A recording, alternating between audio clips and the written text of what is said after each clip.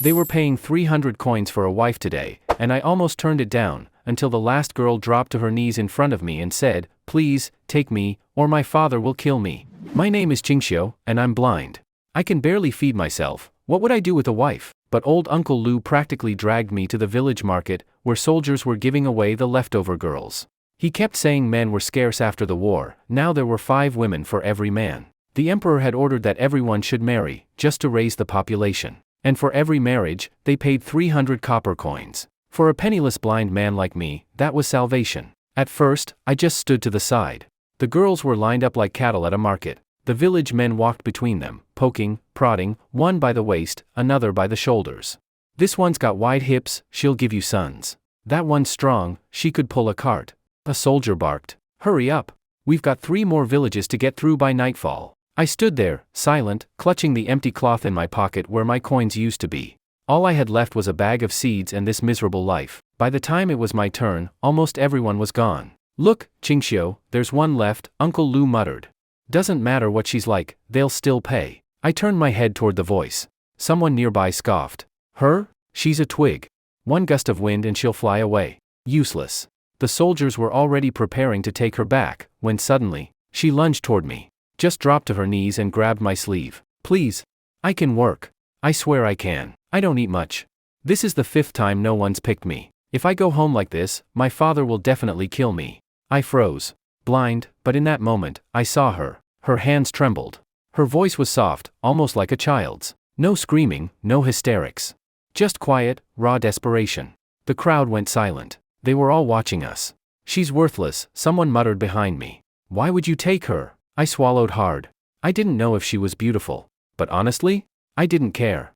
I said quietly, "I'm blind. I don't even know if I can feed you. You might have to take care of me. If you're not afraid, then come with me." "I'm not afraid," she whispered.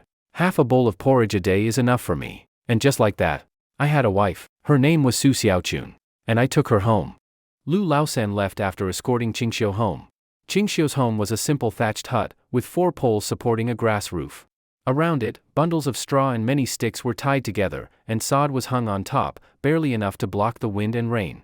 As for furniture, it was pitiful. There was no bed, only a pile of straw to sleep on. The only thing of value was a 3-legged table, not even a stool. Even this had been built with the help of Lu Laosan and the neighbors. As soon as Su Xiaochun entered, she was stunned by what she saw and felt a bit hopeless inside. This place was dozens of times worse than her own home. It seemed Qingxiu noticed her reaction. He scratched his head awkwardly and said, "The house is a bit shabby. Don't mind it. Once we get through these tough times, we'll build a proper house." Su Xiaochun whispered, "I don't mind. My mom said, marry a chicken, follow the chicken, marry a dog, follow the dog. It's my good fortune that you're willing to take me. Bring the fish token, and let's go to the county office to register the marriage so we can get money for food." The fish token, in modern terms, is basically an ID card. A fish-shaped wooden tag, split into 2 halves, with date of birth and home address carved inside. One half is kept by the person, the other by the government.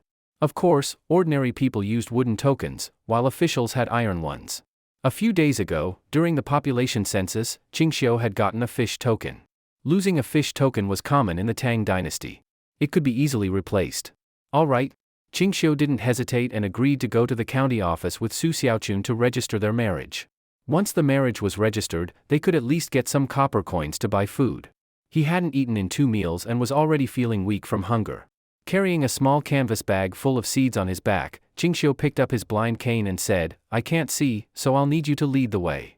Su Xiaochun looked Qingxiu over carefully and realized that although his clothes were ragged, they were clean, and he had a handsome and gentle face. She blushed and softly said, "It's no trouble. We're a family now.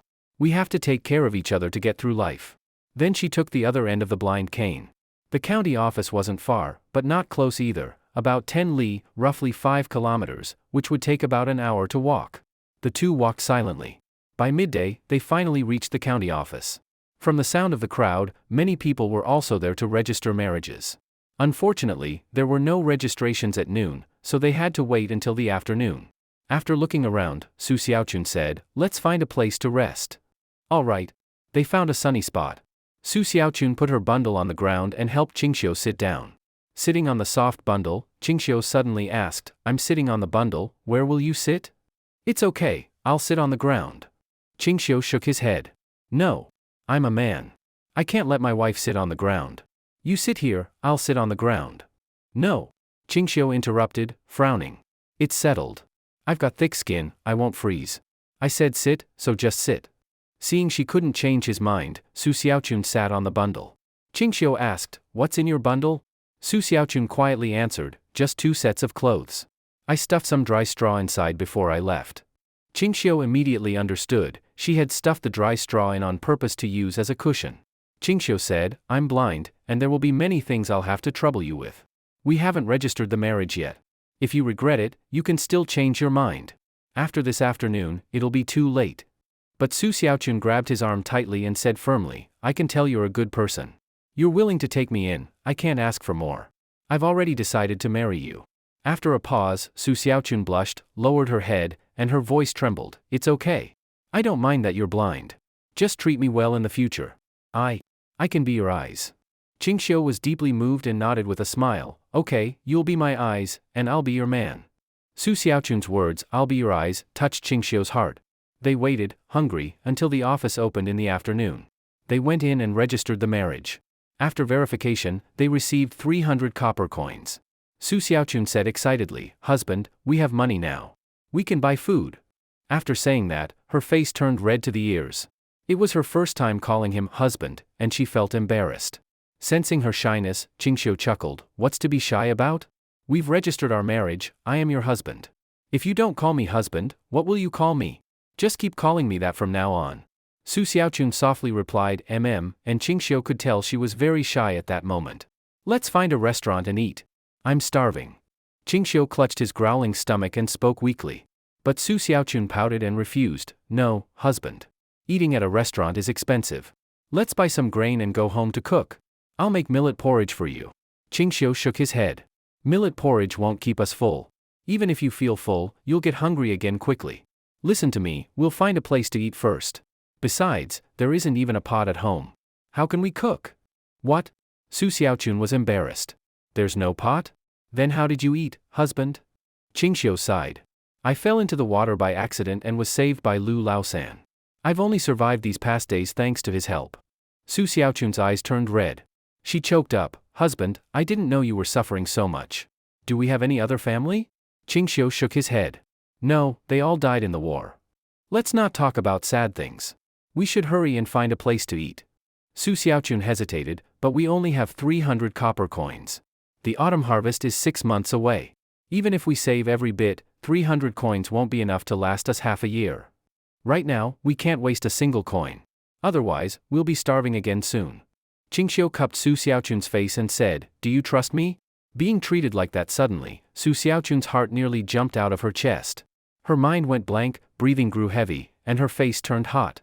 Not only was Su Xiaochun stunned, but Qingxiu was too, because the moment he cupped her face, a 3D-like image of a face appeared in his mind.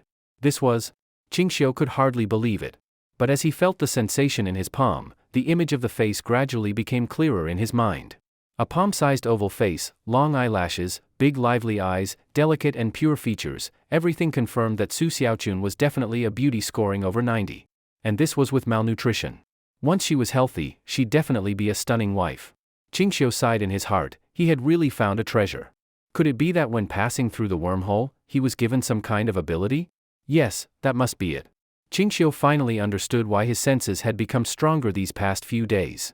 Whether it was his hearing, smell, or perception of his surroundings, they all exceeded what normal people could do. Superpower, this must be a superpower. At this moment, Su Xiaochun couldn't even focus on what Qingxiu was saying. She could barely hear him clearly, her mind buzzing. She just kept nodding, husband, I believe you. Qingxiu withdrew his hand and said with a smile, since you believe me, then listen to me as your husband. Oh okay? Su Xiaochun felt relieved, but her heart still felt like it was about to jump out of her chest. In this feudal world where even holding hands or hugging was taboo, having her face held like that in the middle of the street made Su Xiaochun want to dig a hole and hide. That's settled then. Let's find a noodle shop and eat first. Soon, under her lead, they found a noodle shop. A bowl of plain noodles cost 4 copper coins, they spent 8 coins in total. Though it was only 8 coins, Su Xiaochun was still heartbroken and complained all the way about how Qingxiu was wasting money. Qingxiu said with irritation, all right, it's just 8 copper coins, do you really need to go on and on? Today we spent 8, tomorrow I can earn back 80. Su Xiaochun realized she had been petty and said shyly, I've never seen so many copper coins. That's why I felt bad, husband. I wasn't being stingy. I just thought it wasn't worth it. Whether it was worth it or not, the money is already spent. No point talking about it anymore. Su Xiaochun nodded and asked, husband, let's buy an iron pot, 2 ceramic bowls, and some grain to take home. But Qingxiu shook his head. Xiaochun, relying on 300 copper coins won't let the two of us survive until the autumn harvest. I plan to use these coins to earn more money, at least enough silver to get us through until harvest. If you trust me, don't ask anything and just follow what I say. Su Xiaochun wanted to speak, but seeing Qingxiu's firm expression, she felt an unexplainable sense of comfort. Husband, I'll listen to you. Good, Qingxiu said. Let's look around the county. You find out where they sell pork and rice. Oh, and rock sugar too. Though she didn't know what Qingxiu wanted to do, Su Xiaochun didn't ask further and led him to search for those shops. In the Tang dynasty, rice existed but was mostly dryland rice, with yields only around 200 to 300 jin per mu. A mu is 1/6 acre, which was already considered high yield. Although pork was considered low-class meat in the Tang dynasty, nobles wouldn't touch it, common folks still found it hard to afford, so even low-class pork wasn't cheap. Lean pork was out of the question. Qingxiu spent several dozen copper coins to buy 10 jin of pork fat. Though it looked cheap, the butcher made a great profit, because most people wouldn't buy pork fat, it was meat fed to dogs in the Tang dynasty. They also spent 80 copper coins on 10 jin of rice. Next came a few jin of rock sugar, an iron pot, 2 ceramic bowls, 2 ceramic basins, 2 ceramic jars, 1 chopping board, and a kitchen knife. Everything else was cheap, except the iron pot and kitchen knife, which were very expensive in the Tang dynasty. At that time, metallurgy wasn't advanced, so ironware was valuable. In some households, iron pots were considered family heirlooms. They spent a total of 268 copper coins. Su Xiaochun was so distressed she almost cried. Carrying the full basket home, Qingxiu sighed, you say you trust your husband, but in your heart you think I'm a spendthrift. Some people really say one thing and feel another. Su Xiaochun got anxious when she heard that. Husband, I don't. I was just feeling a bit sad about spending so much. I would never blame you. Qingxiu smiled faintly, let me tell you something, we spent over 200 coins today, and tomorrow I'll earn it all back. Don't feel bad. Once the money is gone, it won't come back no matter how much you grieve. Oh. Su Xiaochun replied listlessly. By evening, they finally returned to Sanha village. The name Sanha, 3 rivers, came from the 2 forks in the upper reaches of the Ba River, making it into 1 big and 2 small rivers. Yo, Qingxiu's back. Did you register the marriage? Second sister-in-law, we did. We even got some coins and bought food, Qingxiu replied with a smile. That's good, now you two won't go hungry. Qingxiu, work hard and get your wife to give you a big fat son, haha. All the ants they passed by joked with them. Su Xiaochun kept her head down the whole way, blushing deeply. Once home, Su Xiaochun helped unload everything and asked, husband, now can you tell me why we bought all this stuff? Qingxiu picked up a ceramic bowl and said, wife, go fetch some water from the river. Being called wife made Su Xiaochun's heart race. She gave Qingxiu a shy glance and left carrying the big ceramic jar. Soon, she returned with a jar of river water. The Ba River originates from the Wei River, and the Wei River from the Yellow River. Though Yellow River water was muddy, by the time it reached here, the sediment had settled, and in this era without pollution, the water was quite clean. As Qingxiu instructed, Su Xiaochun gathered plenty of firewood and built a small stove from stones. Cooking was not unfamiliar to her. She skillfully followed Qingxiu's instructions, lit a fire, and placed the cleaned iron pot on the stove with clear water inside. Husband, what's next? Qingxiu said, put the chopped pork fat in and slowly boil it, render it for lard. Oh, I get it. You want to make lard. Qingxiu smiled, yes, let's render some lard. Lard was common in the Tang dynasty. It was about the only kind of oil ordinary people could afford. Don't worry, husband. I used to make lard at home often. She confidently claimed to be good at it. Soon, night fell. From 3 jin of pork fat, they rendered over 1 jin of lard. The rest would be done later. Then, Su Xiaochun made 2 bowls of millet porridge and handed one to Qingxiu. Millet is one of the 5 grains, a type of small grain similar in taste and appearance to rice. After dinner, it was completely dark. Su Xiaochun lit a candle and turned the messy grass nest into a simple grass bed. Once everything was ready, Su Xiaochun blushed and said in a trembling voice, Husband, the bed is ready. We should go to sleep now. Hearing her nervous tone, Qingxiu couldn't help but want to laugh. Su Xiaochun seemed to realize what was about to happen. She stood by awkwardly, unsure what to do. Qingxiu couldn't help but laugh. What are you afraid of? It's not like I'll eat you. Look at our house, wind leaks from all sides. Having a bridal night here is no different from doing it on the street. Wife, relax. We'll talk about the bridal night once we've built a new house. Su Xiaochun felt relieved. She had really been worried that Qingxiu would want a bridal night. If that happened, the villagers would definitely laugh at her the next day. She didn't have the thick skin for that. Qingxiu sighed, Sigh, come lie inside. It's just the start of spring, nights are too cold, and we don't have any bedding at home. You'll have to bear with it for now, wife. This poor home only made Qingxiu more determined to live a good life. Not only live, but live better than anyone. People always say that traveling to the Tang dynasty is great, but once you're actually here, it's not easy to stand out. Su Xiaochun tiptoed inside and lay down, body stiff, too nervous to breathe. All night long, she was restless, afraid Qingxiu wouldn't be able to control himself. It wasn't until late at night that she finally drifted off in a daze. Fact proved she had overthought. At dawn, Qingxiu opened his eyes. Although blind, opening his eyes had become a natural habit. Something's not right? The first thing he noticed after waking was a change. His sense of touch had become even sharper, and his physical condition had improved more than twice compared to the day before. His body felt incredibly light. In fact, a small 3D modeled world appeared in his mind, centered on himself, with everything within 10 meters modeled around him. The entire grass hut appeared in his mind, including Su Xiaochun beside him, and every item inside. It was all so clear. Although not the same as seeing with eyes, this made Qingxiu feel incredibly joyful. He could see now, even if not with his eyes. He got up and walked according to the model in his mind. As he moved, the 3D model moved with him, new parts appearing ahead, and the old ones vanishing behind. He tried picking up the kitchen knife from the chopping board. The real sensation of the knife handle almost made him cry. It was real. Truly real. From now on, I'll call you Hard Eye. He chuckled, Hard Eye. Su Xiaochun was awakened by the noise. She sat up and saw Qingxiu holding a kitchen knife. She panicked. Husband, why are you holding a knife so early in the morning? Qingxiu put the knife back on the board and turned to smile. You worked hard all day yesterday. I thought I'd get up early and make breakfast for you. Su Xiaochun was stunned. Her eyes reddened with tears, and she cried happily, Husband, you're so kind. In this world, besides my mother, you treat me the best. Quick, put the knife down. You can't see. Don't hurt yourself. She got up, snatched the knife, placed it back, and gently asked, Husband, you must be hungry. Let's go to the river to rinse our mouths, then I'll make porridge for you. Mouth rinsing meant brushing with willow twigs and charcoal ash. Rich people used green salt to rinse, which could sell for hundreds of copper coins per gene. Refined salt was even more rare, not even used in palace feasts. Ordinary folks used willow twigs and charcoal ash. Salt was extremely valuable in the Tang dynasty, its price comparable to gold. Lu Laosan's family of 4 only had a fist-sized lump of black salt, treasured and never casually eaten. It was said to be a reward for military service from when he fought in wars years ago. Qingxiu had thought of making salt, but the rights to sell salt were tightly held by the court and powerful clans. Selling private salt was a capital offense. Qingxiu understood the saying, a man's wealth is his own ruin. If he openly claimed he could make salt, everyone would see him as a madman.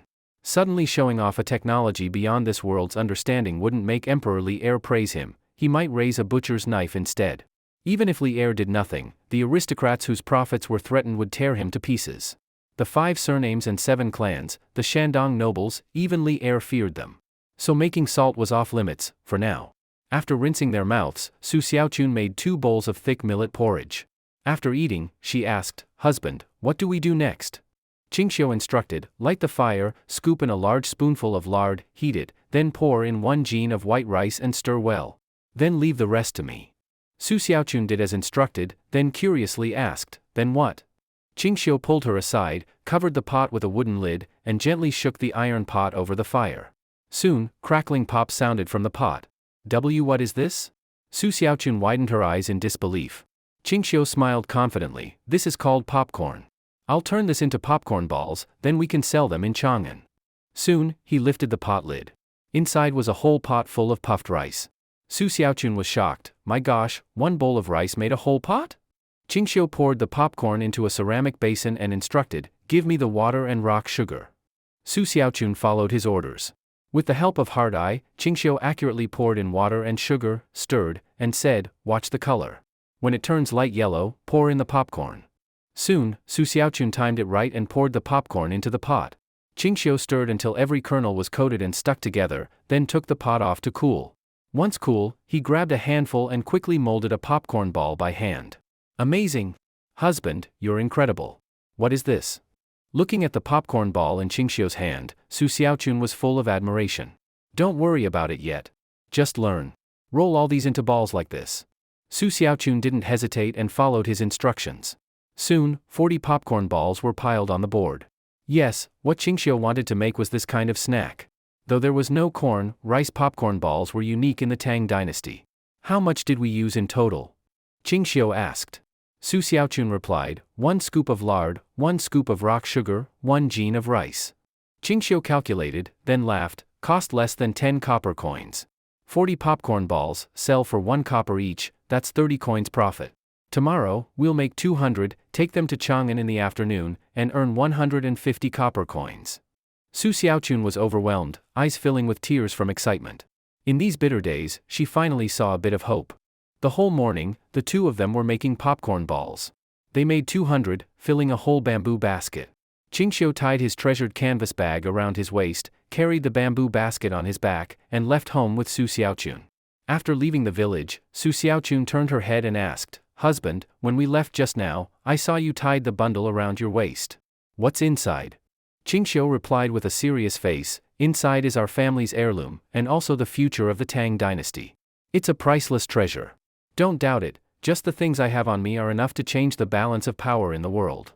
At first Su Xiaochun didn't believe him, but seeing Qingxiu's serious expression, not like he was joking, she started to believe it, 70 or 80%. She didn't say more and held the other end of the blind cane as they headed toward Chang'an City. The distance between Sanha village and Chang'an City was about 40 li. Walking would take 1.5 hours, with stops, 2 hours. "Wife, let go of the blind cane. I can walk on my own." Su Xiaochun smiled and said, "Husband, we're husband and wife. Even if your eyes are blind, I'll follow you for a lifetime. Don't think I find it troublesome. This is what I should do." Qingxiu said gently, "Don't worry, I don't think you're troublesome. Just let go of the blind cane. I really can walk by myself. If you don't believe me, just let go first. If I can't walk, you can pull me again, it's not too late." Su Xiaochun hesitated but let go of the blind cane, stepping back to be ready to support him at any moment. Qingxiu tapped the blind cane on the ground, then strode forward with big steps.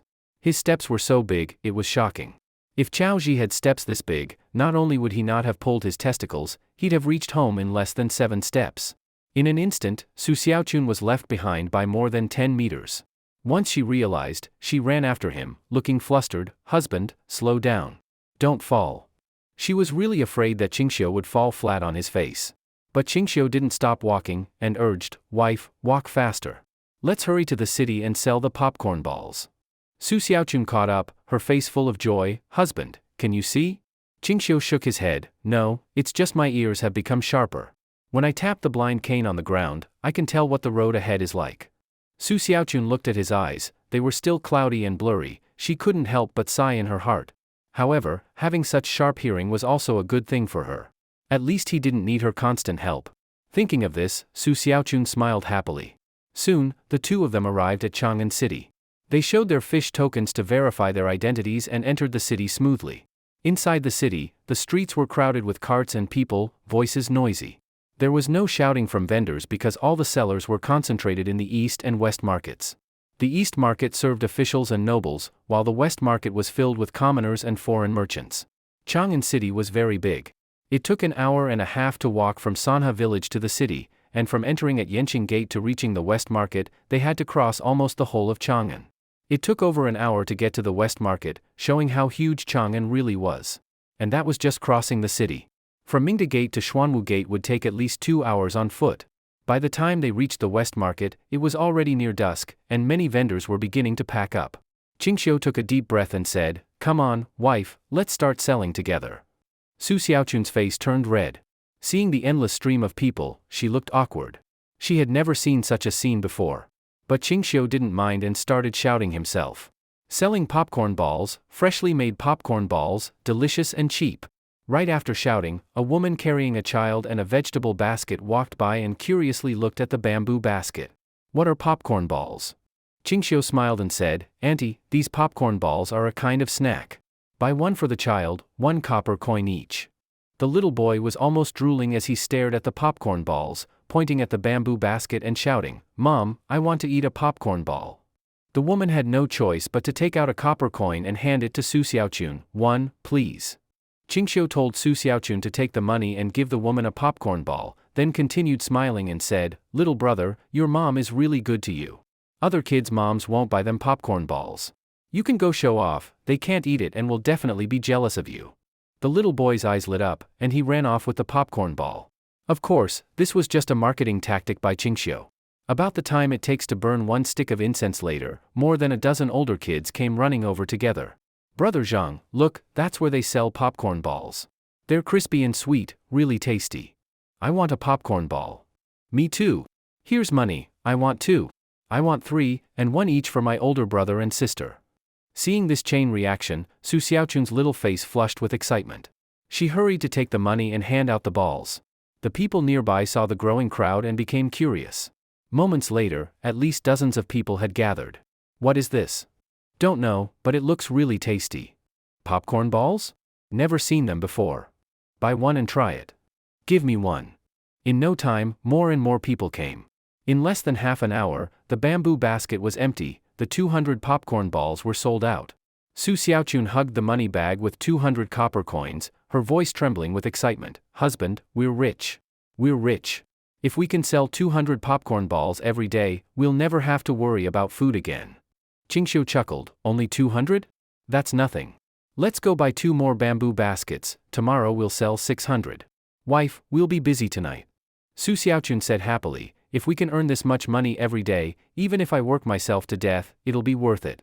The two went to buy 2 bamboo baskets and a few jean of white rice. By the time they got home, it was already dark. They worked together until midnight, making 3 baskets of popcorn balls overnight, about 600 to 700 in total. The rice and rock sugar were all used up.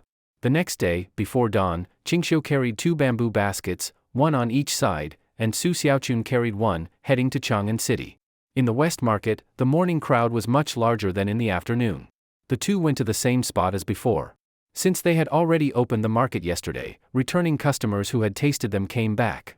After all, at just 1 copper coin each, many people were eager to buy.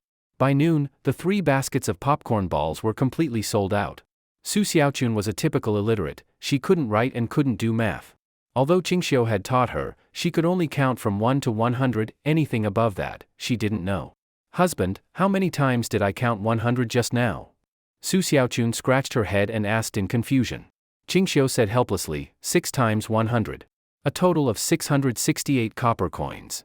Su Xiaochun was extremely excited. Heavens, deducting the cost of 150 coins, husband, we made over 500 coins today. This is just the beginning. Once conditions allow, I promise we can earn even more. Qingxiu spoke with determination, making Su Xiaochun feel especially at ease and sweet inside. She felt she had chosen the right person to follow. For the next half-month, the two of them made 500 popcorn balls every day, and every day they sold out completely. No more than 500, just that many. If they made too many at once and couldn't sell them, it would be wasteful. Also, once people got used to it, popcorn balls wouldn't feel novel anymore. But in fact, he had overthought it. With the chain reaction over the past half-month, popcorn balls had already spread throughout every street and alley of Chang'an City. Not only that, people in Manhwa village also knew about their small business, but they didn't realize it was so profitable. After all, it was just a small business, nothing respectable, and Qingxiu was well aware of that. Today, he chose to take a break. Su Xiaochun happily held the silver in her hands, her eyes squinting into a crescent moon with joy. Husband, now that we have so much silver, should we think about building a new house? Living in this grass hut forever isn't a long-term plan. This place doesn't even have a door. In summer, there will be so many mosquitoes that we won't be able to sleep. The days were getting warmer, and Su Xiaochun's worry wasn't unfounded. Moreover, in these times there were too many insects. Mosquitoes from some filthy ditch could be carrying diseases. If infected, something easily curable in modern times would be fatal in the Tang dynasty. He had been vaccinated in the past, so it was manageable. But Su Xiaochun hadn't. She had no antibodies. If she got sick, she would die, and Qingxiu couldn't bear to see his lovely wife suffer like that. For the past half-month, they had earned 400 to 500 copper coins every day. 1,000 copper coins equaled 1 string of cash, and 1 string equaled 1 tael of silver. For convenience, they had already exchanged the copper coins for half-tael pieces of silver. Hearing Su Xiaochun's suggestion, Qingxiu nodded and said, "We really should build a house. But not yet. Right now, I don't have enough influence in the village, and the materials I want to use can't be made yet." Su Xiaochun asked in confusion, "Husband, isn't building a house just a matter of making some mud bricks and putting up a shed? It's simple. The two of us can build a small house in a few days. If it doesn't work, we can ask Uncle Lu for help and pay him." With money in hand, there was no panic. Su Xiaochun now spoke with confidence. Even when joking with the village women, she could respond with ease. Qingxiu curled his lips and said, "I'm not interested in a mud brick house. We're going to build a brick and tile house, with a courtyard." Su Xiaochun looked confused. "Husband, don't boast. Brick and tile houses are for the nobles. Even the village chief in our Dayton village only has half a brick house, and that's enough to make people in 10 nearby villages jealous." The village chief had absolute authority in the village. Qingxiu asked in confusion, "Half a brick house? What kind of house is that?" Su Xiaochun explained, "The lower half is blue bricks, the upper half is mud bricks. The beams are thick wood, with blue tiles on top. It looks impressive." This made Qingxiu laugh. He stood up and said, "I said we'll build a brick house, so we will. Come on, let's find Uncle Lu." "Husband, what are we looking for Uncle Lu for?" Qingxiu said, "If we rely on just the two of us, even if we work to death, we'll only make 10 taels of silver in a month. I plan to let all the women in the village earn money for our family, and all the old men help build our house." Su Xiaochun looked shocked. "Husband, 10 taels in a month isn't enough? Heavens, the biggest silver ingot I've seen in my life was 1 tael. Even the village chief only gets 1 load of millet as a monthly salary." Just as she finished speaking, footsteps came from outside. "Yo, Qingxiu, not going to the city to sell popcorn balls today?" Uncle Lu asked with a smile. Qingxiu smiled and said, "Uncle Lu, we've been working hard for half a month. Taking a break today." Uncle Lu leaned in mysteriously and asked, "I heard from the guys in the city that popcorn balls are hot in Chang'an right now. Kid, have you made a lot of money lately?" Qingxiu didn't hide anything and nodded right away, "Quite a bit. We made 5 taels of silver in half a month." He never intended to hide it from Uncle Lu. After so many days of contact, Uncle Lu was an honest and sincere person. Otherwise, he wouldn't have tried to feed them when his own family could barely cook a pot. If not for Uncle Lu, he might have drowned in the river. "5 taels of silver?" Uncle Lu's eyes almost popped out, looking at Qingxiu in disbelief. Even Su Xiaochun was panicking. She knew the saying, "Don't flaunt your wealth." Qingxiu chuckled and said, "Xiaochun, show Uncle Lu the silver." Su Xiaochun felt a chill inside. Though she was upset, she still took out the money pouch and opened it, showing the pieces of silver inside. "So much?" Uncle Lu swallowed hard, quickly waved his hand and whispered, "Put it away. Put it away. Are you crazy, kid? Don't flaunt your wealth, do you understand? Refugees outside the pass might kill for a bite of food. Not to mention the villagers, even bandits in the mountains would want that 5 taels." Su Xiaochun gave Qingxiu a resentful look, but he couldn't see it. She could only keep it to herself. Qingxiu didn't care and said, "It's just 5 taels. If someone comes to rob, I'll just give it to them." "Easy for you to say. Don't show off again. Lucky it was me, if it had been someone else, you'd be in trouble." "Uncle Lu, I was just about to look for you. Help me gather everyone in the village. I plan to let all the aunts and sisters in the village go to the city and sell popcorn balls." "What?" Su Xiaochun panicked, shaking her head hard. "No, definitely not. Popcorn balls are our business. How can you give it to others?" "Husband, darling, my love, don't joke with me, I'm scared to death." Qingxiu frowned. "Wife, don't be narrow-minded. Half a month ago, do you remember how we lived? I said we'd make money, and now we've made 5 taels in half a month. Have I ever lied to you?" "But?" "No buts. Uncle Lu, quickly gather the villagers. I'll go spread the word soon."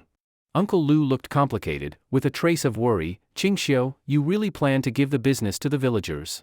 Qingxiu smiled and said, "I have my plans. Just help me with this."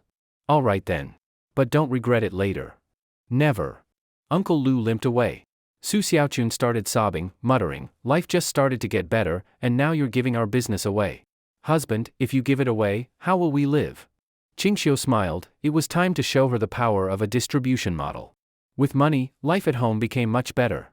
A few days ago, they even asked the village carpenter to make a big bed and got some bedding. They laid dry straw underneath, and lying on it was not only soft but also kept them from waking up cold at night. These days, the two of them would sleep cuddled together every night, not for anything else, just to stay warm. After half a month of better nutrition, Su Xiaochun gradually recovered from malnutrition and looked healthy again. Her originally dry and yellow hair became black and thick, her skin became more radiant, and she gained some weight. Her previously thin cheeks now looked more proportionate, and she became even more beautiful than before. Now every night before sleeping, Qingxiu would touch her face, and Su Xiaochun had gotten used to it. Originally about 1.6 meters tall, she had weighed just over 80 jin, 40 kilograms, half a month ago. Now she weighed over 90 jin, 45 kilograms. This kind of figure would be considered a perfect body in modern times. He had thought her thin frame meant she was flat-chested, but it turned out his wife was definitely a size 34C. Holding Su Xiaochun as they sat on the bed, Qingxiu wiped away her tears and said, "Wife, don't worry, just listen to me finish. The cost to make one popcorn ball is about 25 copper coins for 100, so one costs a quarter coin. If we sell them at 1 copper coin each, we make 75 coins profit per 100. If we give the popcorn balls to someone else to sell, their purchase cost would be 1 coin for 2 balls. This way, the vendor earns 50 coins, and we still make 25 coins. What if there were 10 vendors?" Su Xiaochun wasn't dumb, in fact, she was quite smart. She immediately understood what Qingxiu meant. After he explained, her eyes lit up. She excitedly said, "If there are 10 vendors, we make 250 coins. If it's 100 vendors, we make 2.5 taels of silver. My God, husband, you're so smart." Qingxiu snorted, "Humph, and now you still blame me?" Su Xiaochun playfully stuck out her cute tongue, hugged his arm and said, "Husband, I'm just a woman. I don't see the big picture. Don't hold it against me. I'll listen to you from now on, I'll listen to everything you say." Qingxiu was moved and said, "Okay, you said it yourself. From now on, when I speak, you must obey, got it?" "Got it." Su Xiaochun shrank her neck, looking extremely cute. Though Qingxiu was very tempted, he knew it still wasn't the time, at least not until the new house was built and they didn't have to worry about people eavesdropping outside the walls. Soon, Lu Laosan gathered everyone in the village. Qingxiu and Su Xiaochun arrived at the village threshing ground. Normally, when there was a meeting or something big happened, the village head would gather everyone at the threshing ground. The village head was a tall old man, nearly 60, but still stood straight and looked full of energy, obviously a military man. "Qingxiu, why did you ask Lu Laosan to gather everyone?" the village head Li Taicheng asked.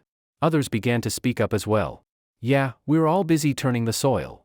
If you have something to say it quickly. Don't hold us up. If the lords find out we're slacking off, we'll get beaten." Qingxiu didn't waste time. He stood on the millstone and said, "I think everyone knows that my wife and I have been selling popcorn balls in the city and made quite a bit of money. To be honest, we made a few taels of silver over the past half month. Don't believe me? Look, I've got real silver right here, 5 taels." As he spoke, Qingxiu opened his hand to reveal a handful of silver pieces. Heavens, 5 taels of silver? I've never seen that much in my life. When I was in the army, I only earned 2 taels of silver a year. He made that in half a month? Qingxiu, why are you telling us this? Just to make us jealous? Yeah, if you made money, go celebrate quietly. Don't go around showing off, it's annoying.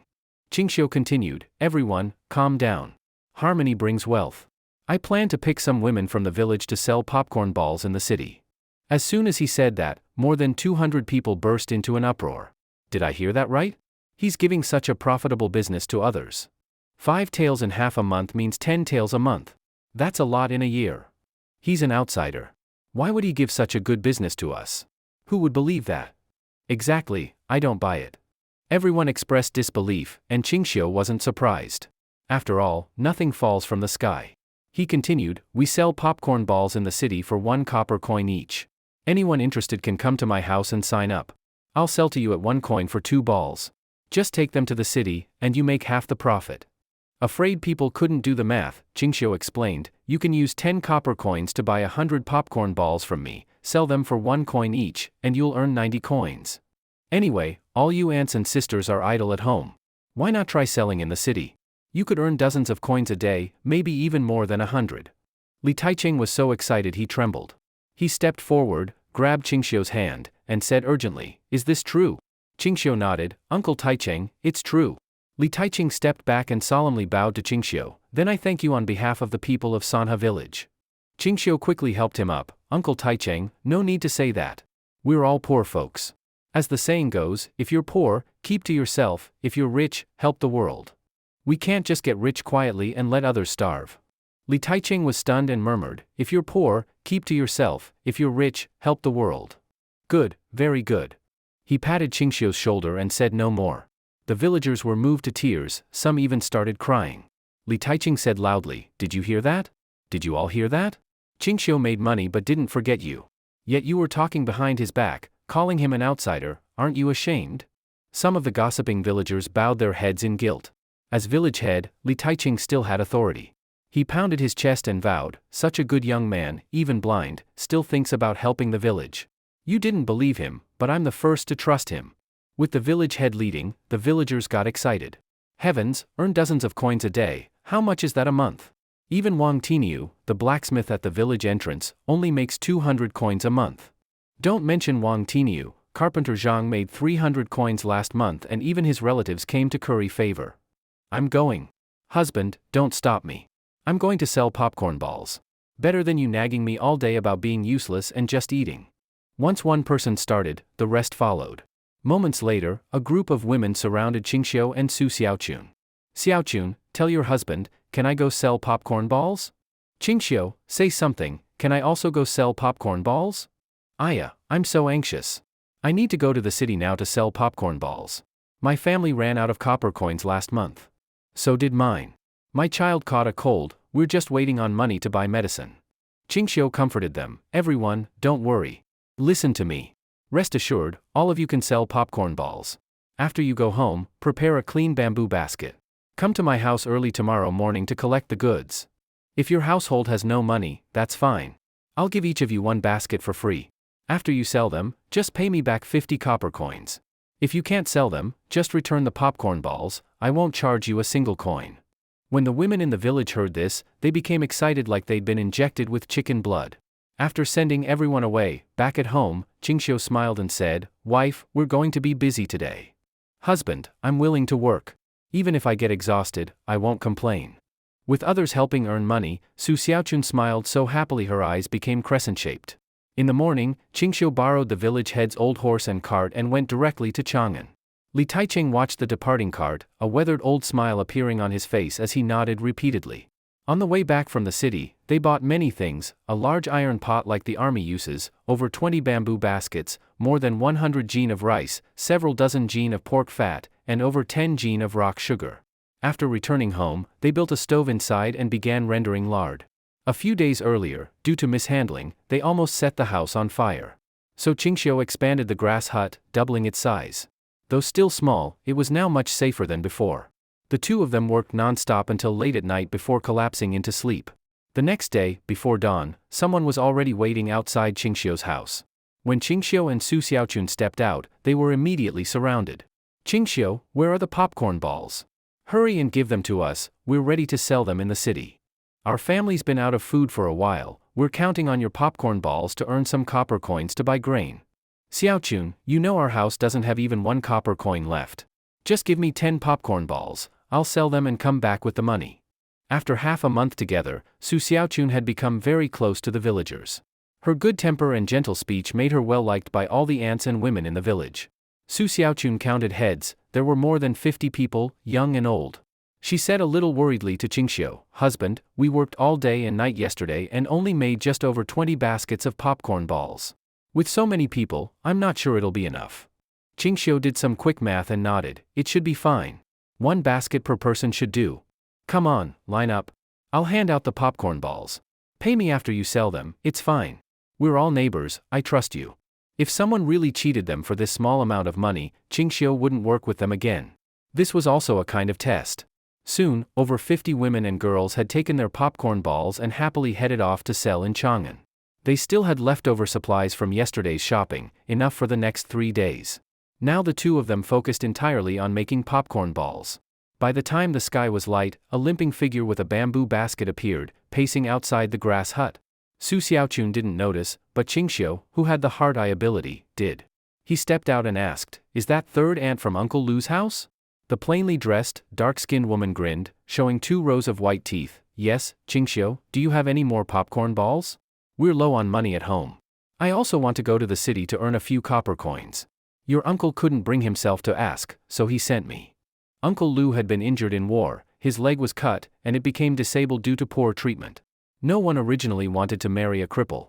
Luckily, he met Zhang Cuihua, who also had a crippled leg. They married and had 2 kids. Though both were disabled, they were very hardworking and lived better than most in the village.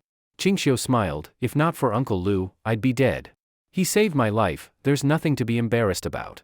Third aunt sighed, "Sigh, your uncle is just like that, too proud for his own good." Third aunt, "We don't have any popcorn balls left, but I can arrange other work for you." Zhang Cuihua looked disappointed, then asked, "What kind of work?" Qingxiu said, "Help Xiaochun make popcorn balls. I'll pay you 50 copper coins a day, do you want the job?" Zhang Cuihua was stunned, her eyes turned red. She dropped her basket and knelt down with a thud, bowing repeatedly. She didn't say anything else. Qingxiu rushed forward and helped her up. "Third aunt, what are you doing? Please get up, I don't deserve this." Zhang Cuihua wiped her tears and said, "To tell you the truth, we've been out of food for days. Your uncle is too proud, he wouldn't let me tell anyone. If what you say is true, our family will work like oxen to repay your kindness. 50 copper coins is too much, 10 coins a day is enough." See? They say ancient people were honest and sincere, but this was beyond honest. This was foolish sincerity. Su Xiaochun also walked out of the grass hut and smiled. "Third aunt, just accept it. We're too busy. If my husband says 50 copper coins, then it's 50. You can start work today, and I'll pay you in advance." After all, her husband's life had been saved by this family. Otherwise, she wouldn't have found such a good man. She was truly grateful to the Lu family. She immediately took out 50 copper coins. Just as she was about to hand them over, Qingxiu stopped her. "Husband, why?" Qingxiu said, "It's not spring planting season yet. Uncle Lu's family isn't busy. Let's hire both of them. Move the iron pot to their house to make popcorn balls, our house is too small and could catch fire easily. Wife, take out another 50 copper coins." "Okay." Su Xiaochun didn't hesitate and handed over another 50 copper coins. After expressing deep gratitude, Zhang Cuihua limped back home. Though she limped, her pace wasn't slow at all. Qingxiu sighed, "Give a man a fish, and you feed him for a day, teach a man to fish, and you feed him for life. In the future, we won't make popcorn balls anymore. Third aunt's family can rely on this skill to survive." "What? We won't make popcorn balls anymore?" Su Xiaochun was shocked when she heard this. If not popcorn balls, then what? To her, the world might be only as big as popcorn balls. Half a month later, in fact, Qingxiu's ability, Mind's Eye, had also expanded quite a bit. At the beginning of awakening, it was only 5 meters, but now it had grown to 20 meters in all directions. Within a 20-meter radius, nothing could escape his mind's eye, even a sparrow or a grasshopper could be clearly sensed. Qingxiu put his arm around Su Xiaochun's shoulders and whispered, "Wife, we can't be making rice pops for the rest of our lives. It's just a small business, your husband has many livelihoods here that are more profitable than rice pops." Saying that, Qingxiu pointed at his own brain. Su Xiaochun hesitated to speak, but in the end she nodded seriously and said, I trust you, husband. I say, from now on I'll listen to you. Whatever you say goes. That's better." Qingxiu smiled lightly and gently ruffled Su Xiaochun's hair. In that moment, Su Xiaochun looked shy. This kind of affectionate gesture wasn't something just anyone could withstand. While the two of them were whispering sweetly, Lu Lao-san arrived with Aunt Lu-san, holding a purse of money, his expression complex. "Qingxiu, if you still consider me your lifesaver, then please take this money back."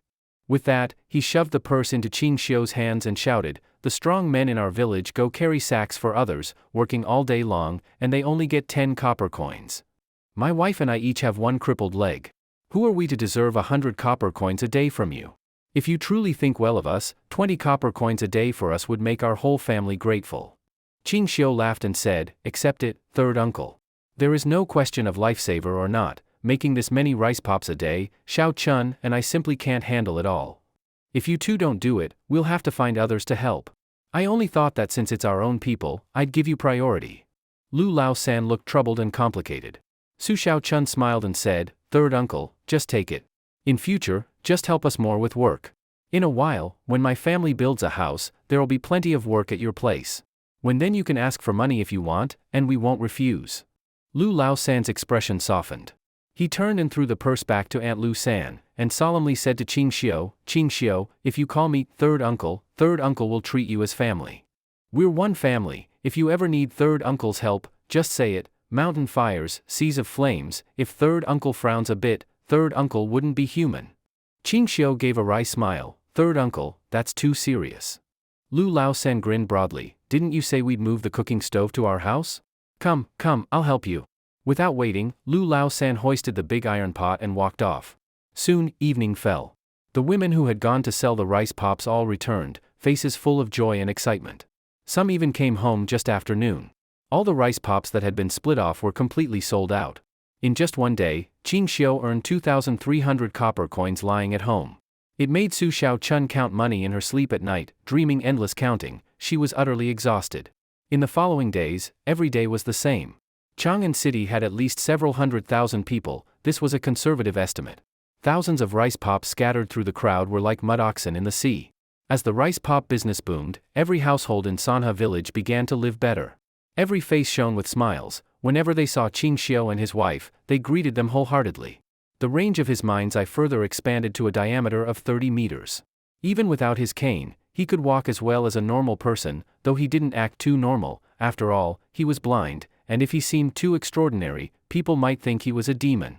His physical strength was at least 5 or 6 times that of ordinary people, and it was increasing day by day. Today, Qingxiu came to visit Ling Tiecheng's home in the village.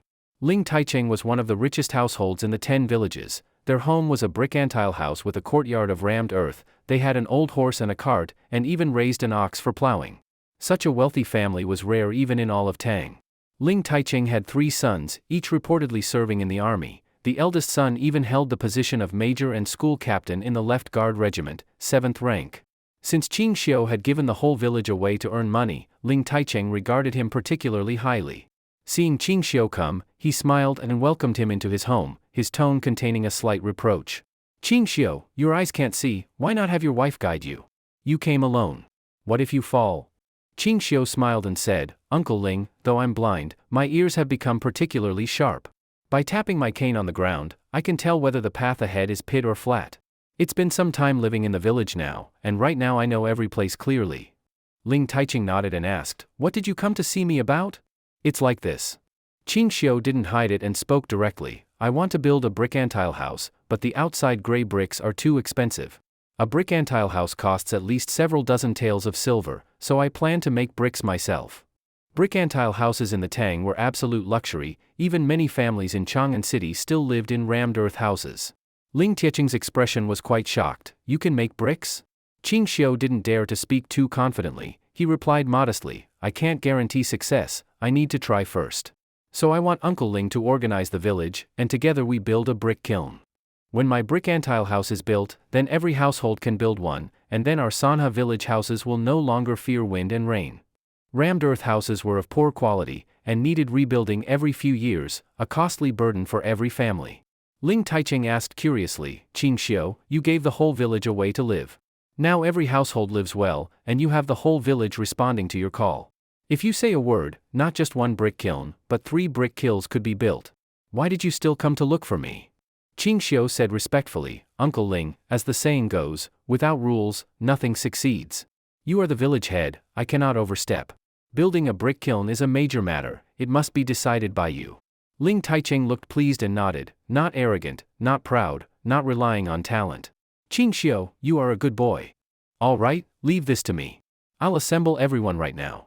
We can start building the brick kiln today. Thank you, Uncle Ling. Qingxiu cupped his hands and bowed, choosing to take his leave. Soon, all the villagers of Sanha village were gathered at the winnowing ground. Village head, you gathered us all here, is there something that has happened in the village? Or has His Majesty the Emperor issued a new decree? Could it be that we are being conscripted again? Don't scare me, every time we are conscripted, we work ourselves half to death, and get no pay, and have to bring our own food. The villagers around began to murmur all at once. Li Taicheng frowned and shouted, Quiet. The threshing ground instantly fell silent. As village head, he carried quite some authority. Li Taicheng then said, It's not me calling you together, it's Qingxiu who said he wants to build a brick kiln in our village to make bricks. Once the bricks are fired successfully, our village will have countless green bricks for building houses. What? Firing bricks. Did I hear correctly? We can also build brick-and-tile houses. Being able to live in brick-and-tile houses is the goal our families have worked toward. Sniff, my father said on his deathbed that his greatest regret in life was not living in a brick-and-tile house. Li Taicheng continued, so I called everyone together to choose some strong people to help build the brick kiln. Once the brick firing succeeds, first we'll build a brick-and-tile house for Qingxiu. When his house is built, we'll all work together so that every family can build brick-and-tile houses. Hearing that every family could have a brick-and-tile house, all the villagers became excited, clamoring to help build the kiln. In the next few days, Qingxiu led dozens of men to build a brick kiln in the village. The material to build the kiln was simple, rammed earth bricks. The material to fire bricks was also simple, rammed earth bricks. Of course, choosing the soil for bricks was important, it had to be clay.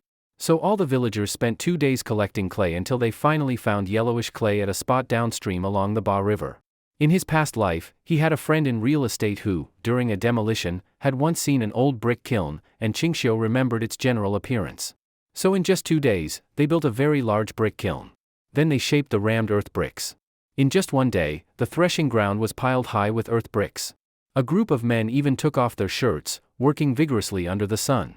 These earth bricks were the same size as red bricks in later eras and had to dry naturally before firing. After waiting a few more days, once the earth bricks were dry, a batch was gathered and placed into the brick kiln to start firing. The method was simple: stack the bricks and build several upward draft flues in the kiln structure, then light a fire, add wood, and seal the kiln. Whether it would succeed, Qingxiu didn't know, but if he didn't try, it would never succeed. 2 days later, the fire in the kiln had gone out. Li Taicheng led the group to open the kiln, and a wave of heat hit them. Once the heat subsided, Li Taicheng, the village head, was the first to rush into the kiln. For him, successful brick firing was a tremendous event. Soon, Li Taicheng walked out holding 2 reddish bricks with a face full of joy, and he looked at Qingxiu with great respect. How is it, village head, did the firing succeed? Did it succeed? Let me see, let me see. Why are they red? Li Taicheng held the 2 red bricks in front of Qingxiu and tapped them. When they produced a clear, solid sound, the old village head excitedly said, "Qingxiu, it worked. Our first brick firing succeeded." Qingxiu gave a light smile, "They sound solid. It should be successful." Li Taicheng waved his large hand, "It succeeded, let's keep firing more." Qingxiu said, "Let's build several more kilns. That way we can fire bricks faster." So Li Taicheng personally led a team, and within days, they built 3 more kilns. With 4 kilns firing together, over time, stacks of red bricks began to come out, very heartening. Thus every day, while the women went to the city to sell rice pops to support their households, the men took turns shaping earth bricks and working in the kilns. The entire Sanha village was busy, and though they were very busy, the air was filled with joyful energy. Early one morning, Li Taicheng gathered everyone together. "Our brick firing is nearly finished. Qingxiu and his wife are still living in a grass hut, so I've decided to assign a group to follow Qingxiu's orders and help build a brick-and-tile house for him. Don't worry, after his is built, then it will be your turn. A village head, you shouldn't be so polite. Qingxiu gave our women well-paying work, helping him build a house is only natural. Indeed, saying that sounds too formal, like we're only building bricks for the reward. Isn't that exactly it? Speak nonsense and I'll punch you." "Heh, third brother, calm down, I'm just joking." Qingxiu also brought out his house plans, drawn by feeling, thanks to his mind's eye these days. There were 2 tile-covered rooms and a courtyard, covering about 300 square feet. The main room had bedrooms on both sides, and next to the main room was a wing room. Opposite the wing room was the courtyard wall. He had other plans for that space. When Li Taicheng saw the drawing, he was stunned. Stroking his beard, he frowned and said, "So large, how many bricks will that take?" Qingxiu felt a bit embarrassed. "I know it's a bit big, but I want the courtyard to be very functional." Li Taicheng didn't say more, returned the drawing, and said, "Since it's decided, as long as you're satisfied." Qingxiu said, "Uncle Li, besides bricks, building the house also needs cement and sand. Bricks are easy to make, but finding cement and sand is hard. Are there any limestone mountains around here?" Li Taicheng looked as though he didn't quite understand. Qingxiu explained, "I mean we should crush limestone into powder and mix it with clay to bind the bricks. That way the house will last for 100 years. Li Taicheng mumbled to himself, "Limestone, all stone mountains? Leave it to me. But I might not find any. I have some connections in Chang'an City. I'll go to the city tomorrow." "All right, thank you, Uncle Li." Qingxiu gave instructions and started leveling the ground and digging the foundation. At dawn the next day, Li Taiqing put on clean black clothes, went to Qingxiu's house for a dozen rice pops, then saddled his old horse and mounted. He patted the old horse's head and sighed, "Old companion, after all these years, I wonder if you still remember your old master. Today I'll take you to the city to visit the old master." Saying this, Li Taiqing cracked his whip, held his gifts, and rode swiftly toward Chang'an City. He entered through Yanqing Gate, then led the old horse down Zhuke Street toward the Imperial City. Upon reaching Zhuke Gate, several palace guards in shining armor, carrying Tang-style swords, blocked the gate with a clang. "Who is this? Do you have an entry seal and imperial orders?" Li Taiqing calmly drew out a command token and presented it. The palace guards looked troubled and said, "Respected elder, this token was issued by the retired emperor. Now that the new emperor is on the throne, I don't know if this token is still valid. Please wait here a moment while I report." Li Taiqing cupped his hands, "Thank you." The palace guards took the token and hurried off to report at the Taiji Palace where Li Er resided. Taiji Palace, within the Hall of Martial Virtue. At the beginning of Emperor Taizong's reign, in the first year of Zhenguan, the Hall of Martial Virtue was designated as the place where ministers gathered to discuss state affairs. At this moment, Li Er had summoned the ministers of the 6 ministries, high officials of the 3 departments, and the left and right vice premiers to deliberate in this hall. Reclining slightly on the primary seat was a man, about 30 years old, with a thin mustache under his lip, wearing a double-eared cap and dressed in bright yellow robes. One hand held a dark blue scroll, the other stroked his beard lightly. His expression was solemn and serious. Everyone in the hall looked at him with great reverence. Li Er glanced over the ministers and slowly spoke. At the beginning of the Zhenguan era, the first decree of procreation and growth was issued nearly a month ago. Today I have summoned you to discuss the second decree of the Zhenguan year. Procreation and growth aims to increase the population of our Tang dynasty. The second decree, in my view, should improve the quality of life of the Tang people, ensuring that every household has food to eat and no longer suffers hunger. They must eat well and dress warmly. If anyone has ideas to benefit the common people, speak freely and without reservation. An elderly minister seated on the left, who had been dozing off, perked up and said, "Your Majesty, since ancient times, ensuring food and clothing has been the core of the people's livelihood." "Oh?" Li Er raised an eyebrow. "What wisdom do you have, left vice premier?" The left vice premier, Xiao Yu, was an old minister from the time of Li Yuan. Though Li Yuan had abdicated, Xiao Yu still held high office. Xiao Yu pondered for a moment and said, "Years of war have left the people in misery. Many families have been displaced. Our Tang does not lack land, but lacks people to cultivate it. In the Guangzhou region, most villages are left with only women and children, making farming extremely difficult. Moreover, the people do not own land, the land they farm belongs to lords. After the autumn harvest, they must hand over 60% as rent and another 20% as tax, leaving very little for themselves. To truly solve this issue, we must address the land system, reduce grain rent and taxes for the people. Then, they'll have surplus grain, and their lives will gradually improve." In reality, noble estates were lands worked by the people. In name, the land belonged to the farmers, but after the harvest, rent still had to be paid to the landlords. To Li Er's right was the famed Zhang Sun Wuji, temporarily acting as right vice premier and minister of personnel. He held real power. Compared to the now marginalized Xiao Yu, only Zhang Sun Wuji rivaled Li Er in influence in the Hall of Martial Virtue. Upon hearing this, Zhang Sun Wuji frowned and firmly shook his head. "No. The empire has just been unified and the court is unstable. Most estates belong to powerful noble families. If we suddenly reduce grain rents, though it may help the people, it poses a great risk to the stability of imperial power. If these noble families unite in protest, the consequences will be unimaginable." Clearly, Xiao Yu's policy threatened many vested interests. The nobles whose rents were reduced would not be pleased. Xiao Yu hesitated and lowered his head silently. Li Er nodded repeatedly and turned to a pale, frail middle-aged man. "Kemming, do you have any good ideas?" Du Ruhui, styled Kemming, was the Minister of War. Though holding a military post, he was actually a civil official. He coughed lightly and said, "Your Majesty, to maintain stability, reducing rents is not viable. The state treasury is also depleted, so tax reduction isn't feasible either. A wealthy nation makes for a strong people. To benefit the people, the main paths are reducing rent and taxes. Since these won't work, we can start with the common folk." Li Er's eyes lit up. "Please explain in detail." He seemed to realize Du Ruhui had a plan. Du Ruhui looked at Li Er and slowly said, "Reward merit with titles." "Reward merit with titles?" Everyone began to reflect on his words. Li Er also fell into thought. Du Ruhui continued, this means issuing the fifth decree, recruit talents from the people. If anyone can present a plan or method that truly benefits the common people and proves effective, they shall be rewarded with money or titles. Zhang Sun Wuji said disapprovingly, the Tang was founded on military merit. Many officials already hold titles. If we start granting more, we may run out of noble ranks to bestow. What then? Du Ruhui countered, serious problems need strong medicine. Besides, I only propose rewarding those with truly extraordinary achievements. We can simply raise the threshold. In the Tang, men over 40 with children could refer to themselves as old men. Fang Xianling, the chief minister, nodded, Your Majesty, Brother Kemming's words are true. As long as we raise the standards for extraordinary merit, we can prevent opportunists. If not for his suggestion, does anyone here have a better plan? The high officials looked at each other, but no one spoke. Li Er tapped his book against his palm, sat upright, and said, We'll do as Kemming suggested. The fifth Xinguan decree, extraordinary merit earns title, is settled. The Secretariat will draft the plan and issue the decree.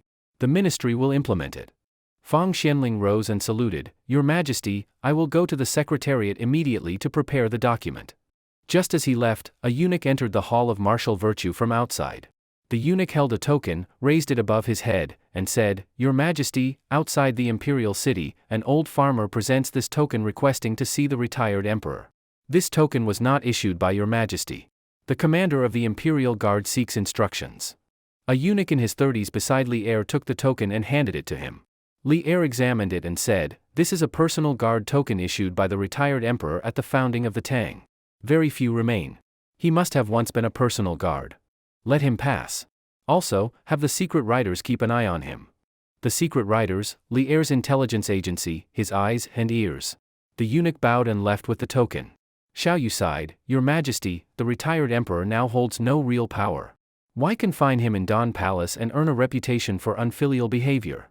Since his era has passed, why not? Li Er's gaze turned cold, exuding power without anger. Xiao Yu shrank back, deeply uneasy. After a moment, Li Er nodded, What left Vice Premier said is right. Wang De, remove the guards from Dawn Palace. If the retired emperor wants to do anything, let him. After the coup at Xuanwu Gate, Li Yuan was forced by Li Er to move from the Hall of Martial Virtue to Dawn Palace. Officially, it was a residence change, but in truth, it was house arrest. Even loyal ministers from the Wu De era rarely saw him. As the saying goes, a new emperor, new ministers. The court had now stabilized. Li Yuan's favorites had been dismissed or retired, and his power slowly stripped away. Now, Li Yuan was just a lonely old man in Dawn Palace, focused only on making more children. Inside Dawn Palace, Li Yuan, already 61 years old, didn't look very aged physically, but mentally he appeared extremely weary. He was tall and thin, wearing a yellow robe, with his chest and a shrunken belly exposed as he reclined lazily on the steps outside the hall. In his hand was a pure gold wine flask, which he took occasional sips from. His expression was indescribably lonely. His hair was a bit disheveled, and he looked rather unkempt. Beside him were two beautiful concubines in their late teens, doing their best to please this old man. Retired emperor, come, let this concubine feed you some grapes. Who knows if they were actual grapes or grape-shaped meat? Li Yuan burst into laughter, good, good, come sit on my lap. Mencius once said, when heaven is about to place a great responsibility on a person, it first tests their resolve. Perhaps this was heaven testing Li Yuan. Suddenly, a eunuch rushed in joyfully into Dawn Palace, retired emperor. The Imperial guards have withdrawn, the guards are gone. A glimmer of light flashed through Li Yuan's murky eyes, but it soon faded. With a self-mocking look, he said, Humph, they should have been withdrawn long ago. That brat is too scheming. Now I'm just a powerless, solitary man, yet he still guards against me, what a joke.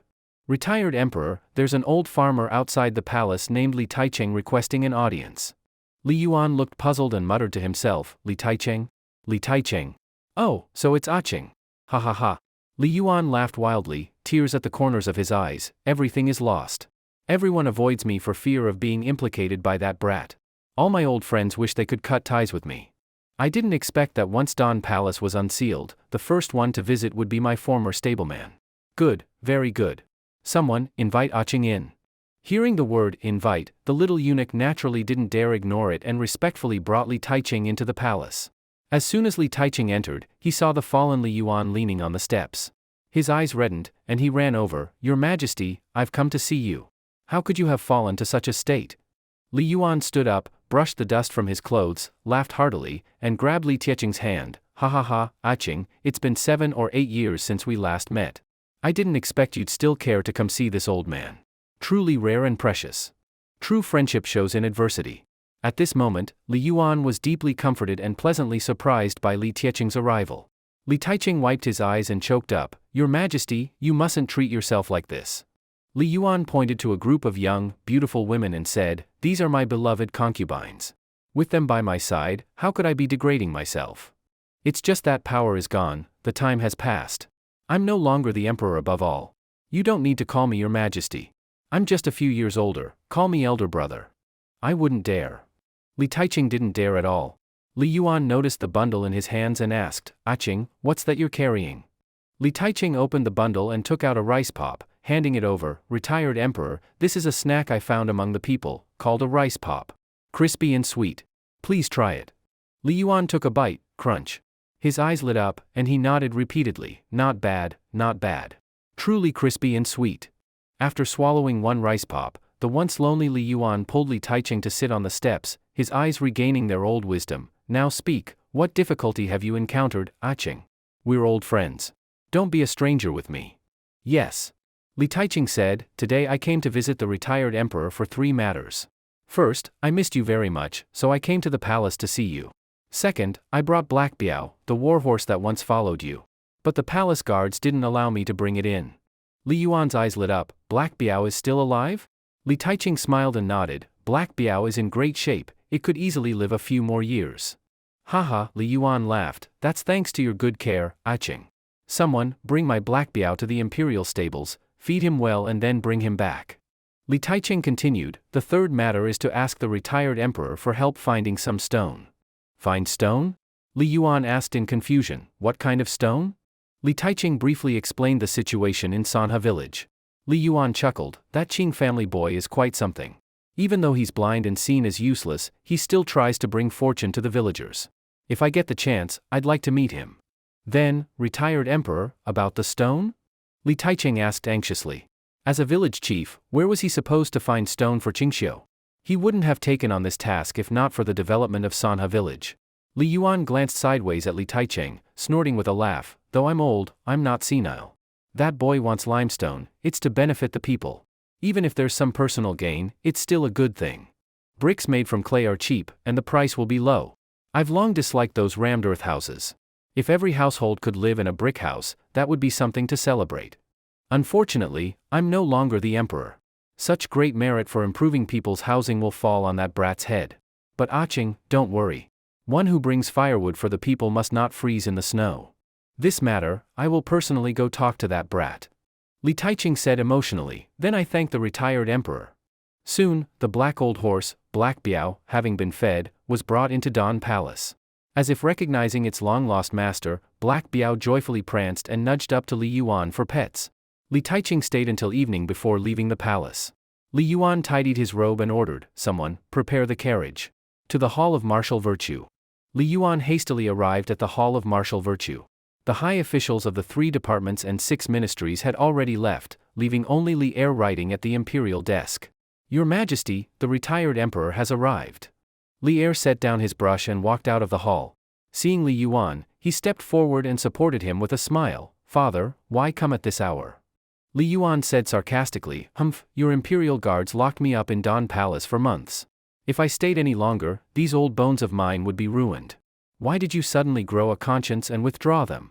Li Er gave a wry smile and said, Father, it wasn't me who imprisoned you in Dawn Palace. When you abdicated, you said to give the old ministers of the Wu De era a way to survive. To prevent them from defying authority and interfering with imperial power, I had to do this to protect them. House arrest served to prevent the old ministers from supporting Li Yuan's return to power. It was also a way to cover all angles, a strategy of balance. After hearing this, Li Yuan's expression softened. He patted Li Er's hand and said, You've thought it through. The empire is yours now. Father and son understood each other. They both knew, everyone has their own schemes. Only Emperor Li Er could describe imprisoning his own father so righteously. With Li Er's help, Li Yuan sat on the throne. He looked around, this used to be his territory, but now it had changed hands. Erlang, Li Yuan asked, on the way here, I heard some palace staff saying you're troubled over the livelihood policies.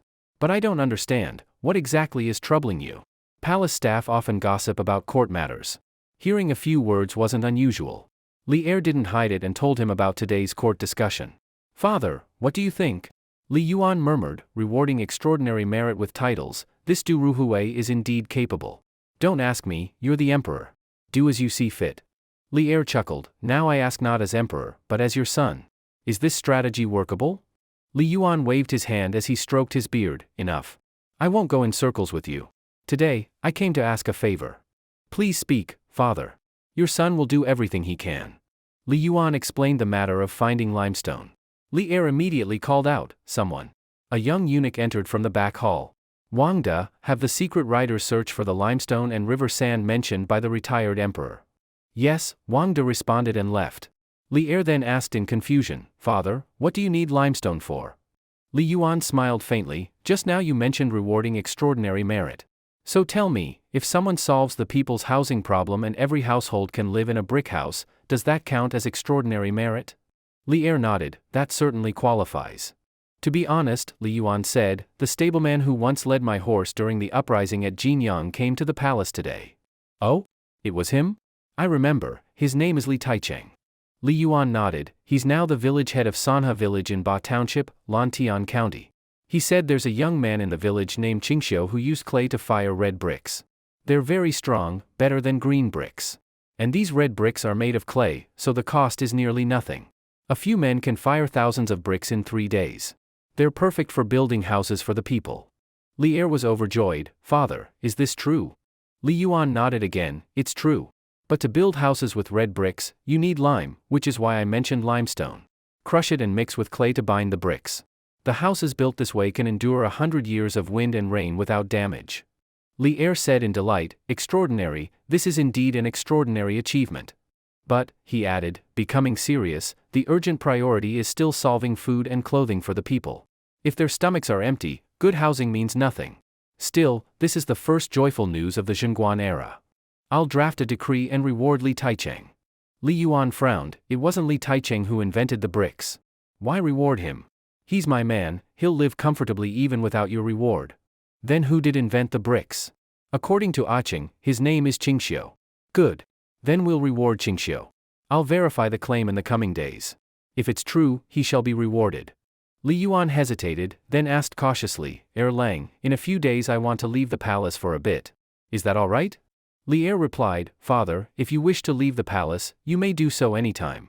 You don't need to ask your son. Li Yuan smiled with relief. A great burden lifted from his heart. He had truly feared that Li Shimin, his rebellious son, would imprison him in the palace for the rest of his life. Now that he was free to leave, the empire could be left to Li Er's devices. Li Yuan had finally seen it clearly. Court intrigues were fleeting shadows. Since the rice pop business became popular in Chang'an, all of Sanha village had become vibrant. With Lu Laosan and his wife joining, Su Xiaochun was making over 10,000 rice pops daily, and profits soared. In just the past half-month, they had earned nearly 1 tael of silver.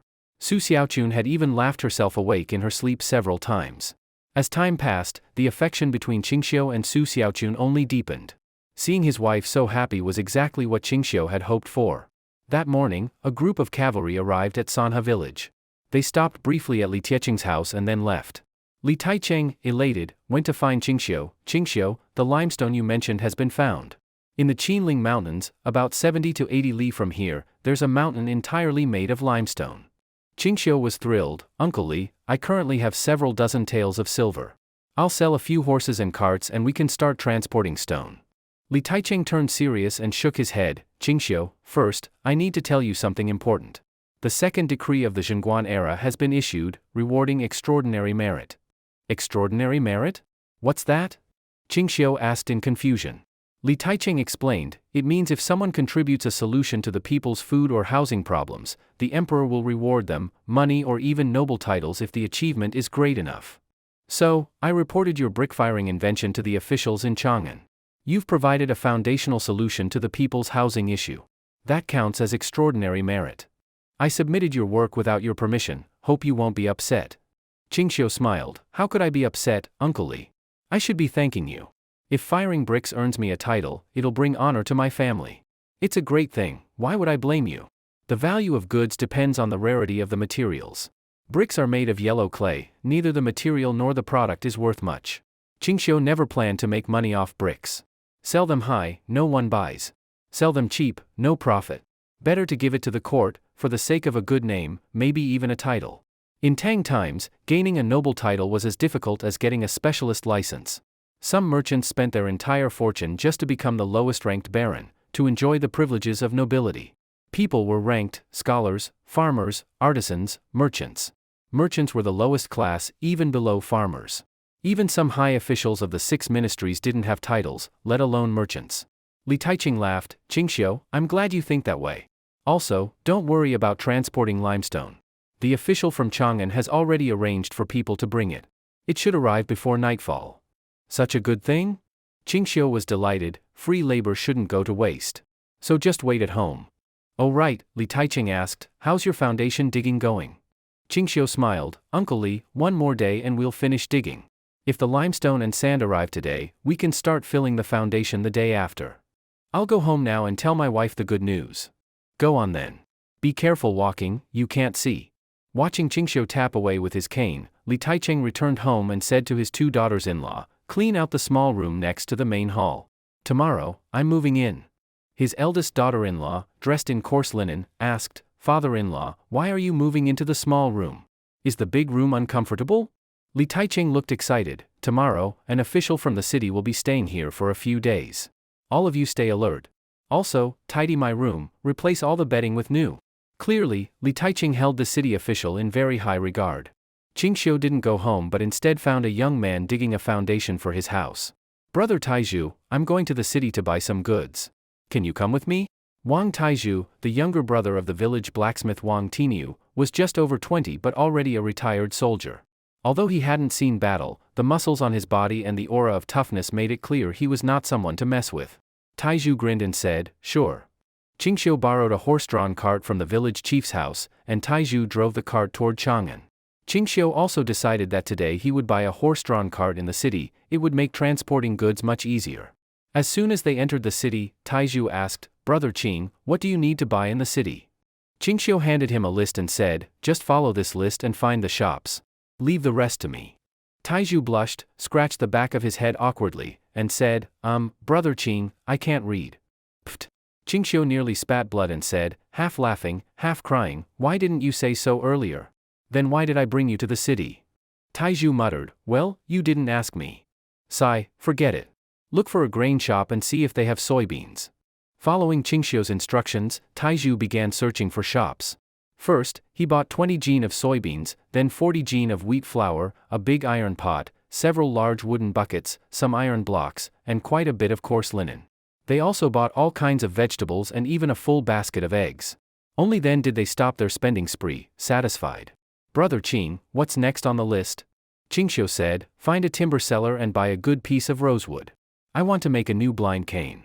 Now that he had money and status, he planned to throw away his old bamboo stick and replace it with a fine one.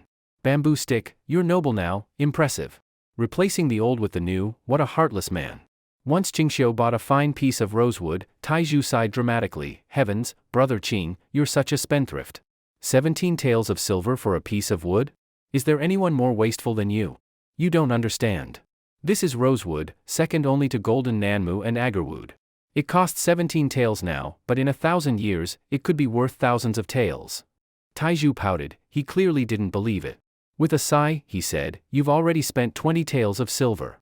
You should tone it down a bit. If you keep wasting money like this, your family will never be rich.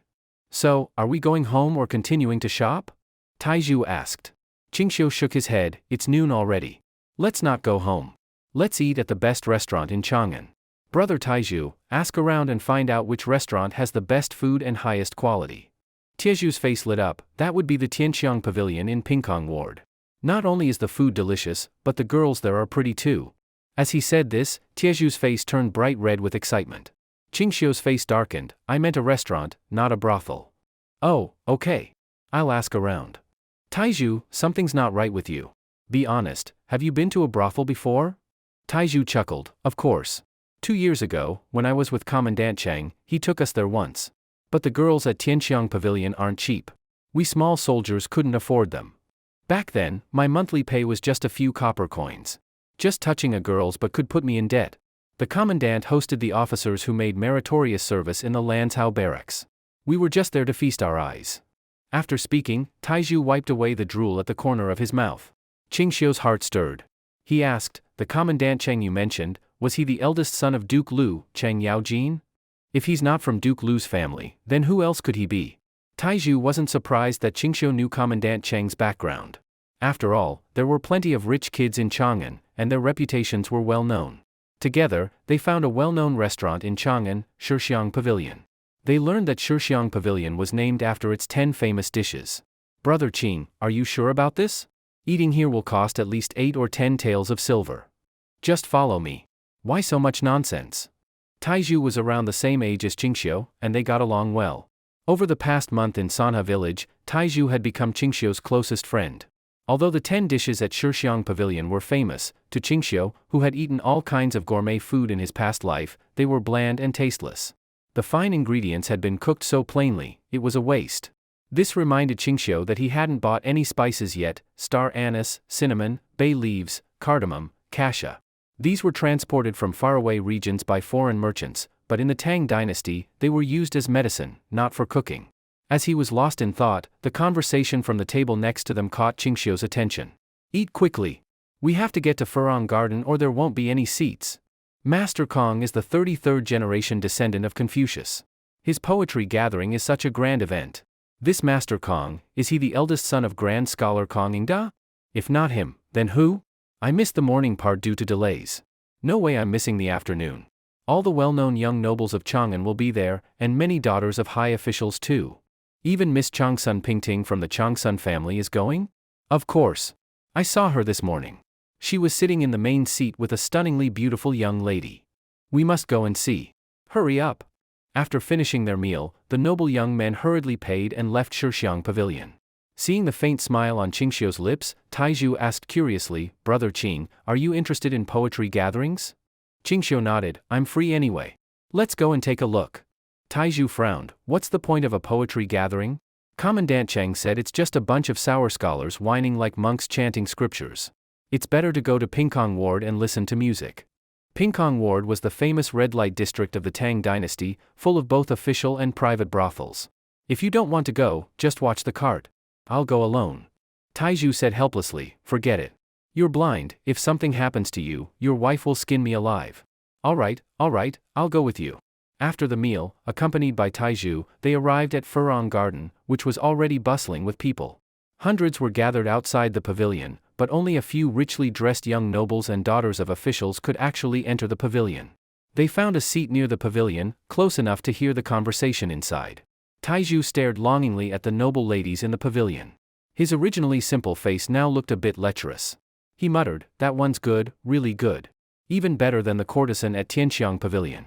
That figure, phew, if I could grab that chest, I could die happy.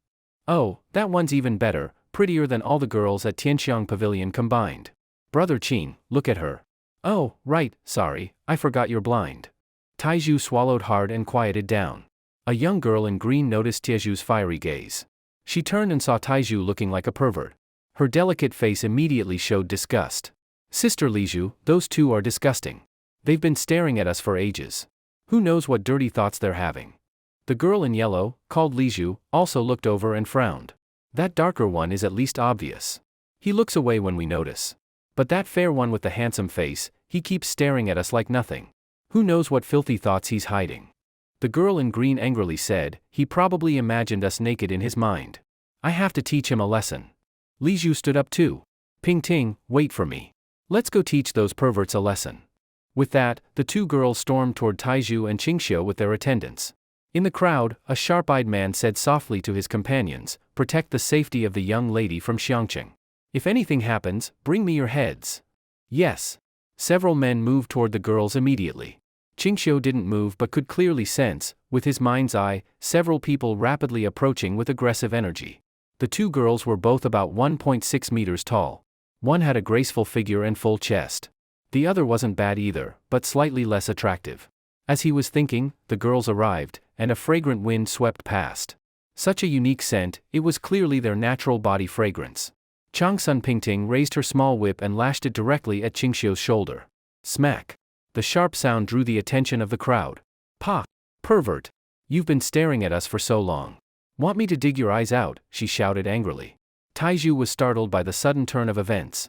Qingxiu felt a burning pain in his shoulder, his mood completely ruined. Without saying a word, Qingxiu picked up his blind cane, stood up, and pulled Taizhu along. "Brother Taizhu, let's go home. It's not good here. Hold on to my cane, don't let me fall." Taizhu's face turned red with anger. "Are you serious? My brother is blind. When did he ever look at you? Brother Qing, let's go, these rich girls from the city are too much." He supported Qingxiu as they left. Chang Sun Pingting and Li Zhu were stunned. Seeing Qingxiu's cloudy eyes, they realized he really was blind? Their faces flushed red with shame and embarrassment. Qingxiu turned and bowed slightly, his voice gentle and apologetic. "Ladies, I'm sorry. I shouldn't have faced you. I truly didn't see you. Sorry for the trouble, I'm just a blind man who doesn't want to offend anyone. I'm sorry." With that, Qingxiu staggered and stumbled away. He looked like he could fall over at any moment. "Damn, you dare hit me? Go heal from this slap yourselves." As Qingxiu and Taizhu walked away, Chang Sun Pingting's whip fell to the ground. She clutched her head in agony. I deserve to die." Li Zhu wasn't any better, her lips trembled, tears welling up. In the end, this noble lady choked out, I deserve to die too." No way, the young lady of the Changsun family actually bullied a blind man? That blind man is so pitiful. He clearly can't see, yet he got whipped for nothing. The blind man didn't even get angry after being hit. Instead, he apologized to the one who wronged him. Truly, the world is unjust. So pitiful. He's already blind and still gets treated like a lecherous peeping pervert. So unfair, he's truly a huge victim. These two noble ladies are too unreasonable. They hit someone without even figuring out the truth. The guy is just a blind man. The whispers from around them entered the ears of Li Lizhu and Chang Sun Pingting, sounding sharp and sarcastic. Chang Sun Pingting's face turned pale. She knew that her reputation was completely ruined. With a shrill cry, Chang Sun Pingting covered her face as tears poured down. I really deserve to die. Cursing herself, she ran out of Furong Garden in shame and anger. How could she still have the face to attend some stupid poetry gathering? Pingting, Pingting. Li Lizhu bit her lip and called out twice, anxiously stomping her foot. No, Yingtao, I must catch up to that blind man and apologize. Otherwise, I won't be able to forgive myself for the rest of my life. Li Lizhu, with her personal maid, lifted her skirt and ran in the direction Qingxiu had left. But by the time she got out of Furong Garden, Qingxiu was already nowhere in sight. Li Lizhu stood in the street looking lost, murmuring with guilt, I really deserve to die. I really deserve to die. Li Lizhu, you're the eldest princess of the Tang dynasty, how could you bully a blind man? Wu, saying that, this princess clutched her chest in guilt and cried out loud. Her heart hurt so much it felt like she couldn't breathe. There's a big difference between being a princess and being the eldest legitimate princess. A firstborn child of a concubine becomes a princess, but if she was born to the empress, she'd be the eldest legitimate princess. That's why, among so many daughters of Li Shimin, only Princess Changle, Li Lizzie, was the eldest legitimate princess. In front of the medicine shop, Taizhu parked the cart, still grumbling, damn it, those rich girls in the city really bully people. Brother Qing, you're blind and couldn't even see them. It was clearly a misunderstanding. Why did you still apologize to those two brats? Thinking about Qingxiu apologizing made Taizhu frustrated. In his heart, he labeled Qingxiu as spineless. But Qingxiu just chuckled and said, Taizhu, I had my reasons for apologizing. There's a saying, killing someone is not as painful as breaking their heart. They hit someone without even asking the reason. I revealed I was blind and apologized to them. What do you think the people around would say about them? They'll feel deep guilt, maybe even feel like they deserve to die. Think about it, if they can't find me to apologize, how awful will they feel? They'll probably be stuck in guilt and regret for months. Taizhu took a sharp breath and said, Hiss, Brother Qing, that move was brutal. As someone truly native to the Tang dynasty, Taizhu deeply understood how much noble girls cared about their reputation. If their name was ruined, it was worse than death. But Qingxiu had aimed straight at their reputation, his method was vicious. Heh, Taizhu laughed. No wonder you had me rush the cart away. So this is what you were planning. Haha, I misunderstood you. Now I feel much better. Qingxiu jumped off the cart and said, let's go. Let's buy something from the medicine shop, then get a cart and head back. At the medicine shop, they bought cinnamon, star anise, cardamom, angelica, and 5 or 6 kinds of medicinal herbs. Then they went to the East Market, bought a young red Dewan horse and a cart, and also got 2 rolls of black silk. Buying the horse and cart was for convenience when traveling later. The herbs were purely for satisfying his picky taste. As for the black silk, it was simple: tie it around his eyes, and everyone would know he was blind. No one would mistake him again, and he wouldn't get beaten up by accident anymore. With a 3-finger-wide black silk covering his eyes and dressed in all black, Qingxiu's whole aura changed. He now felt mysterious. At the same time, after morning court, Changsun Wuji returned home and immediately heard his beloved daughter crying in her room. He was instantly furious. "Changsun Chong, get out here right now." From the corridor, a boy about 16 or 17 came out, looking scared. "Father, you called?" Judging from his tone, his father was clearly angry. Changsun Chong got nervous and racked his brain to figure out how he had upset him. Changsun Wuji's face was gloomy. Pointing at his daughter's room, he asked in a deep voice, "You brat, did you bully your sister again?" Changsun Chong's face changed. "No, father, let me explain. No, I just got back from the East Market not long ago and heard Pingting crying. I asked her, but she wouldn't say what happened. I even sent a guard to find out who bullied her so we could stand up for her, but the guard hasn't returned yet." Hearing this, Changsun Wuji's expression softened a bit. Although his son was a bit of a scoundrel, he knew his son wouldn't dare lie in front of him. "Don't worry, father. Mother is with Pingting right now, trying to comfort her." I'll go take a look." At his daughter's bedroom door, Changsun Wuji heard his wife Changsun Chui's voice inside. "Pingting, my dear, don't cry. Your eyes are getting swollen. If you cry more, you won't look good. Tell mother what happened." Changsun Pingting buried her head in the blanket, crying her heart out and sobbing between breaths.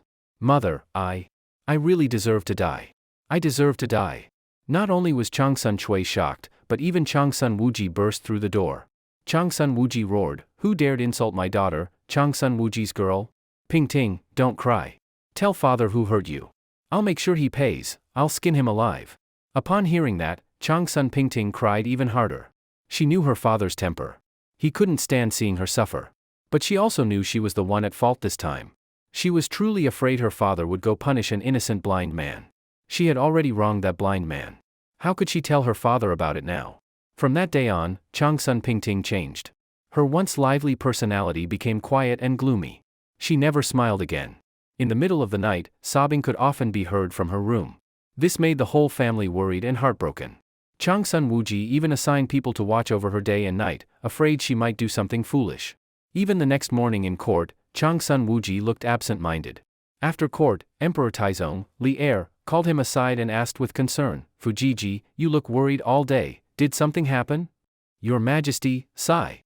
Changsun Wuji gave a heavy sigh and told the whole story about Changsun Pingting. When Emperor Taizong heard it, his eyes widened. "This sounds just like what happened with Xiangqing." Changsun Wuji was confused, like what happened to Princess Xiangqing. Li Er smiled bitterly. "I only learned about it last night. That girl went to a poetry gathering at Furong Garden and came back gloomy and weeping all day. I've asked her many times, even promised to tear the culprit to pieces, but the more I asked, the harder she cried." Changsun Wuji was stunned. "What should we do now?" Inside Wuda Hall, the 2 old fathers were deeply troubled, but completely clueless about what to do with their daughter's change in behavior. Summer was almost here. Everything was coming back to life. It was again the season when animals and friends got restless. The spring night breeze carried some warmth, constantly reminding people that summer was about to arrive. All around, apart from the sound of the wind rustling the grass, there were the hushed whispers of a man and woman inside a grass hut. Su Xiaochun nestled in Qingxiu's arms, wearing only a dudu and a pair of underpants. As for the dudu, those who understand, it's like the four-corner shorts from later generations. Over the past month, the quality of food had improved and nutrition had caught up. Su Xiaochun's figure had developed as well. Her soft chest was round and full, to the point that the dudu was almost bursting. As for Qingxiu, he was also only wearing a pair of underpants. Pressed up against Su Xiaochun's plump, smooth body, Qingxiu's heart was pounding, a fire burning inside.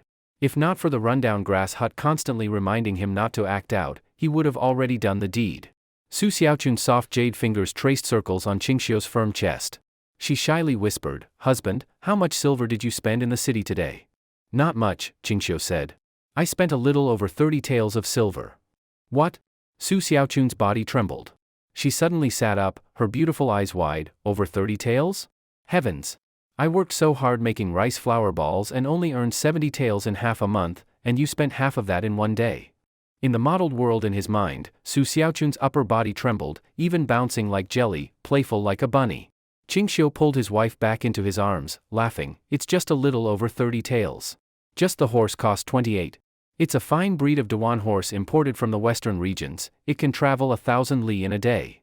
Su Xiaochun didn't know that horses were so valuable. Fooled by Qingxiu's words, she believed him. If she knew that he had spent 17 taels just on a single piece of rosewood, she might feel heartbroken.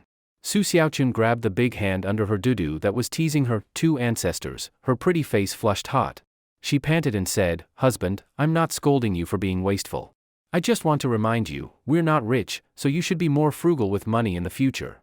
Got it, got it. Qingxiu casually replied, then buried his head in her chest like a child and said in a muffled voice, "Let's sleep." After being teased like that, how could Su Xiaochun sleep? She waited until her husband fell asleep before gently pushing his head away to rest. It was called sleeping, but it was only 8 p.m. In the Tang dynasty, there weren't many forms of entertainment. Ordinary people went to bed by 7 or 8. The next morning, when Qingxiu woke up, he discovered that his inner vision world had undergone a drastic change. The world in his mind, once black and white and only showing object outlines, had suddenly become colorful after one sleep. Was this animation mode? Qingxiu's eyes widened, his face a mix of surprise and disbelief. That's right, his inner vision world had turned into anime style. Everything within a 50-meter radius had changed. Even the buildings looked cuter. Even his wife beside him had become a true anime girl in his mind. This transformation made Qingxiu ecstatic. With a way to view the world like this, who needed actual eyeballs? Everything looked more beautiful now. In the anime-styled world, Su Xiaochun's hair was messy, her face delicate, lips like cherries, skin white and dewy like congealed fat. The arm that poked out of the covers was white and radiant like lotus root. Qingxiu flipped off the blanket. In his mind's eye, there was his wife Su Xiaochun's flawless and perfect figure.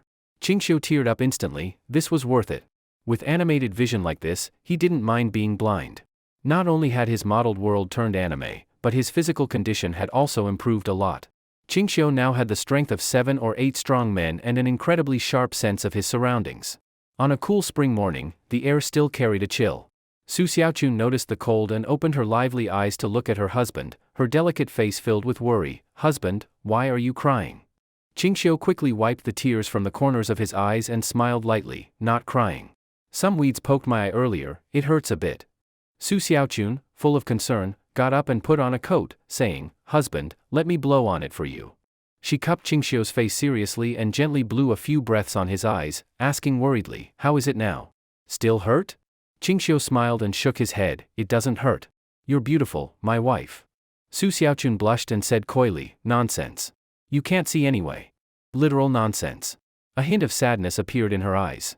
Her husband couldn't see her face. That was Su Xiaochun's greatest regret in life. Su Xiaochun helped Qingxiu get dressed, finally covering his eyes with a strip of black silk, and then dressed herself. She scooped a bowl of water from the bucket to rinse her mouth. After washing up, she started making breakfast. Qingxiu stopped the busy Su Xiaochun and smiled. "Wife, rest today. I'll prepare breakfast." Su Xiaochun hurriedly said, "Husband, that won't do. A noble man stays out of the kitchen. You have important things to do. How could you go to the stove? And you can't see, how could you possibly cook? Let me do it." Qingxiu sighed. "Wife, every morning it's either millet porridge or plain rice porridge. If we don't eat something solid, we'll get stomachaches. You rest. If I don't do well, you can take over. It's still early anyway." "Well, all right," Su Xiaochun said reluctantly. "I'll help you." To her surprise, Qingxiu accurately found a few eggs and started mixing flour with cooled boiled water. He didn't like the raw water from the river, so he always asked Su Xiaochun to boil and cool it. Over time, she got used to drinking boiled water too. He cracked eggs into the flour, added chopped wild green onions and green salt, and started frying egg pancakes in oil. Green salt was something he bought from the city. When he first brought it back, he was scolded for being wasteful. But green salt was the only type that tasted like fine salt. If he wanted to eat salt, he had to buy expensive green salt. As for the black and rough lumps of salt, he'd never eat those. They were full of toxic minerals and could cause serious harm if consumed too much. Over time, such salt could even turn your skin purple, like Thanos. Watching Qingxiu skillfully make the pancakes, Su Xiaochun was stunned. When the egg pancakes were done, she was still in shock. So food could be made like this? Through his inner vision, Qingxiu noticed Su Xiaochun's expression. Her nearly perfect anime face was filled with surprise, her cherry lips forming an O shape. She looked so cute, Qingxiu couldn't get enough of her every night. He thought she was a plain and honest village girl. Turns out, Su Xiaochun was a delicate beauty. What a treasure. Wife, try it. How does it taste? Su Xiaochun came back to her senses, swallowed her saliva, and shook her head. No, I'll wait for you. Eat while it's hot, it won't taste good once it's cold. There's more in the pan. Su Xiaochun hesitated and still shook her head. No, I must wait for you. I can't overstep. Qingxiu had no choice but to let her be. Watching Qingxiu's skilled movements, Su Xiaochun was moved to tears. She choked up. Husband, how much suffering have you been through? In Tang Dynasty tradition, it was considered shameful for men to cook. Only men who had suffered greatly would step into the kitchen. Qingxiu smiled bitterly. I married such a wonderful wife, it's clearly a blessing, not suffering. The sand and lime are ready. There's work today. Let's eat quickly. He served 2 bowls of rice porridge and soaked the egg pancakes in them. Finally, a decent breakfast. Su Xiaochun didn't look happy, instead, she cried even harder. Through her sobs, she said, I thought the best food in the world was millet porridge with sugar. Turns out, all these years I've been eating pig food. Poor girl, she'd really had it hard. Actually, Su Xiaochun wasn't very old, just 18 this year. In Qingxiu's eyes, she was still a child. But in the Tang Dynasty, where girls could marry at 13, 18 was already considered an old maid. If a girl wasn't married by 20, she was viewed as a worthless burden by everyone nearby. Not only would she lack a dowry, but she wouldn't even receive a betrothal gift. Even if she did marry, she'd be gossiped about behind her back for a long time. Qing, I already said in the letter, don't call me Taishang Huang. I'm just an ordinary old man now. Li Yuan pushed away Li Taicheng, who was trying to support him, his expression especially displeased. Yes, yes, yes. Then if I can't call you Taishang Huang, what should I call you? Li Yuan thought for a moment, then chuckled, call me Old Li. Li Taicheng was shocked. Taishang Huang, that's not proper, please don't joke with me. Li Yuan snorted, then call me Master Li. Anyway, you must not call me Taishang Huang. I rarely leave the palace nowadays, and this time I'm just out for fun. If you call me that, you'll expose my identity. What's the fun in that? All right. Li Taicheng nodded repeatedly. Then from now on, I'll call you Master Li. And stop calling yourself this humble one all the time. I don't hold that much weight anymore. Li Taicheng quickly agreed, nodding like pounding garlic. Behind them followed 4 attendants, 2 middle-aged men and 2 15 or 16-year-old youths. The 4 of them had steady breathing, light footsteps, and sharp eyes constantly scanning the surroundings, clearly martial arts experts. Let's go, Master Li. I'll show you around the estate. As they strolled through the village, Li Taicheng explained, Sanha Village, Jiuli Village, and Dayton Village, many of the farmers in these nearby villages are old soldiers who once fought with us. Most of the soldiers' families either died in the war or from starvation, some were displaced and can't be found. After I left your personal guard, I, along with Brother Ma and Old Zhang the Knife, gathered the soldiers and founded these 3 villages. Li Yuan looked moved. Since they're all former soldiers who fought for me, won't they recognize me? Li Taicheng shook his head. They were all low-ranking soldiers who never saw your face. There's no way they'd recognize you. Li Yuan let out a breath. That's good. Sigh. Li Yuan sighed. If I had known these veterans were living in such hardship, when I was still in power I would have allocated some silver to help them live better lives. But now, I can't even access the treasury. Li Taicheng looked touched. Master Li, you're wrong to say that. The fact that you still care about these fellows is already a great honor. You may not know, but ever since Qingxiu arrived in Sanha village, thanks to his rice puff business, the whole village has been doing well. Every household earns over 100 cash a day. Li Yuan asked curiously, is 100 cash a lot? Li Taicheng gave a bitter smile. Of course it's not much by your standards. But soldiers in the left guard only earn 10 or 8 taels a year.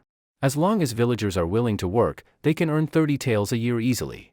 That put it into perspective. Even Li Yuan was a bit surprised. Li Taicheng continued, in a few days, I plan to discuss with Qingxiu if we can expand the rice puff business to Dayton and Jiuli villages too. Then the veterans in all 3 villages won't have to worry about food or clothing anymore. Li Yuan sighed. Qing, you're thoughtful. I thank you on behalf of those fellows. They were men who fought and bled for the Tang dynasty. Even if Li Yuan was a muddled emperor, deep down he still respected those veterans. "It's what I should do," said Li Taicheng respectfully. Li Yuan smiled. "Come, show me your brick kiln." Li Taicheng didn't dare delay and led Li Yuan to visit the kiln, then went to the west end of the village. Qingxiu's shabby hut was located at the west end. At that moment, Qingxiu was leading a group of men to smash rocks. Thanks to Li Taicheng's connections in Chang'an, limestone and sand were being delivered to Sanha village daily. Each man picked up a hammer and crushed stones, then poured them into a mill to grind into fine powder. Everyone was covered in dust. Some crushed stones, some ground powder, others mixed lime and sand, and some were laying bricks. The shape of a large courtyard had already formed. In less than half a month, Qingxiu's house would be built. To keep warm in winter, the main hall was built with layers and included a fireplace. The warmth from the fireplace would keep the whole house cozy. Even playing poker with his wife in winter wouldn't feel cold. Li Yuan noticed everyone wore cloth over their mouths and looked curiously at Li Taicheng. It was also the first time Li Taicheng had seen such a setup. He immediately shouted to Qingxiu, "Qingxiu, why is everyone wearing face cloths?" Because Qingxiu was blind, he didn't need to work. Directing these strong men was his job now, a privilege of the blind. Qingxiu tapped his blind cane and walked over. "Uncle Li, those are masks. Inhaling lime dust can cause lung disease. Wearing masks prevents that." "I see. Qingxiu, let me introduce you." Li Taicheng pulled Qingxiu over and said, "This is Master Li from Chang'an. He's the one who helped us get the limestone. You must thank him properly." Qingxiu quickly cupped his hands. "Thank you, Master Li, for your generous help. I am deeply grateful." Li Yuan nodded but said nothing. Noticing that Qingxiu had his eyes covered in black silk and couldn't see him nod, he spoke up, "No need. I'm a brother to Taicheng. Helping Sanha village is like helping myself. This small favor is nothing. Do your best, I have high hopes for you." Qingxiu smiled. "Uncle Li, Master Li, I had my wife go to the city to buy meat. At noon we're treating the whole village to lunch. Please join us." Li Taicheng didn't refuse and looked toward Li Yuan. Li Yuan smiled, "Then I'll accept your invitation." There weren't many rice puffs made yesterday. Most of the women had gone out early to sell them and were already back. When Su Xiaochun returned with the cart, it carried over 100 jin of pork and several dozen jin of celery. Celery was a green vegetable introduced by foreign merchants, also called hu celery, currently the most common green in Tang. Qingxiu directed several women to cut the pork into palm-sized pieces. In the threshing yard, 3 large iron pots were set up. The pork was parboiled to remove blood foam, and the celery was also blanched. Over a dozen women kneaded dough at the table. Soon, iron griddles made by blacksmith Wang were carried over. The layered flatbreads were cooked on the griddles until crispy outside and tender inside, smelling delicious. "Husband, what's next?" Su Xiaochun wiped the sweat from her forehead and asked. Qingxiu sat on the millstone giving orders. "Next, heat the oil, stir-fry the medicinal herbs and green onions I prepared, then pour the pork into the 3 big pots. Aunt San, use a small pot to boil syrup, just like when making rice puffs. When it turns dark red, add water and pour it into the big pots. Let it stew for 1 hour. Yunyang, go help Aunt San." Yunyang was a woman in her early 20s. Since it wasn't summer yet and spring planting hadn't begun, she hadn't been exposed to the sun and had fair, smooth skin and beautiful looks. Even compared to Su Xiaochun, she wasn't far off, especially her full chest, even more prominent than Su Xiaochun's. Her husband had joined mountain bandits out of hunger and was beheaded by the Tang army within 2 months. Yunyang fled with her blind mother-in-law and settled in Sanha village. Yunyang was known as a beautiful widow in the village, but she had very thin skin. She blushed just talking to others, even to women. Directed by Qingxiu, Yunyang shyly lowered her head and went to help Aunt San. Li Yuan watched the whole process in fascination. As the rich aroma filled the air, even his throat moved involuntarily, his eyes fixed on the 3 large iron pots. The charm of braised pork was irresistible, even someone used to delicacies like Li Yuan was conquered by the smell of the meat. Imperial edict has arrived. With a loud shout, over a dozen cavalrymen charged into Sanha village, attracting everyone's attention. A eunuch, surrounded by the cavalry, arrived at the threshing ground. Upon seeing Li Yuan, his entire body trembled, and he was about to kneel and bow, but was waved off impatiently by Li Yuan. Li Yuan turned and walked into a small courtyard. The eunuch was sharp. He instantly understood Li Yuan's intention and pretended not to see the old man. He looked around and frowned upon seeing everyone dirty, then shouted, "Which one of you is Qingxiu?" Qingxiu picked up his blind cane and walked over, saying, "I am Qingxiu." When the eunuch saw Qingxiu's clean appearance and handsome face, He immediately felt a liking for him, and his voice softened. Qingxiu, receive the decree. Tang customs had no kneeling rites for receiving decrees. This was an established regulation since the founding of the dynasty. So Qingxiu did not kneel. He cupped his hands and bowed respectfully.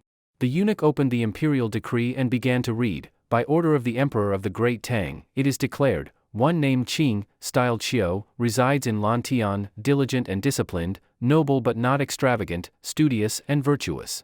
After a bunch of formal phrases, the eunuch closed the decree and smiled. For the merit of brickmaking, benefiting the country and the people, solving the hardship of housing for commoners, this is a lasting achievement and great contribution.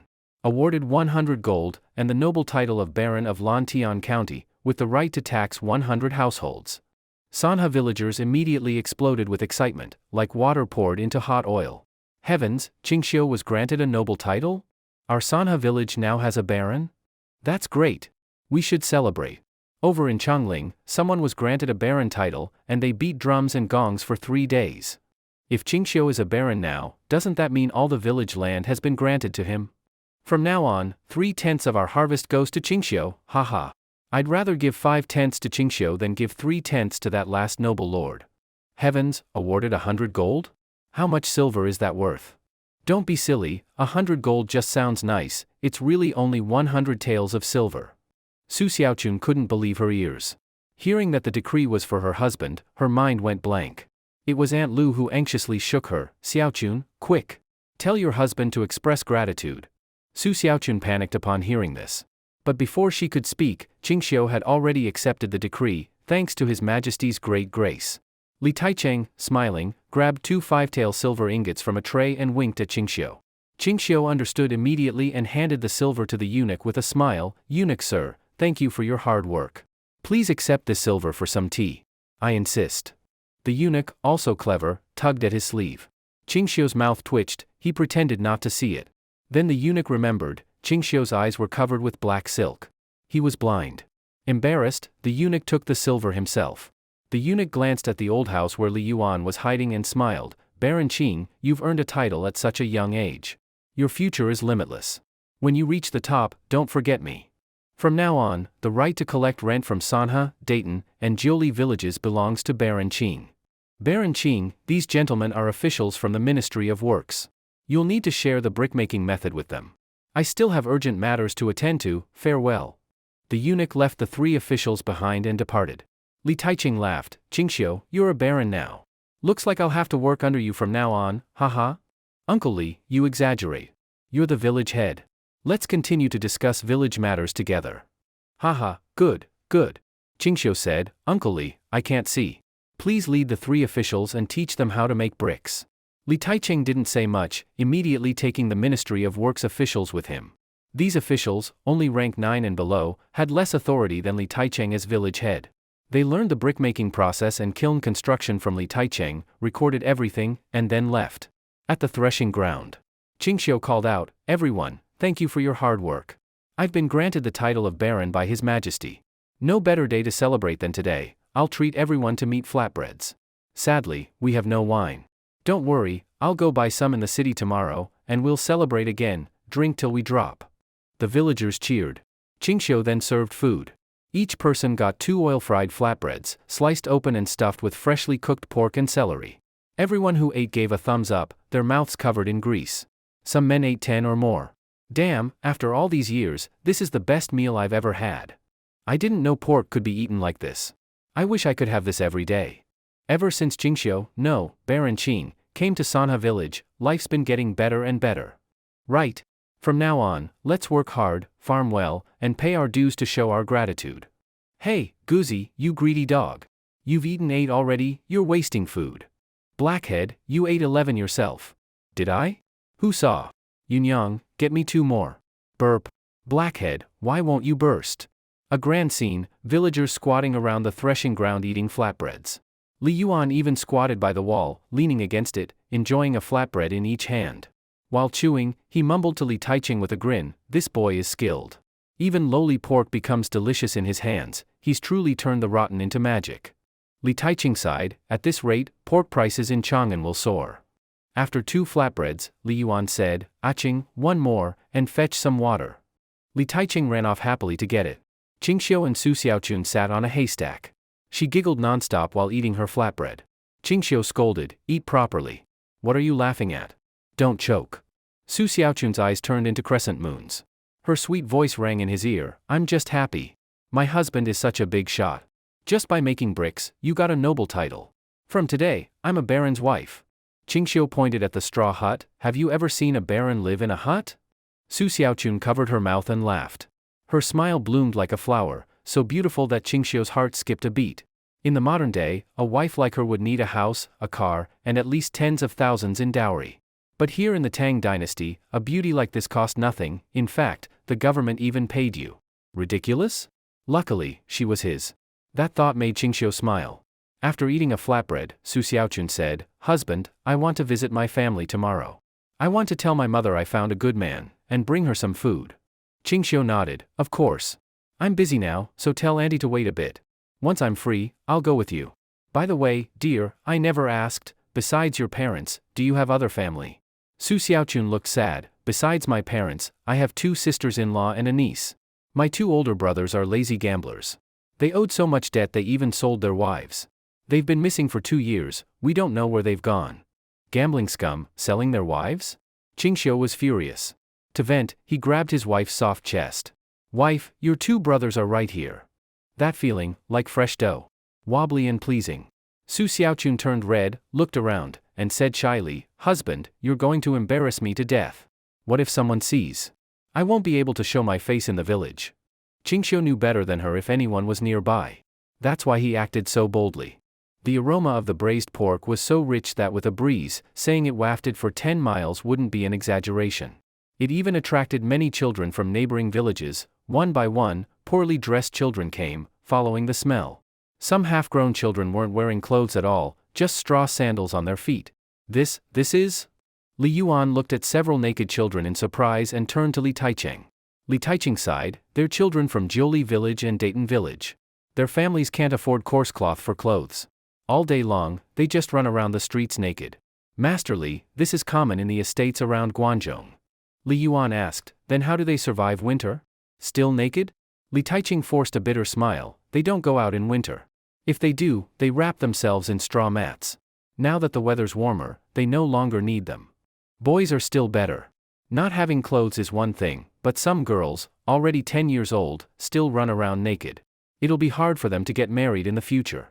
Li Yuan looked up and sighed. No wonder earlier this year, at the banks of the Weishui River, a young man humiliated himself by killing his white horse and, with great shame, signed the White Horse Pact.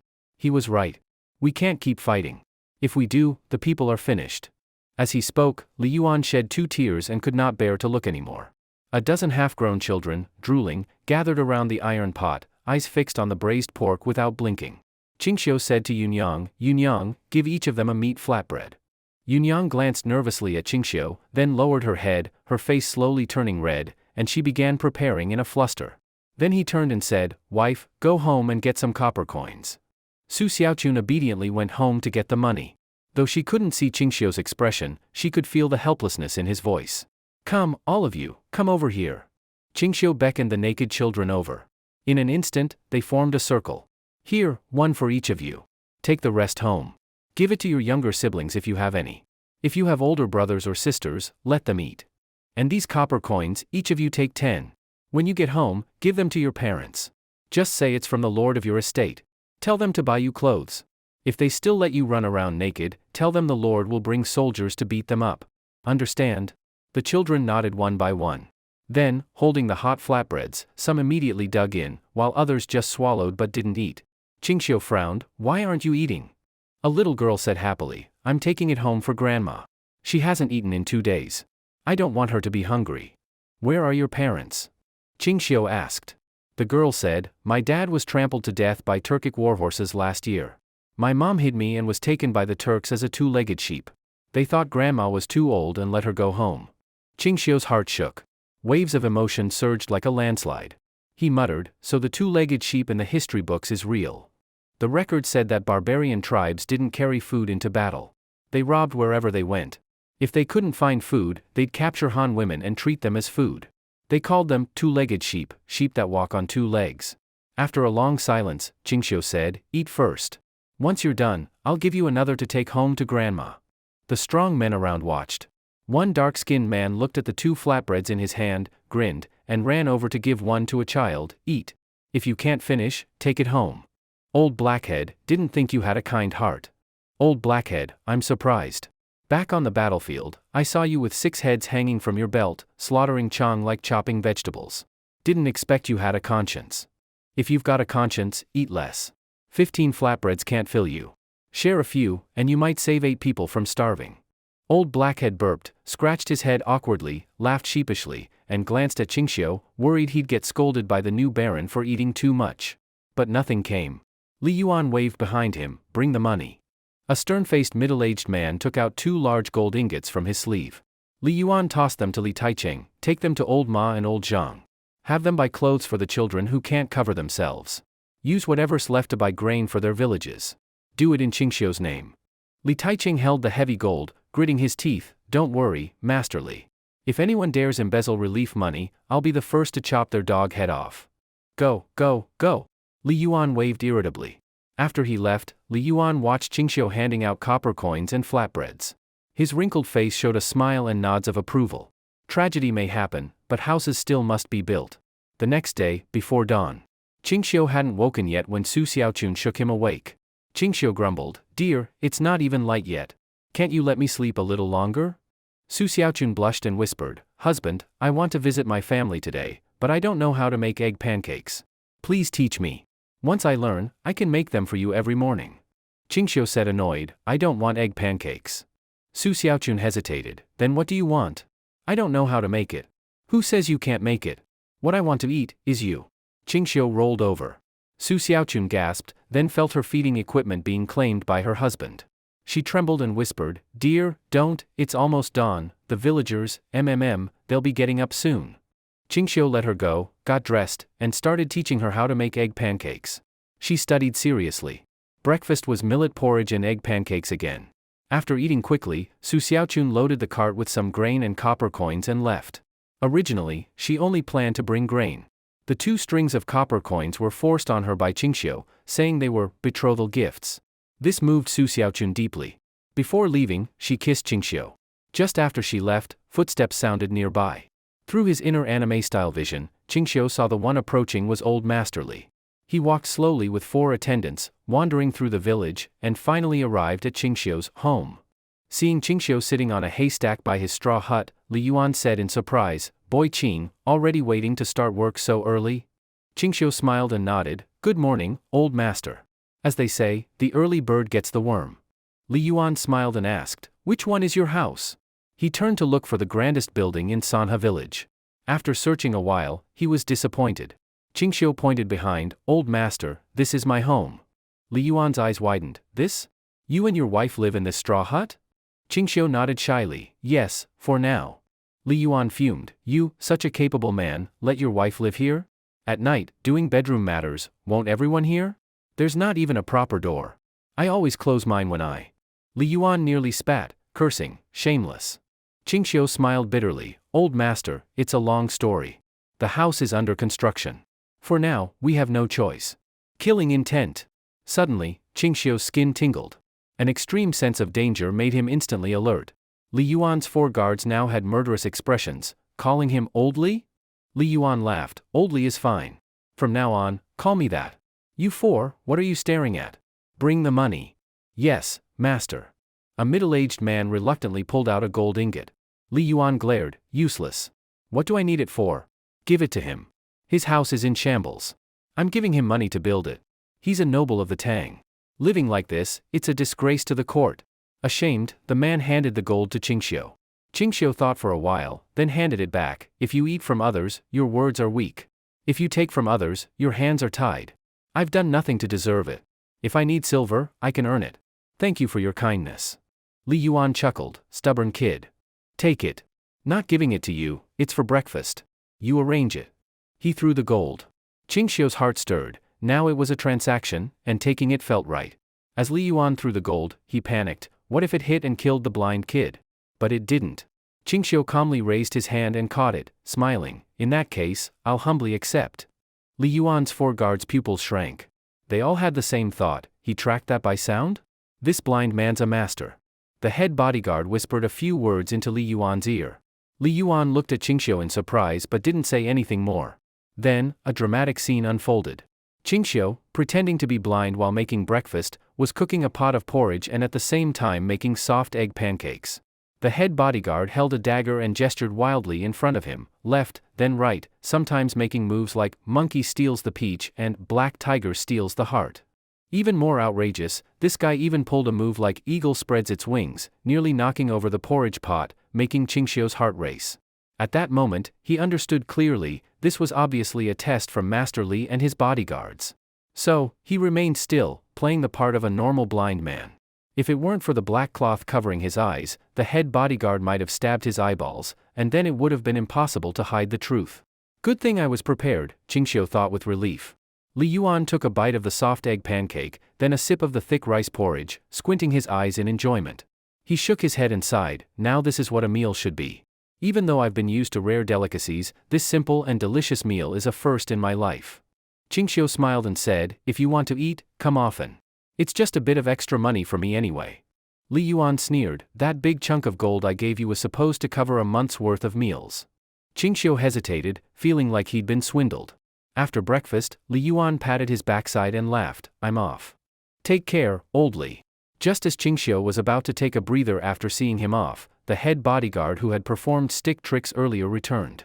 The bodyguard grabbed Qingxiu by the collar and said angrily, kid, show some respect. You dare call him old Li? Next time you see our master, you call him Master Li, got it? Qingxiu's expression darkened, are you teaching me how to behave? Hey, the bodyguard's eyes widened, what, are you gonna resist? Qingxiu sneered, I called him old Li and he didn't mind. Who do you think you are? You ungrateful brat. The bodyguard looked around, found a leftover wooden post thicker than a bowl. Feel it.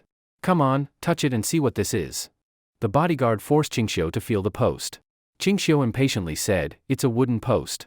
What are you trying to do?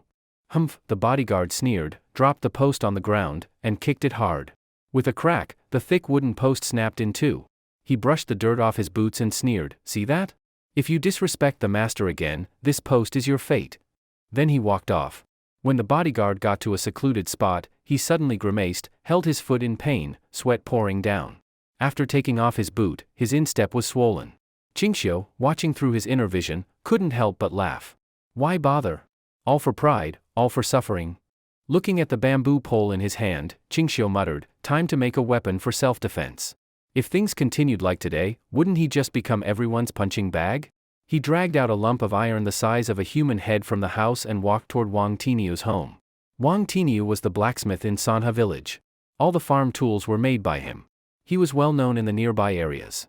Of course, his skills couldn't compare to the state craftsmen of the Tang dynasty, so Qingxiu planned to forge the weapon himself.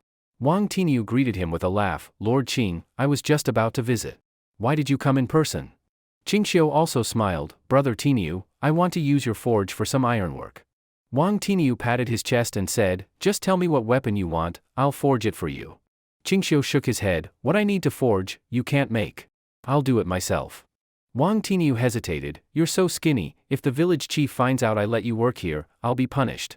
Forging takes strength, and you can't manage that. Who says I can't? Qingxiu walked over to the grindstone and effortlessly lifted it with both hands. Heavens! Wang Tiniu was shocked. That grindstone weighed over 300 to 400 jin, 150 to 200 kilograms. He usually could barely lift it for a moment, yet Qingxiu lifted it like it weighed nothing. Convinced now? Convinced, Lord Qing. I'll light the fire for you. Wang Tiniu started lighting the furnace, and when Qingxiu saw he was using charcoal, he asked, why not use coal? Charcoal burns at a lower temperature and can't refine iron well. Coal burns hotter and is better for forging. Coal? Wang Tiniu asked, puzzled. Wait a second. How did you know I'm using charcoal? Aren't you blind? Qingxiu's heart skipped a beat, he almost forgot he was supposed to be blind. He calmly replied, I heard it when you lit the fire. Oh, that makes sense, Wang Tiniu said, realizing. Qingxiu explained, coal is a black rock that burns. Oh, you mean black fire rock. We have some, but it's hard to ignite, so I've always used charcoal. Qingxiu checked the forge. There wasn't even a blower, no wonder it didn't get hot enough. Since there was no electricity, a mechanical blower wasn't an option, but a bellows might work. So, Qingxiu went home, drew a design, and found a carpenter named Zhang. Zhang was clever, and after 2 days of work, he built the bellows. They dug a hole in the forge and aligned the bellows nozzle with the furnace interior. One push and pull, flames roared. For the next half-month, Su Xiaochun and the Zhang couple kept making rice-puffed balls to build up capital. Master Li still came every day to mooch a meal. At noon, he'd eat from the big communal pot, gradually bonding with the villagers and joking with them occasionally. The head bodyguard kept showing up every few days to threaten Qingxiu, but it was useless. Qingxiu still called him Old Li. One day, Qingxiu caressed the newly forged, polished tang sword, very pleased. It had no hilt yet, just the blade, covered in beautiful patterns. When someone focuses entirely on one task for days, they're bound to excel, like swordsmithing. Though it couldn't match the craftsmanship of modern forged blades, in the Tang dynasty, it was sharper and tougher than any sword. It was made from refined steel after half a month of forging, incorporating special techniques like folding, twisting, and sprinkling borax to remove impurities. He tested it on a wooden post as thick as a bowl, it split with one stroke, the cut clean, the blade undamaged. Truly a divine weapon. He installed a round sandalwood hilt, nailed it firmly, then hid the sword inside a blind cane, the hilt and cane perfectly merged. Qingxiu was very satisfied with his sandalwood cane sword. Sanha village was now changing every day. Not only had Qingxiu's residence been completed, but even all the outer walls were coated with cement. Qingxiu had also spent over 100 taels of silver to renovate the interior. He hired carpenters from the nearby towns to lay wooden floors made of Chinese fur inside. Even the interior walls were covered. Although it looked similar to a regular brick house from the outside, the interior was another world entirely. The wooden wall panels were painted with exquisite decorative patterns, and even a high-ranking official like Old Li couldn't stop praising them. He insisted that Li Taiqing help build him an estate even bigger than Qingxiu's, with more houses. After being baked with charcoal fire for 15 or 16 days, the new house could be moved into. However, during the stage when the wood panels were being laid, Qingxiu moved the thatched hut into the courtyard, which greatly improved his privacy. Not only his house, some villagers also began renovating their homes, with progress advancing rapidly. Although the rice puff ball business wasn't as hot as in the beginning due to more people making them and city folks losing interest, they still sold out every day, it just took longer. Apart from the 100 taels spent on home renovation, plus the silver exchanged from the big gold ingot Old Li gave them, Su Xiaochun, the money keeper, had already saved up 700 to 800 taels of silver. Her greatest daily joy was counting money. That day, Li Taiqing brought 2 elderly men of similar age into the residence. The 2 old men were instantly stunned by the indoor scene, their eyes filled with envy. Even noble mansions weren't much better than this. Qingxiu, I came to discuss something with you. Qingxiu stood up and smiled. Uncle Li, please sit. You 2 uncles, please sit too. Wife, bring some cool boiled water. Coming. Su Xiaochun brought a pot of water and 3 teacups to the table and left. One of the old men said in surprise, Taicheng, didn't you say our Lord can't see? How did he know there are 3 of us? Li Taicheng laughed and explained, don't underestimate Qingxiu. Though he's blind, his heart isn't, and his ears are sharp. Qingxiu chuckled and asked, Uncle Li, what brings you here? Li Taicheng didn't hide it, this is Brother Ma, and this is Old Zhang. They were comrades of mine when I served in the army. Hello, Uncle Ma. Hello, Uncle Zhang. Qingxiu greeted them politely. Ma Lauer quickly replied, no, that won't do. You're the Lord, and we're village heads managing your lands. How can you greet us? That breaks protocol. Please don't do that again. Old Zhang also said, Brother Ma is right. We'll be under your command from now on. Qingxiu remained polite, saying they were elders, but Ma Lauer and Old Zhang refused to accept it. Qingxiu had no choice and said, well then, I'll call you Old Ma and Old Zhang. Ma Lauer and Old Zhang finally smiled. Li Taiching said, Qingxiu, you know I'm straightforward, so I'll get to the point. Please go ahead. Qingxiu gestured for him to speak.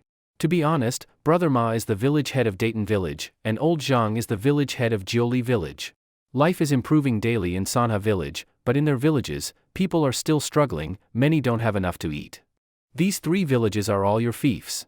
If their lives are hard, it reflects poorly on you as their lord. I came today to ask if you could let their villages also do the rice puff ball business. Old Ma and Old Zhang looked nervously at Qingxiu.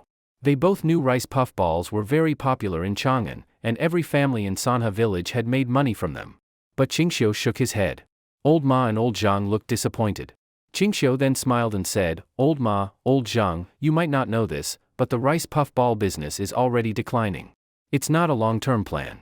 With so many people in Sanha village doing it, the market is saturated. If people from your villages also start doing it, not only will business become harder, you might not earn money at all. But don't worry, I can arrange other businesses for your villages. What kind of business? Old Ma and Old Zhang perked up.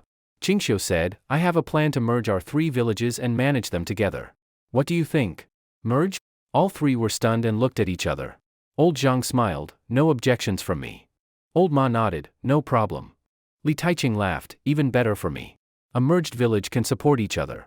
Qingxiu nodded, good, it's settled. Old Ma and Old Zhang, count how many households are in your villages and report to me.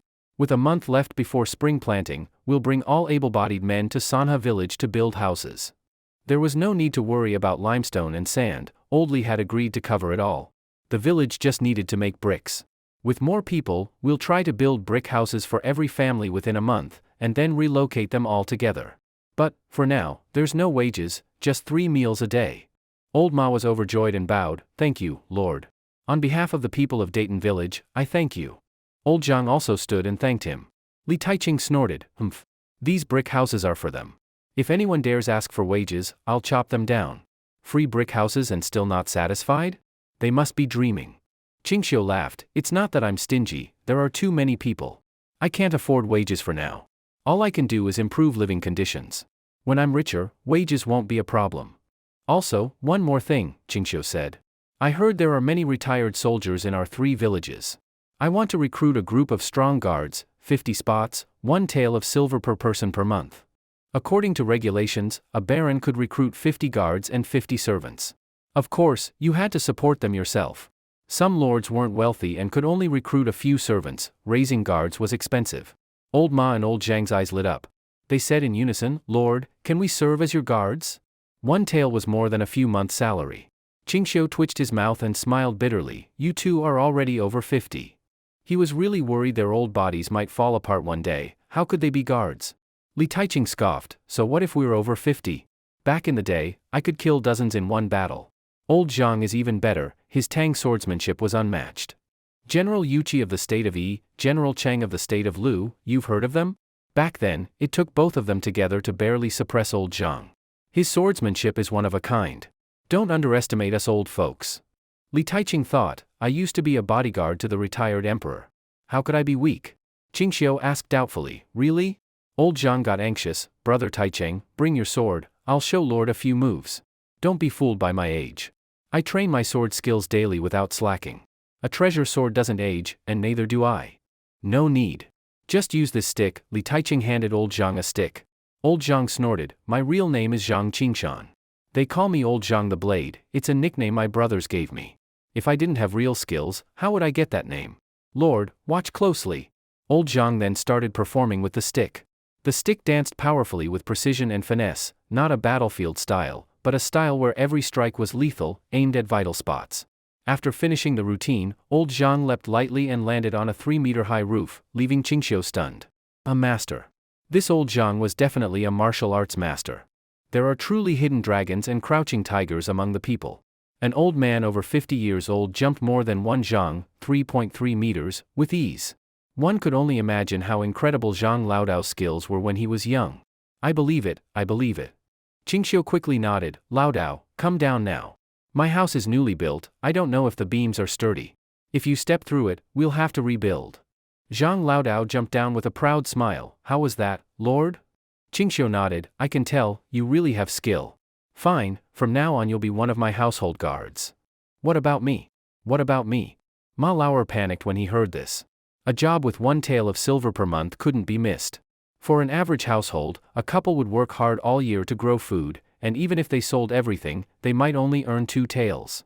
1 month's salary equaled nearly a year's income for a farmer, who wouldn't be tempted? Li Taicheng explained, Qingxiu, don't look down on Brother Ma just because he's 60. His skills are no worse than Laodao's. He can break a post as thick as a bowl with 1 kick. Regular soldiers can't even get near him. This reminded Qingxiu of the head bodyguard Feng Fei, who tried to kick a post and ended up limping for days. Since Zhang Laodao was so impressive, Ma Lauer couldn't be much worse. So Qingxiu happily agreed to let Ma Laoer join the guard team too. The two of them stood upright, raised their right fists, pounded their chests, and shouted in unison, I, Ma Laoer, I, Zhang Laodao, swear to serve as guards for Lord Qing. We will follow him through fire and water. If we break this vow, may heaven punish and earth destroy us. Qingxiu nodded. In that case, go back to your villages and gather all the veterans who served in the army. Bring them to Sanha village. Ma Laoer and Zhang Laodao accepted the order and left for their respective villages.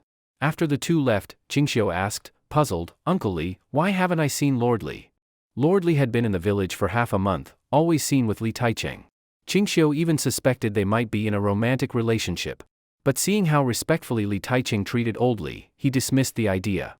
Li Taicheng laughed. Lord Li has been away from home for over half a month. His family missed him, so he returned to Chang'an to check in. He'll be back in a few days.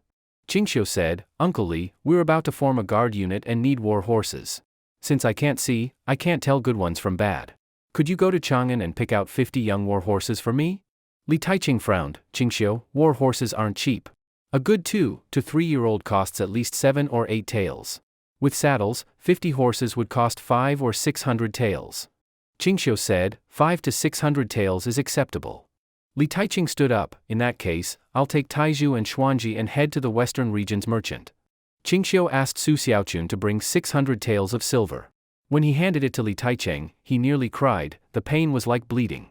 After Li Taicheng left, Su Xiaochun hugged the much-shrunken money pouch and sat on a small stool. Her already full and plump buttocks wrapped the stool completely. She muttered resentfully, all the savings we earned over 2 months, gone in a single day. Qingxiu laughed, money is meant to be spent. We'll earn more. Wife, some money must be spent. Think about it, we got rich, and everyone in a 10-mile radius knows it. If bad people come to steal or rob us, can we defend ourselves? They might even kill us. I'm hiring guards to protect our safety. Su Xiaochun trembled and showed a fearful expression, so that's why. As the head of the house, I was being narrow-minded. That money really should be spent. But 50 guards mean 50 taels of monthly expenses, sigh. Su Xiaochun looked troubled again. Qingxiu pulled her into his arms and casually took over the dishes meant for the future child. The round buns were so cute, 2 bunny-like little noses quivering on her flushed, tender face. Her soft, plump but pressed against his leg. Su Xiaochun stiffened, her rosy cheeks shy and warm.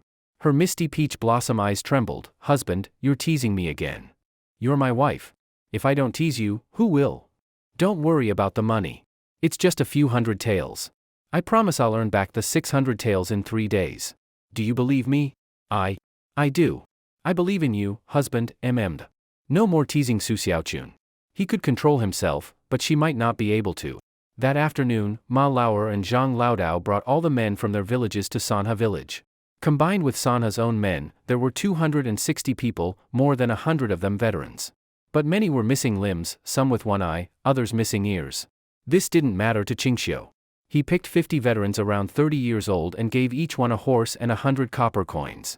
The rest would be settled at month's end. Watching the happy veterans with their horses and money bags, Qingxiu said seriously, don't get too happy.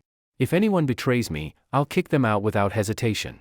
Not just Sanha village, I'll make sure they can't survive even in Chang'an. Sometimes combining kindness with fear works better than being soft-hearted. Old Blackhead turned around fiercely, glaring at the guards and said, Lord Qing is building houses for everyone so you can all live in brick houses. He's giving every household a way to live, letting your wives earn money and your kids eat and dress well. A lord like this is your ancestors' blessing. If anyone betrays the Lord, and I, Zhao Sanhai, find out, I'll skin them myself. Then old Blackhead winked at Qingxiu and Li Taicheng. Li Taicheng smiled silently, and Qingxiu understood. Zhao Sanhai was the enforcer Li Taicheng placed in the guard team. As for who played the good cop, that remained to be seen. Zhao Sanhai was 33 years old. The name came from the local veterans in the nearby villages. First, he was dark-skinned.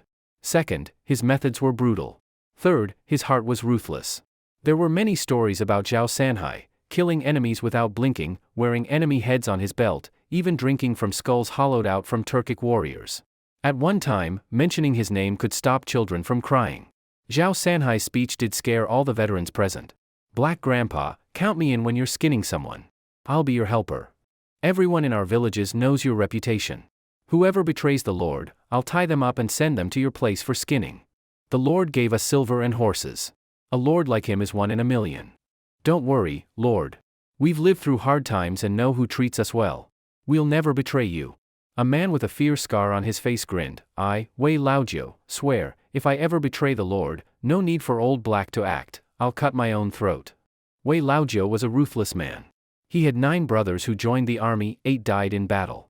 He was the last one left in the Wei family. Qingxiu nodded in satisfaction. Next, it was time to hand out some sweet dates to every household. Qingxiu divided the 50 household guards into 5 squads, each with 10 men. The 5 squad leaders were Zhang Laodao, Ma Laoer, Zhao Sanhai, Wei Laojiu, and Wang Taizhu. Zhang Laodao served as the chief captain, Ma Laoer as the deputy. The two would discuss matters, with Zhang Laodao having the final say. As for Wang Taizhu, Zhang Laodao assigned him to Qingxiu's personal guard team, responsible for his safety. Qingxiu also created a daily training plan for the guards. Zhang Laodao led the training.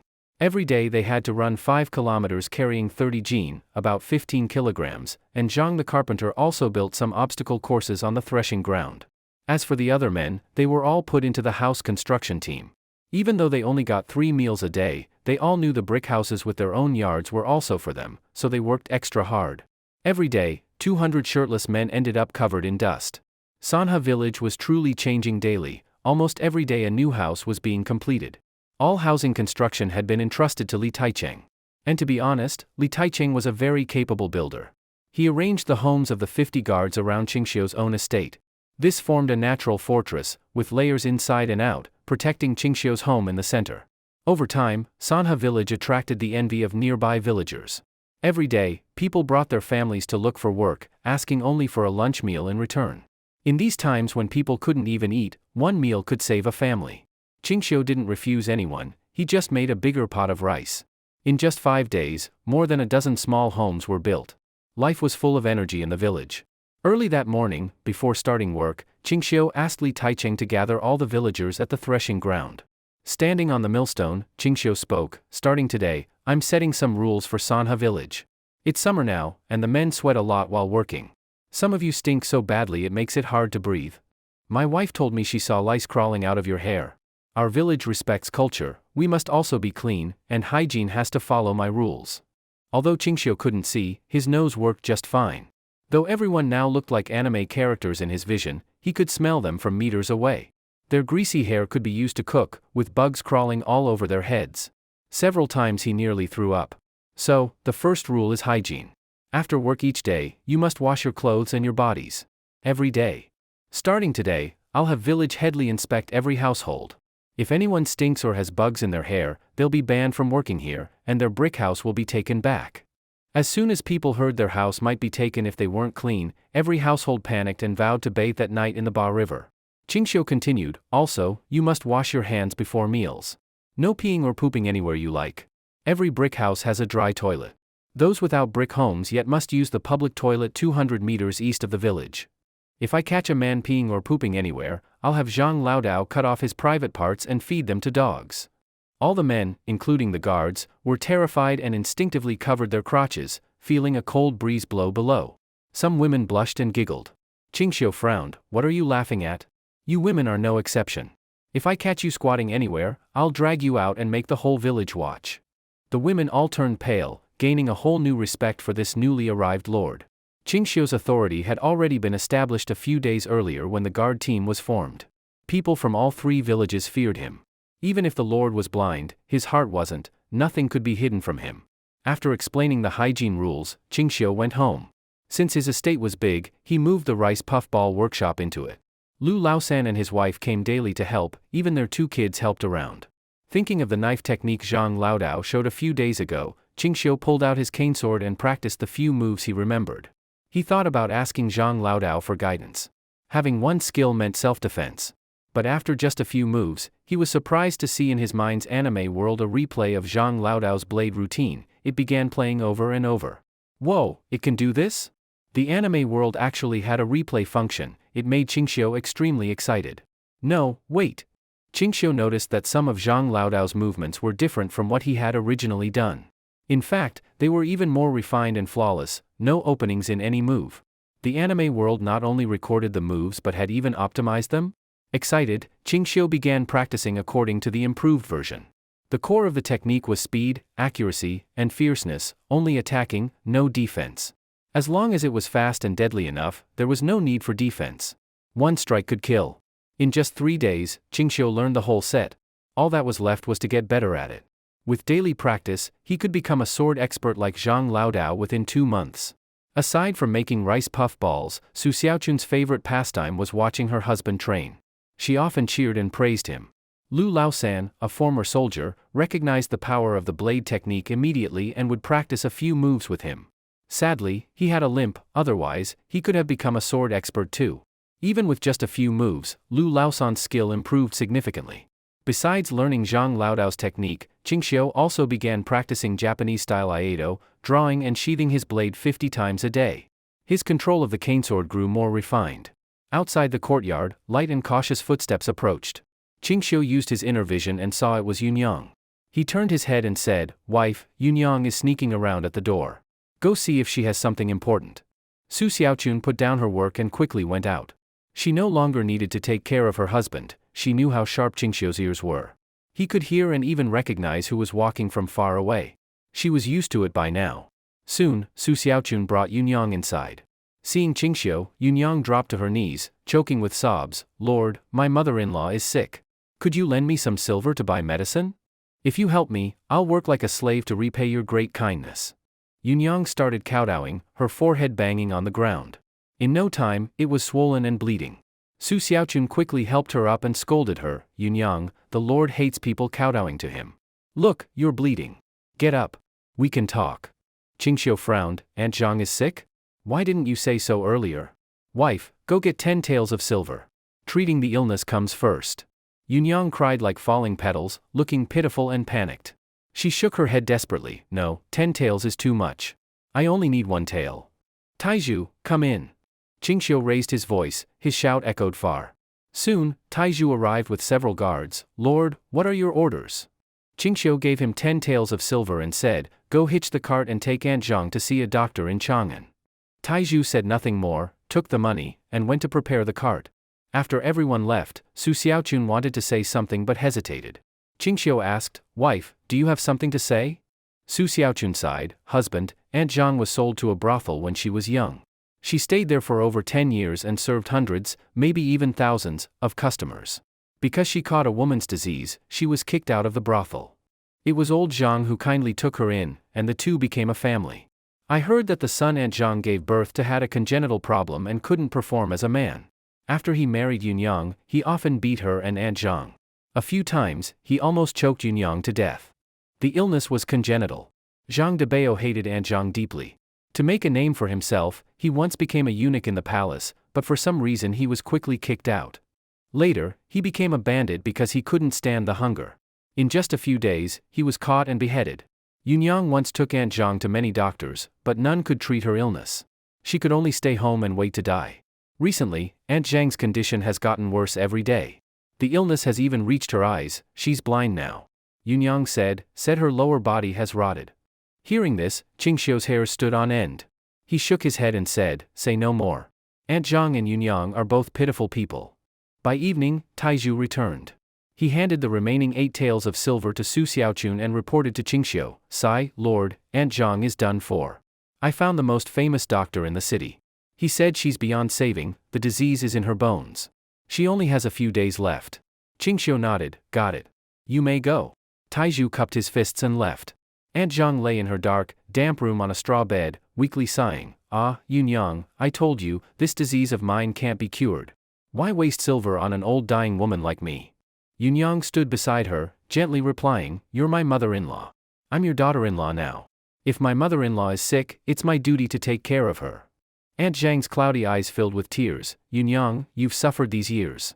Such a good girl, living like a widow with me, this old dying woman. It's my fault for holding you back." "Mother-in-law, don't say that," Yunyang said, crying. Aunt Zhang said, "My life is worth nothing.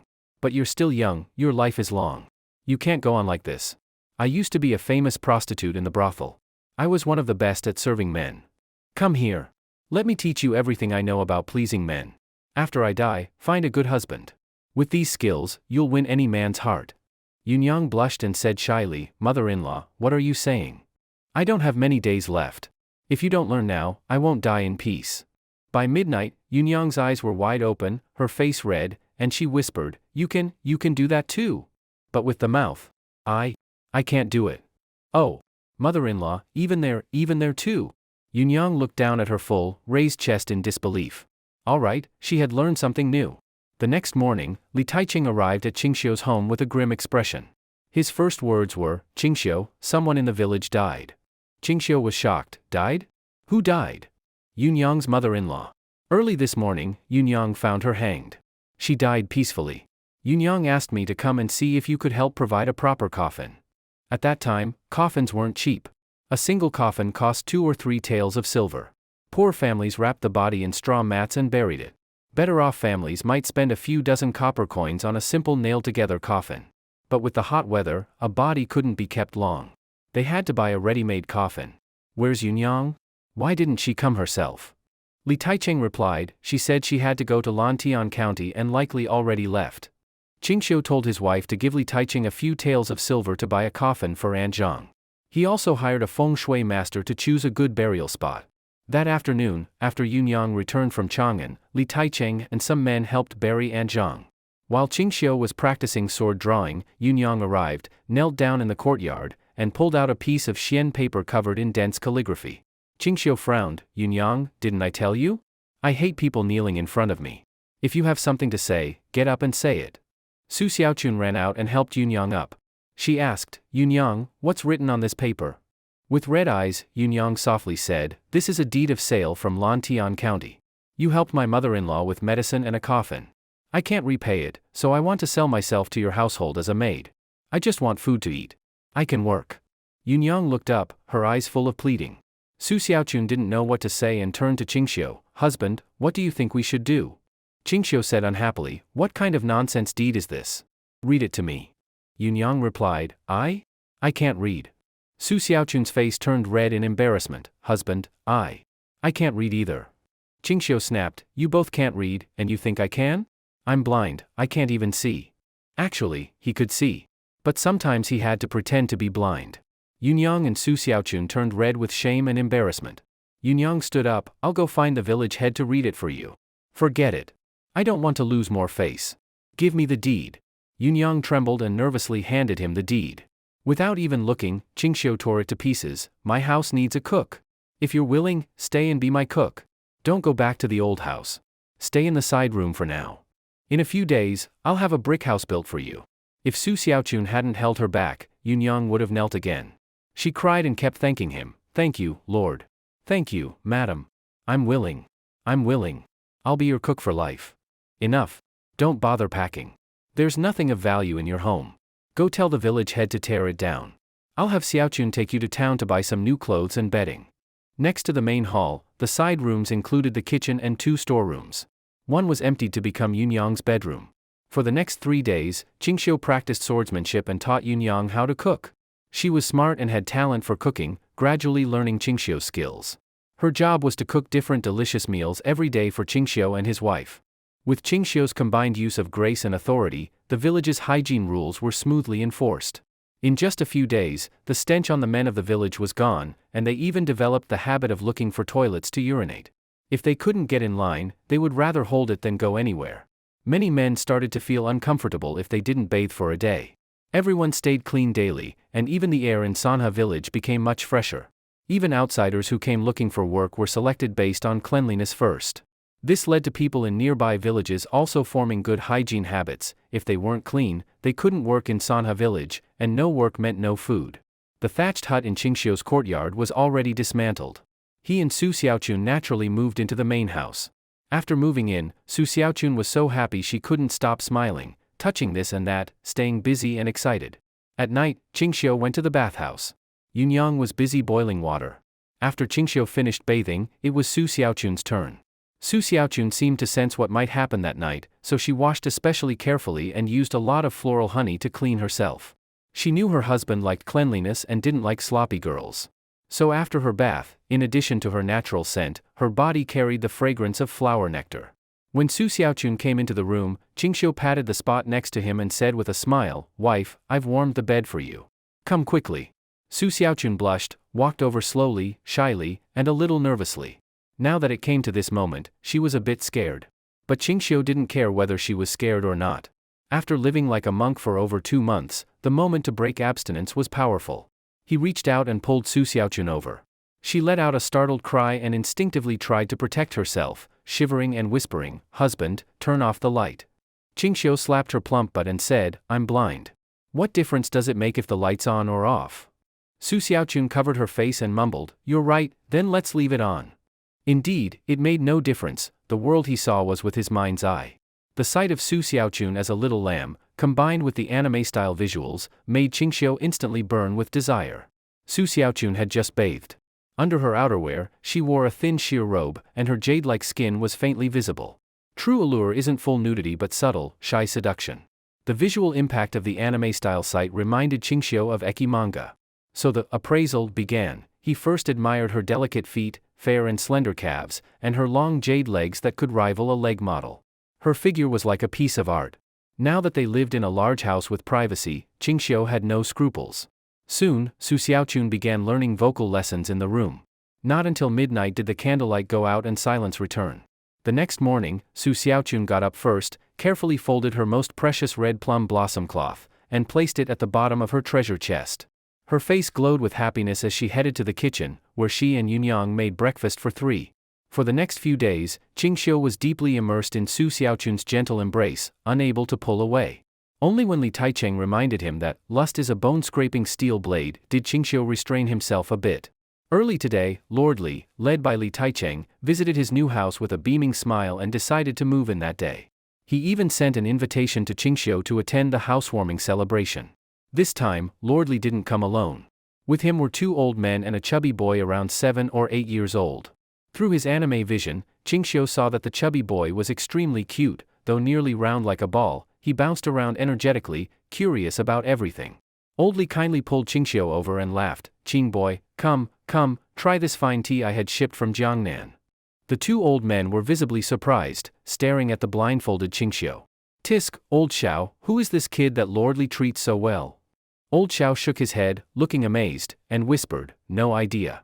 But to be treated like this by Lord Li, he must be someone unusual. Old Pei, just wait, Lord Li will surely introduce us soon." While a maid brewed tea, Old Li smiled and introduced, "Old brother Pei, brother Xiao, let me introduce, this lad is named Qingxiu. These bricks were made by him, and he even earned himself a barony in Lantian County because of it." Pei Ji and Xiao Yu were slightly disappointed, so he was just a baron. Both of them held much higher ranks, each was a duke of the state. Their statuses were several levels above his, but out of respect for Li Yuan, they didn't act superior. They just smiled politely. "Qing boy, this is Lord Pei and this is Lord Xiao. Just call them Old Pei and Old Xiao." Qingxiu didn't want to deal with too many titles. He cupped his hands and said with a smile, "Hello, Old Xiao. Hello, Old Pei." Pei Ji and Xiao Yu twitched at the corners of their mouths, clearly displeased but forced a smile. In the Tang dynasty, brewing tea meant drying tea leaves, grinding them, and adding scallions, ginger, garlic, pepper, salt, sugar, and other ingredients, cooking it into a pot of dark tea soup to drink. Qingxiu really couldn't stand this stuff. After just one sip, he spat it out. Old Li sneered, "Such fine spring tea, and you waste it like that." He then sipped it along with Xiao Yu and Pei Ji, pretending to enjoy it, calling it, tasting the flavors of life. Qingxiu had to drink 2 bowls of water to wash out the strange taste. Suddenly, an idea came to him, tea leaves? Why not use tea to make money? After all, the Tang dynasty didn't have modern tea processing methods. Promoting fried tea would be a hit. The current brewed tea only had a faint tea flavor, mostly overpowered by odd seasonings. Qingxiu decided to start making fried tea at home. Old Li mocked him, "Qing boy, you're still young. You can't appreciate the tea of life. When you're my age, you'll understand the meaning in this tea." Qingxiu curled his lip, "Old Li, no offense, but even my horse wouldn't drink your tea." Cough cough cough. Pei Ji and Xiao Yu glared at him. Li Yuan also widened his eyes, "What did you say? Even your horse wouldn't drink it? You know nothing. This is top-grade spring tea from Jiangnan. Who would feed it to horses? Don't talk nonsense." He even rolled his eyes. Qingxiu scoffed, "I don't have time today. Next time, I'll let you try my tea. Then you'll know what real tea is." Old Li slapped his thigh and cursed, "Brat. My tea is so sought after in Chang'an, people line up to drink it. Yet you dare speak so boldly? Fine, I'll go to your place next time and see what tea you can make. He was clearly offended. Then the chubby boy lordly brought ran out of the new house covered in sweat and cheerfully pointed to a room. Grandpa, I want to sleep in that room. I'm not going back to Chang'an tonight. I want to stay here with you. Old Li lovingly wiped his sweat and said with a smile, Qingke, look at you, sweating like that, don't catch a cold. You can't stay here. Later, you'll go back to the city with the guards. Why? The chubby boy looked upset. Old Li laughed, your father misses you every day. If you don't return, he'll come looking for you. I don't want him disturbing us here. So you must go back after lunch. The chubby boy pouted and sat aside angrily. Qingke? Hearing this name, Qingxiu frowned. As someone well-versed in Tang history, how could he not know the name Qingke? Li Tai, the second son of Emperor Taizong, also known as Prince of Wei, his childhood name was Qingke. Could it be? Qingxiu's mind raced. He thought to himself, Qingke calls Old Li Grandpa. Could Old Li actually be Li Yuan? And Old Pei and Old Xiao, wait, Pei Ji and Xiao Yu? Qingxiu finally understood. No wonder Old Li had such great power to help Sanha village haul in endless river sand and limestone. He was none other than the founding emperor of the Tang dynasty, the former retired emperor Li Yuan. However, even after learning Li Yuan's identity, Qingxiu decided to pretend he didn't know. If he exposed it all at once, not only would he have to bow every time he saw Li Yuan, but their interactions might no longer be as smooth as before. Li Yuan lovingly patted Li Tai's head and said, Qingke, listen to your grandpa. Return home this afternoon, or grandpa won't bring you out again. Though Li Tai was reluctant, he pouted and nodded. Qingxiu said to Taizhu, go home and have my wife prepare some meatballs and crispy pork, enough for 10 people. Yes, Lord, Taizhu replied and left. Meatballs and crispy pork are snacks from later times, crispy outside, tender inside, very appetizing. Now Yunyang had already mastered making meatballs and crispy pork, and Su Xiaochun also loved them dearly, eating a few pieces every meal. Soon, Taizhu and a guard returned carrying 2 trays full of meatballs and crispy pork.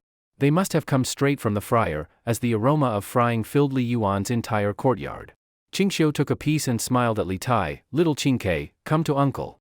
Uncle will give you a tasty piece. Li Tai stared at the crispy pork in Qingxiu's hand, his throat bobbing, but still looked to Li Yuan. Li Yuan's mouth twitched, displeased, Qingke, go ahead, it's from Qing brother. Eat as much as you want. Qingxiu chuckled inwardly, he still wanted to especially share, but Li Yuan was too shrewd. Li Tai took a bite and looked blissfully happy, thanks, brother Qing. While chewing, Li Tai curiously asked Qingxiu, big brother, are you blind? Qingxiu smiled and nodded, yes, I'm blind. Li Tai said, you treat me to something so good, I'll tell father to arrange a doctor to treat your eyes. Qingxiu shook his head, no need, elder brother. My eye illness can't be cured, and I don't want treatment. Why? Li Tai asked, puzzled. Qingxiu sighed, nowadays, suffering is everywhere. If I see and help, it's a commoner's duty. If I see and don't help, it's a hero's failing.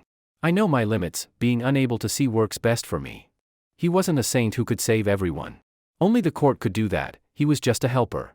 Also, he sensed his eye illness couldn't be cured. Why do you say so? Li Tai scratched his head and looked back at Li Yuan. Li Yuan's eyes widened and he puffed his beard, brat, what nonsense are you saying? You invented brickmaking and solved housing problems, that's already a great merit. Saving the world is for saints to do. You've done good but you're far from saintly. Qingke offered to find a doctor, that's his kindness. You don't acknowledge it? Humph. Qingxiu gave a wry smile, I know Qingke has a kind heart. People are naturally good in nature, but habits differ. Such a kind heart must have come from your teaching, Old Li. Li Yuan laughed heartily. Pei Ji and Xiao Yu murmured, people at birth are inherently good, habits bring them apart. Good, very good. Xiao Yu, being a Confucian scholar, recognized the weight of those words. He bowed to Qingxiu, your words reveal great truth. I'm moved, but I sense there's more. Could you recite it? Qingxiu thought a moment and began. People at birth are inherently good. Their nature's similar, their habits different. If not taught, nature will change. The method of teaching should be special. Rearing without teaching is the father's fault. Teaching without rigor is the teacher's laziness. Not study, not proper. Young not studying, old what for? Jade unpolished, no use. Person uneducated, no knowledge of right. As a son, when young, honor parents, teachers, friends, practice rights. Fathers and sons affectionate, husbands and wives harmonious. Fathers and sons loving, husbands and wives orderly. Elders friendly, juniors respectful. Rulers revered, ministers loyal. He paused briefly. He had trimmed much from the original 3-character classic, remembering only so much as a child. Still, even this left Li Yuan, Pei Ji, and Xiao Yu speechless in amazement. Excellent, excellent! Pei Ji exclaimed. Xiao Yu clapped and cheered. Bravo, bravo! Li Yuan asked, his eyes shining, Qingxiu, did you write this? Qingxiu shook his head. I don't have that skill. Years ago, hunting in Qinling with my father, I met an elder who liked how I looked and taught me a few lines. He said it was from the 3-character classic. There's more, but I forgot most of it. Li Yuan suddenly stood up, face flushed with anger. You little brat, this elder taught you something so precious, and you forgot it? Such treasured instruction. You wasted it. Some things Qingxiu didn't forget. He feared reciting the part about Tang Gaozu might cause Li Yuan's wrath.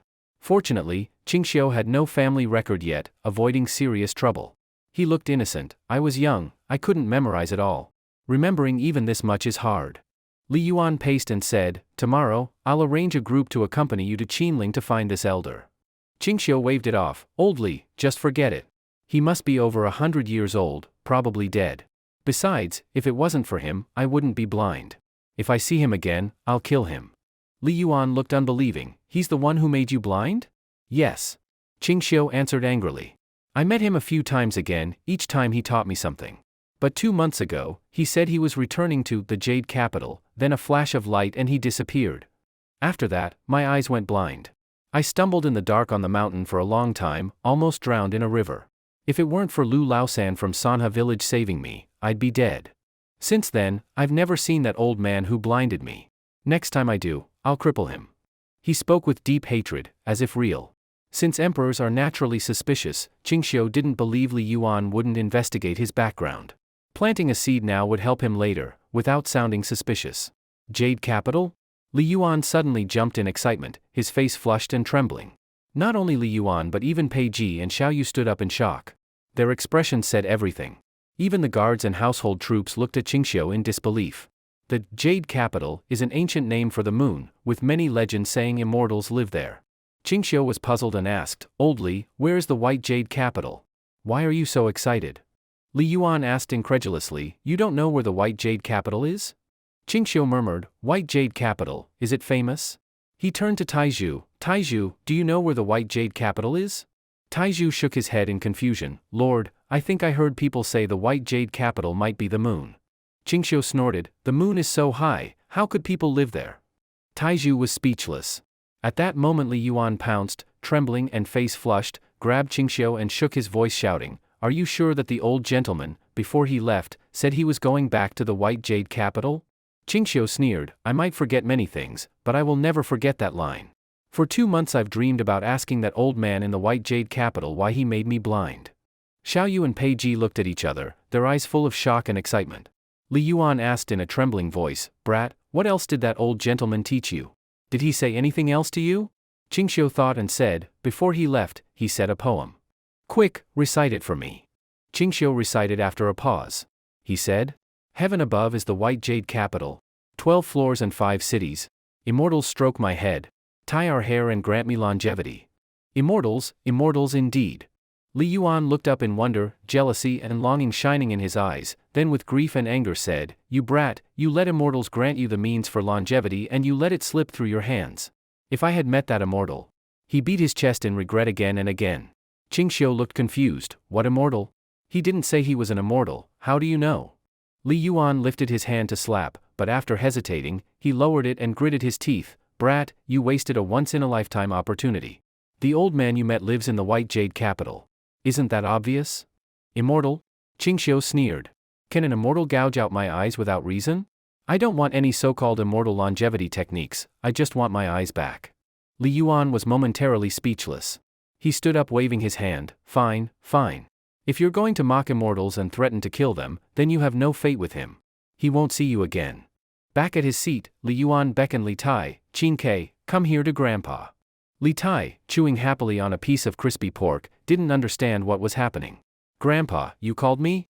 Li Yuan pointed to Qingxiu as if he'd made up his mind, patted Li Tai's head and said, You must formally regard Qingxiu as your master.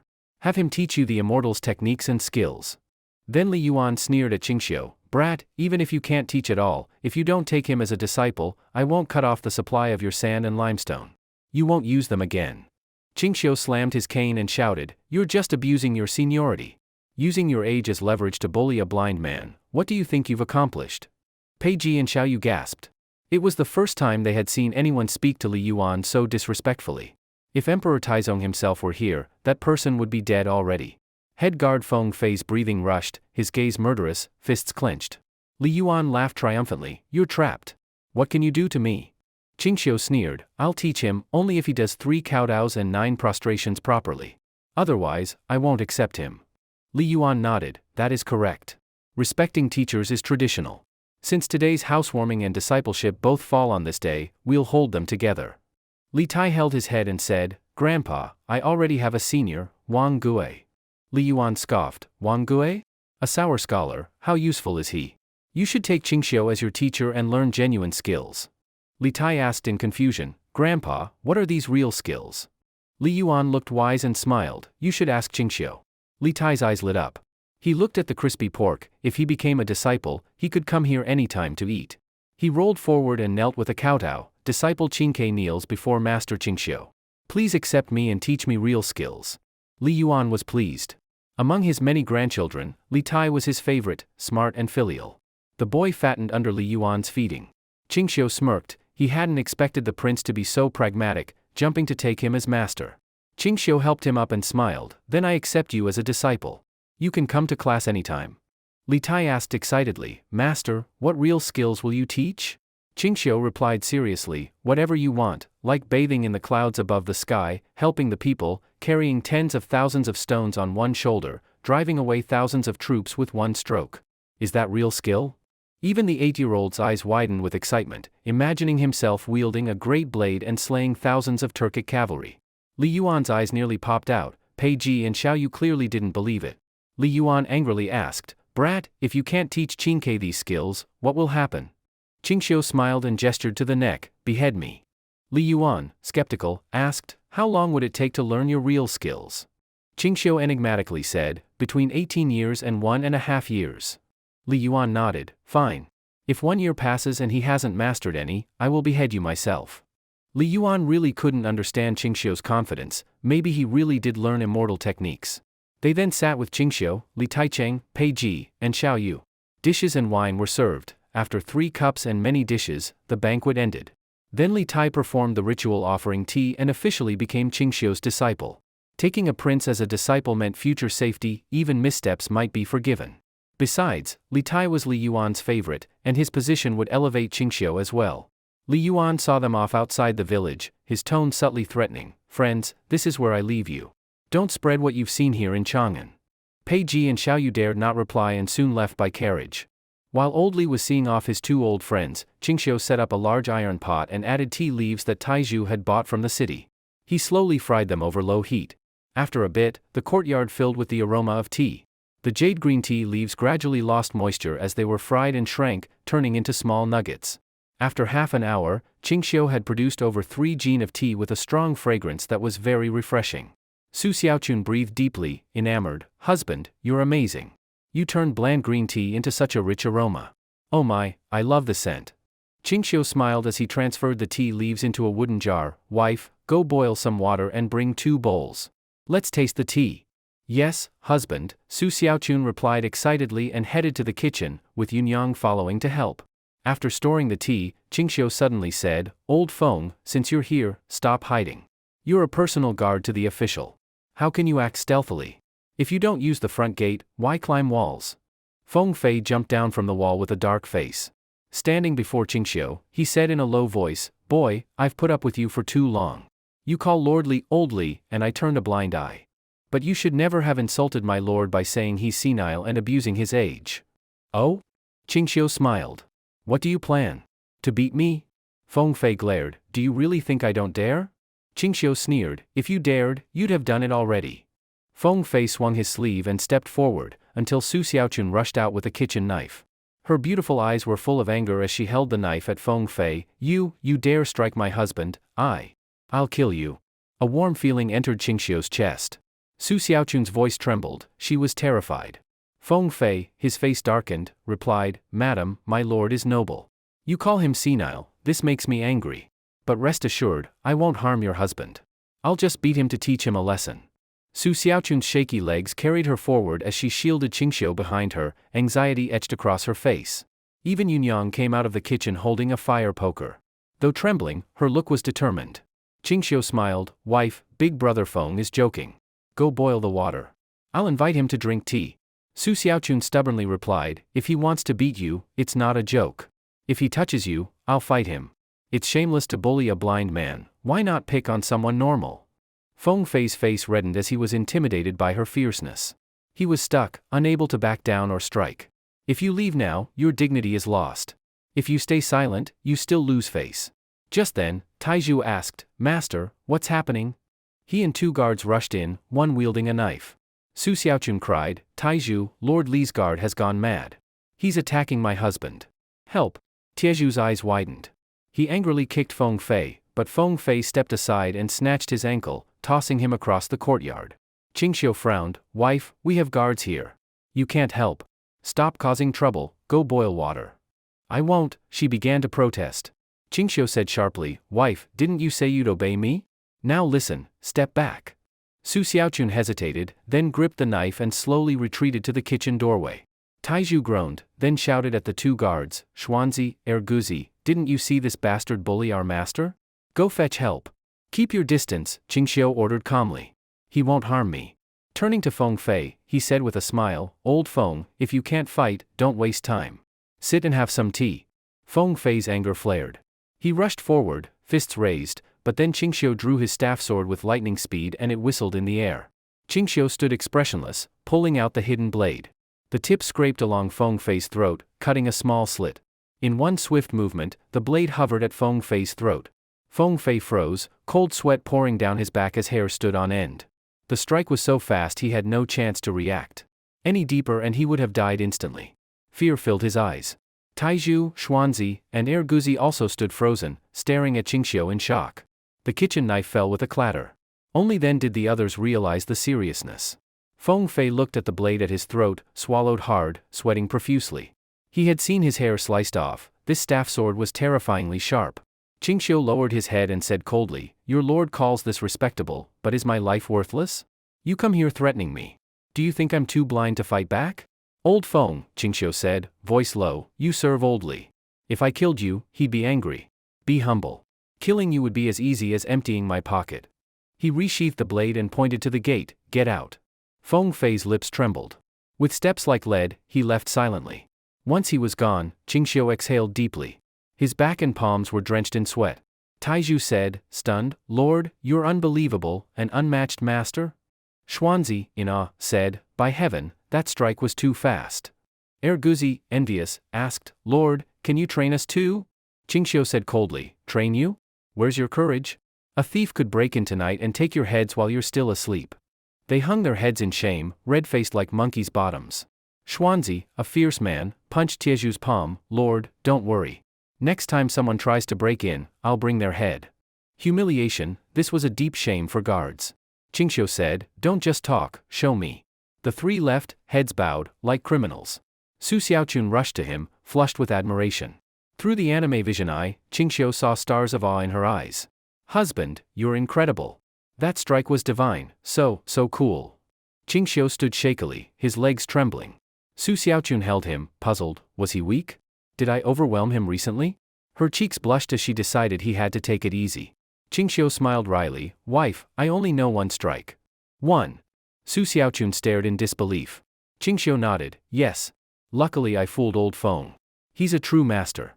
Among our 50 guards, apart from Old Dao and Old Ma, he alone could handle them all. If I hadn't deceived him, your husband's fate could have been grim. Thankfully, it worked. After that incident, Feng Fei and his guards never came looking for trouble again. Sure enough, when he left, Feng Fei's face flashed fear and uncertainty. Even sitting, his legs trembled. He was truly terrified by Qingxiu's unmatched strike. Commander Feng, what's wrong? A younger guard asked with concern. Feng Fei trembled, let's wait until the others arrive. Soon, 2 more guards who followed Li Yuan returned. Li Yuan, having drunk well, decided to take a nap. Li Tai, accompanied by the Wei Prince's guards, went to inspect the brick kiln and construction site. Feng Fei and his 3 subordinates gathered. One older guard frowned, Old Feng, what's wrong? Lost your spirit? Feng Fei took a deep breath and said gravely, that blind man, Qingxiu, is a master, we all underestimated him. What? He's a master? How powerful? All three became interested. Feng Fei forced a smile, so powerful it's absurd, a level you can't imagine. Fearsome enough that I couldn't even muster the will to fight back. Zhu Qinliang narrowed his eyes, Old Feng, how did you realize it? Feng Fei pointed to the blood mark on his neck, if he hadn't held back, I'd be headless. What? He dared strike you? They stared in shock. Feng Fei, filled with dread, said, he insulted the retired emperor today, calling him senile and abusing his age. I couldn't swallow that, so, as usual, went to threaten him, to teach him some respect. But instead of backing down, he drew his staff sword and nearly slit my throat. No, that strike could have killed me. He spared me. He warned us not to bother him again, or he would show no mercy. His technique is terrifying, he has reached a state of oneness with his weapon. The other three gasped, disbelief written on their faces. Feng Fei's expression was complex, he only struck once, and I was done.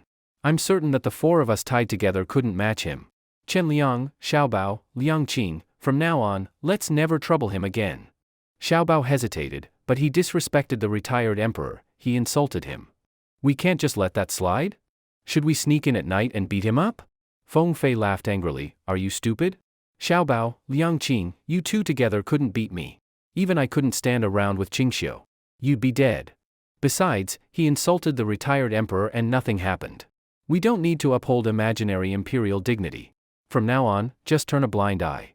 Want to hit him? Go ahead, but don't drag me into it. I'm done with all that. With that, Feng Fei lowered his head and left. The remaining three guards exchanged glances. They could tell Feng Fei was truly afraid, bone-deep fear. The wound on his neck was real, and they now believed Qingxiu was indeed a master. They resolved to be careful around him. Later, with the tea brewing and sold, Qingxiu made 3 bowls of tea from the fried leaves. The rich aroma filled the air. Su Xiaochun held her bowl, savoring it. Yunyang did too, though she wouldn't sit, she squatted by the kitchen entrance with her tea. Su Xiaochun put down her bowl, smiled, husband, this tea is strong and slightly bitter, so much better than that lousy boiled tea. Qingxiu nodded, yes. I plan to profit from frying tea. They had used 10 jin of fresh green tea shoots to make 1.5 jin of fried tea. Since 4 jin of fresh tea make 1 jin fried, fresh leaves cost 400 won per jin. Su Xiaochun's eyes lit up, imagining silver, husband, 10 jin yields 1.5 jin.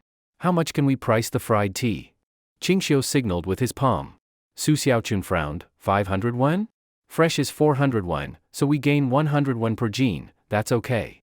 Qingxiu shook his head, smiling, no, 100 won is 100 won. I mean 2 taels of silver per jin. What? 2 taels? Su Xiaochun couldn't believe it. She asked anxiously, can we sell it for that? Qingxiu said mysteriously, not now. But once we promote frying tea, it will replace boiled tea. There are countless wealthy households in Chang'an, 2 taels for half a jin is hardly more expensive than brewing. Rich folks don't mind. Wife, how much silver do we have? Su Xiaochun looked pained, not much. With meals for the construction crew, we've spent a lot. We're left with just over 300 taels. Before building, we earned 30 taels a day. But now, half the income is gone. We haven't even paid the guards this month. These laborers, one day they can eat 2 whole pigs. Husband, should we reduce their meals? The silver is burning fast. She complained nonstop. Qingxiu smiled faintly, wife, more than losing silver, I worry about your wear. What do you mean? She asked, blushing with sudden embarrassment. He was flirting. Qingxiu laughed, wife, joking, why take it seriously? Give me 100 taels and I'll give it to the village women selling rice pop balls. Tell them to promote fresh jasmine rice pops in Chang'an. Su Xiaochun, still flushed, pouted, why jasmine pops? Qingxiu smiled mysteriously, promoting jasmine pops will bring big profits. Trust me, in half a month, our treasury barn will be full. Her eyes sparkled. Excitedly she nodded, all right, husband, I trust you. I'll do it now. Wait, give me another 200 taels for fresh tea. Now fully trusting his earning ability, she handed over 200 taels. She kept 100 taels to recruit women sellers. That left just a few dozen taels. Qingxiu summoned Taizhu, Xuanzi, and Erguzi, he gave each 10 taels to buy fresh tea. The rest was left to fate. At evening, Li Yuan and Li Tai arrive. Li Yuan smelled the tea fragrance and sniffed like an old hound. Even Li Tai closed his eyes, breathing deeply. Grandpa, Master's home smells so good. Curious, Li Yuan asked, Qingxiu, why does your tea aroma smell so strong? He began to consider Qingxiu's earlier words. Boiling tea fed to horses was rejected, but this aroma might hide a better brew. Qingxiu smiled warmly. Old Li, you're here. I was just going to find you. Here, try my tea. He pinched some tea leaves into a bowl, poured hot water, and pushed it to Li Yuan. Li Yuan sniffed the bowl and his eyes widened in surprise. Is this your tea? Not boiled? Qingxiu shook his head and smiled. No boiling, this is my way of drinking tea. Try it. Li Yuan didn't hesitate. He sat on a small stool, sipped the tea and his eyes lit up. Not bad, light fragrance, slight bitterness, rich aroma. Such good tea. I've drunk boiled tea all my life but never tasted anything this pure and pleasing. Hearing Li Yuan's reaction, Qingxiu became even more certain that fried tea would make a fortune. Li Yuan could not stop praising the stir-fried tea, and he especially liked this way of drinking tea. No need to boil, no additives, just hot water, and the fragrance fills the air, refreshing the mind. Qingxiu asked, Old Li, why are you here at this time? Li Yuan put down his cup and said, Qingke has already accepted you as his teacher. Normally he'd stay here learning from you, but his parents miss him, so I came to discuss with you. Oh? What's the matter? Li Yuan took another sip and said, I plan to talk to his parents about letting him stay in the village to learn from you. Qingxiu nodded. I have no objection. Li Yuan got up. Well, I'll take my leave. But about your tea? Li Yuan glanced at the tea jar, his greedy gaze hard to hide. Qingxiu hugged the jar tightly and warned, Old Li, don't get ideas about my tea. This comes from 1,000-year-old tea trees, made over 49 days, can't just give it away.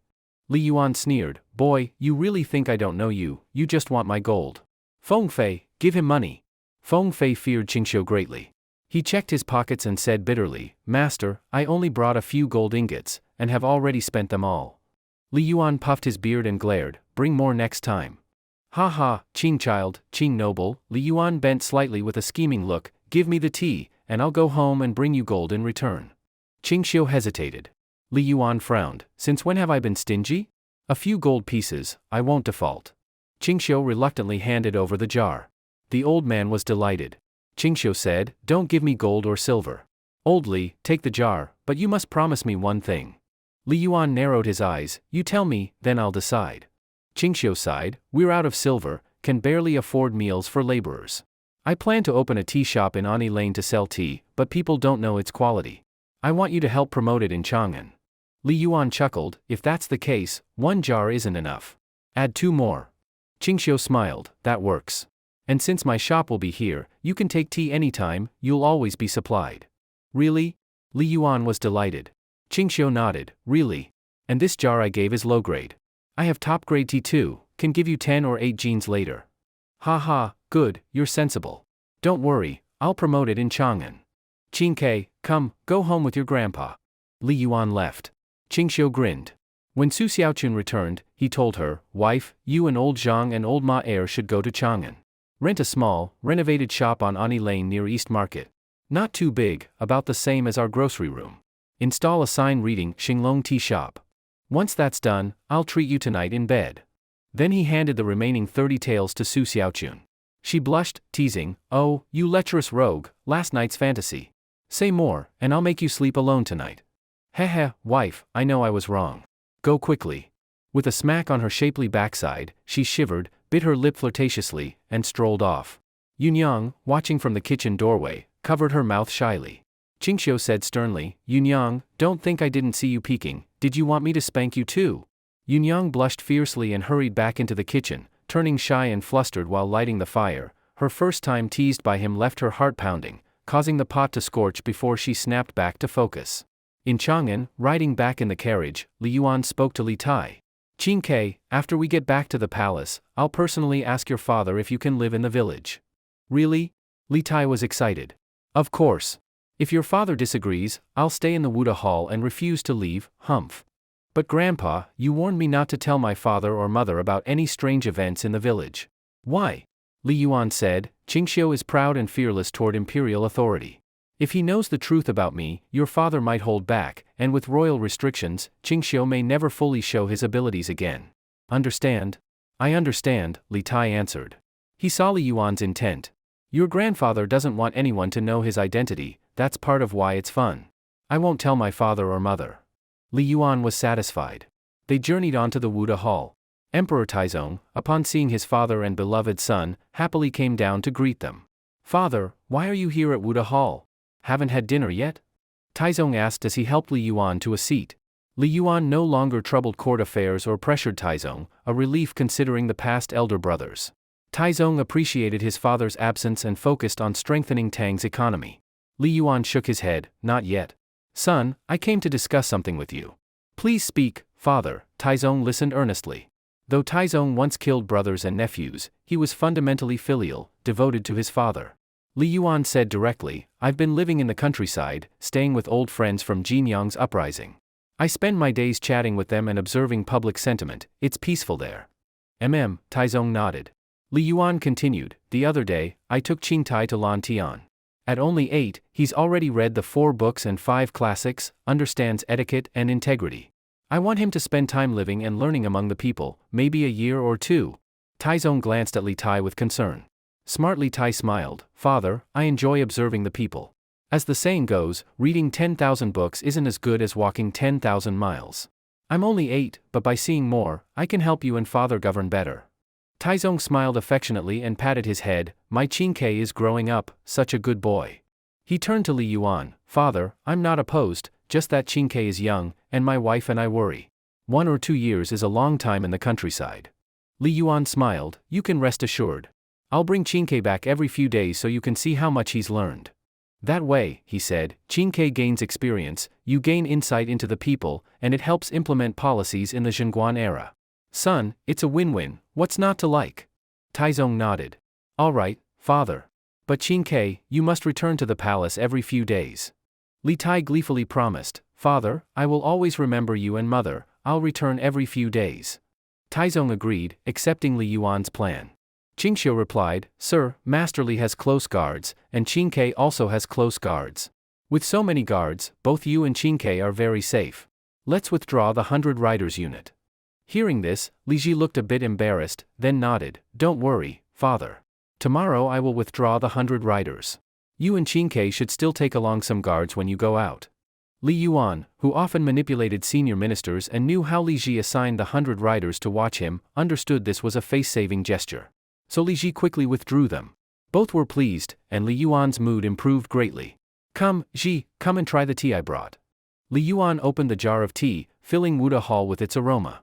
Even Li Ji, taken aback, swallowed and said, "Father, how can this tea smell so strong and refreshing?" Li Yuan proudly ordered, "Bring hot water and tea bowls." Hot water quickly arrived along with 2 delicate porcelain bowls. Li Yuan poured a handful of tea leaves, and Li Ji watched in wonder. "Father, this tea doesn't need to be boiled?" Li Yuan sneered, "Boiled tea is for commoners. A man of my caliber drinks steep tea.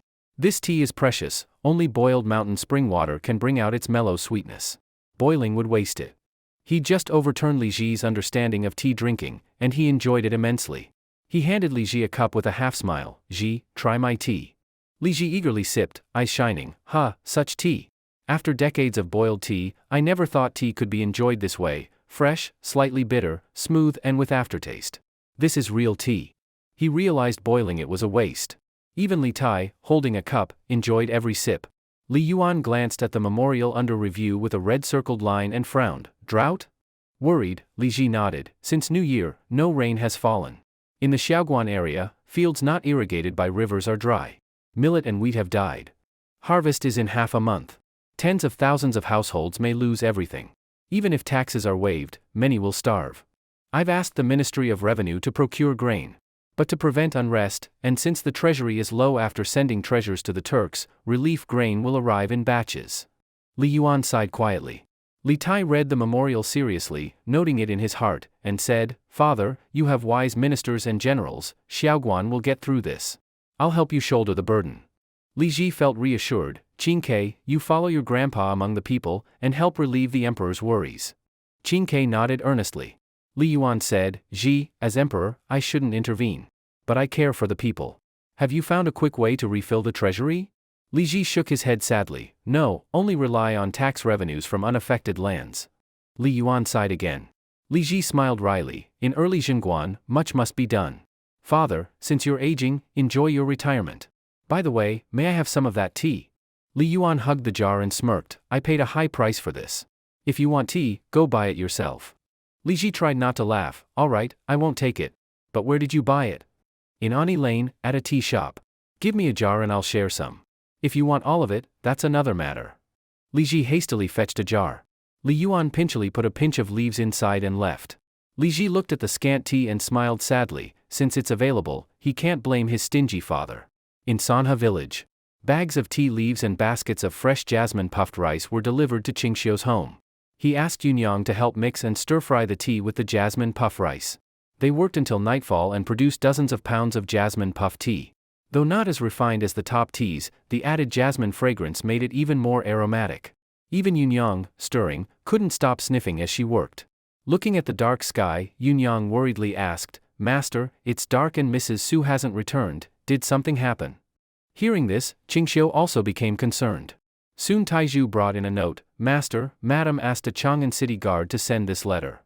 Qingxiu wanted to open it himself but, being blind, told Shuazi, bring someone who can read.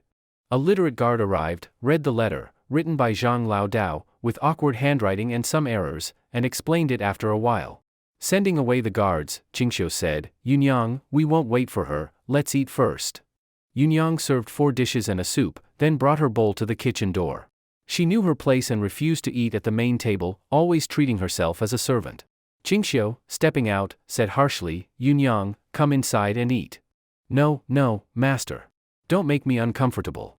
I'm a servant, I can't eat with you and madam. She said firmly, refusing. Qingxiu angrily said, if you won't eat, I won't eat either. And I won't eat your cooking. Do you dare me to kick you out? Yunyang was timid. She began crying and slowly carried her bowl into the house, and he nearly laughed at how she clutched it close to her chest, using her bosom as a tray. Once she entered, he said, sit down and eat. Mrs. Su isn't here, but I can't finish 4 dishes and soup by myself. If you don't eat, it'll go to waste. We've barely started building, I won't waste food. With fear and relief, Yunyang nodded, then bent her head and ate, almost pressing her mouth to her chest. No one expected a formerly malnourished girl to have grown such. Qingxiu nodded in satisfaction, good. Eat up, it gives you strength to work. From now on, eat at the table. We don't have many rules. After you finish, help me fry tea. Yunyang flushed and hurried through her meal, afraid Qingxiu would scold her for eating slowly. After dinner, fire bowls were hung in the yard. Qingxiu and Yunyang worked until late into the quiet night, frying more than 10 caddies of jasmine tea and dozens of caddies of ordinary tea. Stretching, Qingxiu said, Yunyang, boil some water, I want to take a bath. Yunyang began boiling water. By the time Qingxiu finished bathing, it was already late at night. Exhausted by the day's work, he fell asleep soon after lying down. He didn't know how long he slept, but a sudden scream woke him, followed by loud clattering of pots and bowls falling. Qingxiu sprang up, grabbed his coat, took his cane, and rushed outside. The noise came from the shower room off the side chamber. Without hesitation he dashed in. Through his anime vision, he clearly saw Yunyang lying naked on the floor in the darkness, a metal basin and some clothes and a wooden comb on the floor beside her. Startled, Yunyang curled up, covering herself. Qingxiu asked anxiously, Yunyang, is that you? What happened? Indeed, in the dark he could see clearly, especially enhanced by his anime vision, and the scene was quite spectacular. Blushing, Yunyang stammered, no, nothing, master, I'm fine, I just slipped. Even with her left knee bleeding, she said she was fine? Qingxiu pretended not to notice. Outside, Shuazi's anxious voice called, Master, are you okay?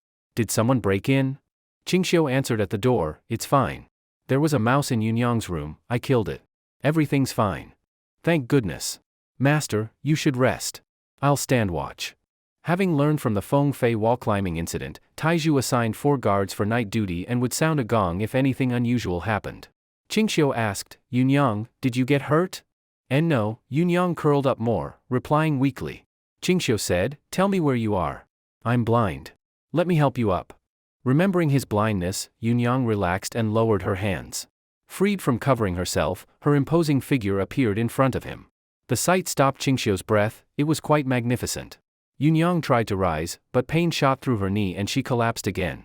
Qingxiu rushed forward to support her, but accidentally touched something else. He frowned, huh? Yunyang, this isn't your arm, what part is this? Embarrassed, Yunyang tried to back away but he held firm. Finally, she pressed her forearm into his hand, Master, this is my arm. You grabbed the wrong place. He helped her up and scolded, how could you be so clumsy, falling in the shower? This is cement floor. Surely you're hurt. Tell me where it hurts. My knee, it hurts badly and it's bleeding, Yunyang said, voice trembling, almost in tears at her own foolishness. Since you're hurt, you can't stay here. I'll carry you back. He tossed aside his cane and lifted her in a princess carry. Throughout, he kept claiming his blindness as reason to brush against her 3 times. Blinded man hugging a lame woman, unforgettable. Heads up, he said, I can't see. Guide me. Yunyang, nearly in tears, said, Master, it's pitch dark. I don't have a fire striker. What do we do? Qingxiu sighed, I can't carry my cane while carrying you, so I'll just follow my feeling to bring you back. He staggered over to her room and placed her on the bed. Yunyang scrambled for the fire striker on the bedside. Eventually, she managed to light the candle. Since he was blind, she didn't worry about modesty. She checked her knee, a big wound, bleeding down her calf. She looked at Qingxiu, blushed, voice shaking, Master, you should go rest. All right, I'll leave. He turned and, bang, hit the wall. He rubbed his forehead. Damn, I nearly knocked myself out. Then he turned, slammed into the table, pushed it, and hit the wall again. Yunyang laughed out loud, then quickly sobered, worried, Master, wait, I'll escort you back to your room. Continuing to crash into things, he might never escape the room. With each bump, she felt anxious. She wrapped a light blue coat around him, shoes on, candle in hand, limped forward and supported him all the way to his bedroom. Noticing his bare, muddy feet, she blushed with tender concern. To see him worried about her that he didn't wear shoes warmed her heart. She saw her own blood on his abdomen. Softly, she said, Master, your feet are dirty and you're stained with my blood. Let me clean you. He didn't refuse. She limped back inside, bringing a basin of water. With him blind and no one else around, she didn't hold back. She wiped his blood, then his feet, and glanced at him as she worked. Having experienced such an intense moment, Qingxiu couldn't help a warm reaction. Spotting Yunyang inspecting him, he sighed, ah. She stopped and timidly asked, Master, why the sigh? He looked embarrassed and said, nothing. I'm just ashamed of how useless my body is. Understanding, she glanced at him, eyes shining. He shivered, startled, Yunyang, you. She silenced him by pressing 2 fingers to his lips. About half an hour later, candle in one hand and basin in the other, she limped back to her room. The next morning, Wei Laojiu arrived with several guards. Qingxiu instructed, Old Jiu, send this tea to Xinglong Tea Shop in Ani Lane, Chang'an. Give it to Madam to sell. Tell her, the jasmine-free tea is called Biluakun, and the jasmine tea is called Blossoming Jade Guanine. Make labels. Biluakun was a known name, Blossoming Jade Guanine was his name from last night, inspired by Yunyang and her anime vision. He continued, have her get some quality wooden barrels and tea jars. Price Biluakun at 5 taels per caddy, Blossoming Jade Guanine at 10 taels per caddy. Understood. Wei Laojiu nodded and had guards load over 200 caddies of tea onto carts. Yunyang, cheeks rosy, stood in the kitchen doorway and softly called, Ma. Master, breakfast is ready. Let's go eat. You come too. Blushing, she followed him and sat obediently. Qingxiu said, Yunyang, about last night, that. She almost buried her head but quickly stammered, Ma. Master, please don't mention it. I won't do it again. I won't cross the line. Startled, she stood, panic on her face. He took a deep breath and calmly said, I'm not blaming you. Sit and eat. From now on, when Madam isn't here, you serve me. Heh, men. Yunyang showed a face saying, of course you are. Inside the Hall of Martial Virtue. Civil and military officials were lined up in 2 rows. Li Er sat upright on the dragon throne and waved to the maid beside him, you all worked hard to come for the morning court. Distribute this tea to everyone, 1 cup each. Refill after they finish. Instantly, the hall was filled with the fragrance of tea, and the officials whispered to each other. Most were discussing the tea's aroma. Li Er said proudly, this is a tea drinking method I learned from the retired emperor. Have a taste. In the hall, the officials praised the tea making endlessly. Some even asked where the tea came from. Li Er was generous. The retired emperor said there's a tea shop in Ani Lane of the Eastern Market that specializes in this kind of tea. I've already sent people there. This tea has a fresh fragrance and a sweet aftertaste. It refreshes the mind. If you want more, you can go there after court. If you ask where new things spread the fastest, the answer is definitely Chang'an City. Especially the civil and military officials led by Li Er, who could influence all of the Tang dynasty's trends. Li Er just wanted to show off, but ended up benefiting others. Early in the morning, Li Yuan left the palace with Li Tai and guards. After arriving at the villa, they settled down. Usually, Li Yuan didn't disturb Qingxiu and his wife except for meals. Li Tai entered Qingxiu's house and, seeing Qingxiu with a black cloth over his face, respectfully bowed, "Master, your student is here for class." Qingxiu nodded. "Come, sit here." Li Tai sat on the left side of the small square table. Since ancient times, teacher and student don't sit face to face. The first to enter sits on the left, the later one on the right. Qingxiu asked, "Qing Ke, what do you want to learn?" Li Tai's eyes lit up. "Master, I want to learn the art of flying, to soar to the skies and bathe in the sea of clouds." Qingxiu scoffed, "You think flying is that easy? Besides, you're too fat. You can't fly at all." Li Tai immediately looked deflated and said helplessly, "Master, then how can I learn to fly? I can teach you the art of flying, but not now. You must lose weight first. Before that, I'll teach you some basics." Li Tai clenched his fists and said determinedly, "Master, please teach me how to lose weight. Very simple. Tomorrow morning, get up early and run with my household guards. No need to carry weight, just follow them. I'll also prepare a diet for you. You'll slim down quickly." Li Tai was already as fat as a ball. If this continued, his health would eventually suffer. People of this time didn't fully understand that obesity causes illness. Li Tai was excited. "Thank you, Master. So what are we learning today?" Qingxiu picked up a writing brush and began writing on xian paper. Li Tai looked shocked. "Master, you cannot see, yet you can still write?" Qingxiu said proudly, "This is my skill. Though blind, my heart sees clearly. I remember everything I touch, so I can use it like a normal person." "Master, you're amazing. What is this drawing?" "These are numbers. Today, you'll learn them. This is 1, this is 2, this is 3, this is 4, this is 10. Yes, Qingxiu first taught Li Tai Arabic numerals.